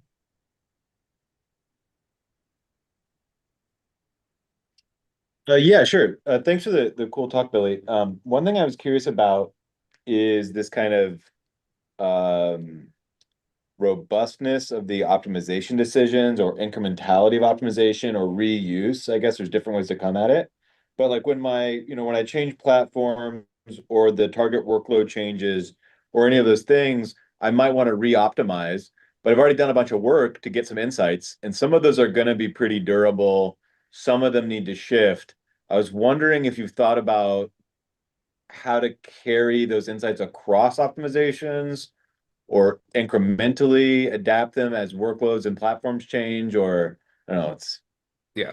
Not entirely sure how to form that into a crisp question for you, so I'm just going to kind of offer a big mess of rough ideas. But yeah, have you thought about that space? Yeah, I'll try to form that into some interesting tidbits as well. So specifically, there's a natural question here, which is phase ordering, which is at what point do we do all these floating point optimizations in contrast with the existing optimizations in the program? In particular, we found that any of those sort of work reducing style transformations, e.g. mem to reg, e.g. common sub-expression elimination, e.g. sort of simplifying the control flow graph, all of that is immensely helpful to come first.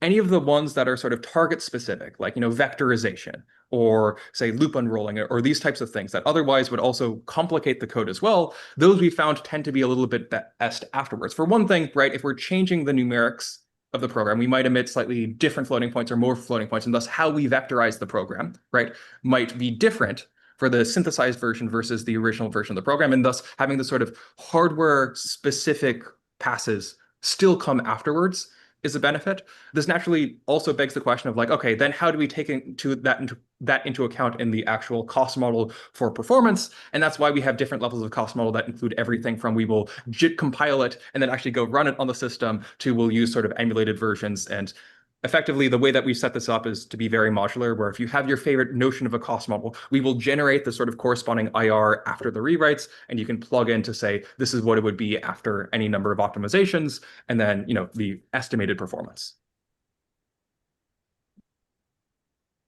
All right. Well, thank you again, Billy. And with that, I believe we have concluded FPTalks 2026. So I want to give a brief outro just to thank, first of all of the speakers of FPTalks 2026. I think this was a fantastic program. So let's just take a moment to thank our speakers. And, I suppose you can't hear us clapping, but I think it came together to be a really wonderful set of talks covering a really diverse set of topics. I want to also make sure to thank the NSF, which is sponsoring FPTalks this year and also, I believe, the previous 2 years. So again, thank you to them for their support. And lastly, I also want to thank all of you participants. We're gratified to see that FPTalks grows year over year and brings in more people, gives us all exposure to more areas in which numerics occurs. And I also wanted to suggest that if you like the program, if there are talks in here that are interesting, and if you like the idea of sort of a virtual water cooler where you can talk to other folks working on numerics or possibly in other areas of numerics, I also want to again remind you that if you go to fptalks.org, you can see a link on the website to sign up for our mailing list.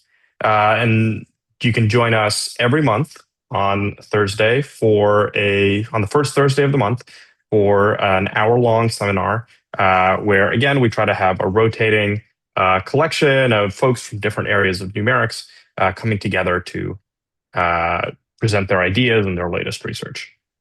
And also, fptalks.org is a place where you can learn about other workshops or conferences in this area. So, for example, the correctness workshop at supercomputing is coming up in a few months, and we'll also advertise that on the website as well. So again, if you like today's talks and are interested in more, please go to fptalks.org, sign up to find out more about future events. And with that, I think I want to conclude FPTalks 2026.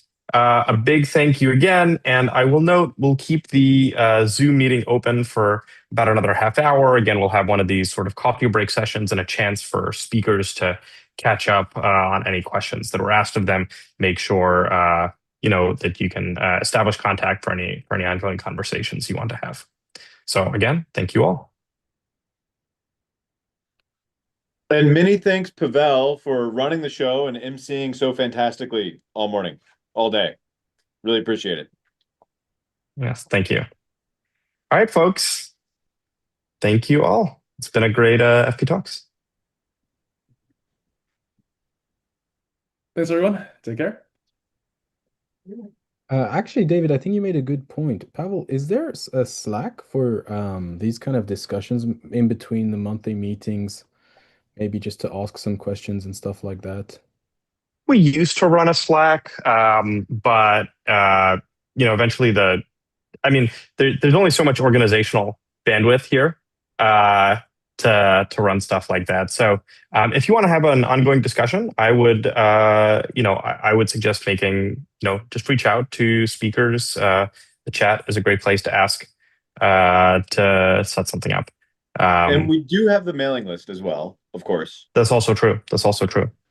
And if people wanted, we could make sublists, right? We have the Google group with the Google org workspace, whatever. So you can always ping advisors, ping people you see here, come to the monthly meeting. Lots of ways to follow up. Everyone is like making Zulips for this purpose. We can just make like an FP bench Zulip. Margot, Yeah, I don't think. volunteering? Right. Yeah, I don't think there's a lack of software here, but if someone wants to volunteer to moderate and keep it up to date with things, then sure. Again, we did used to have a Slack, but with me on sabbatical and so on, there's somewhat less admin time for this.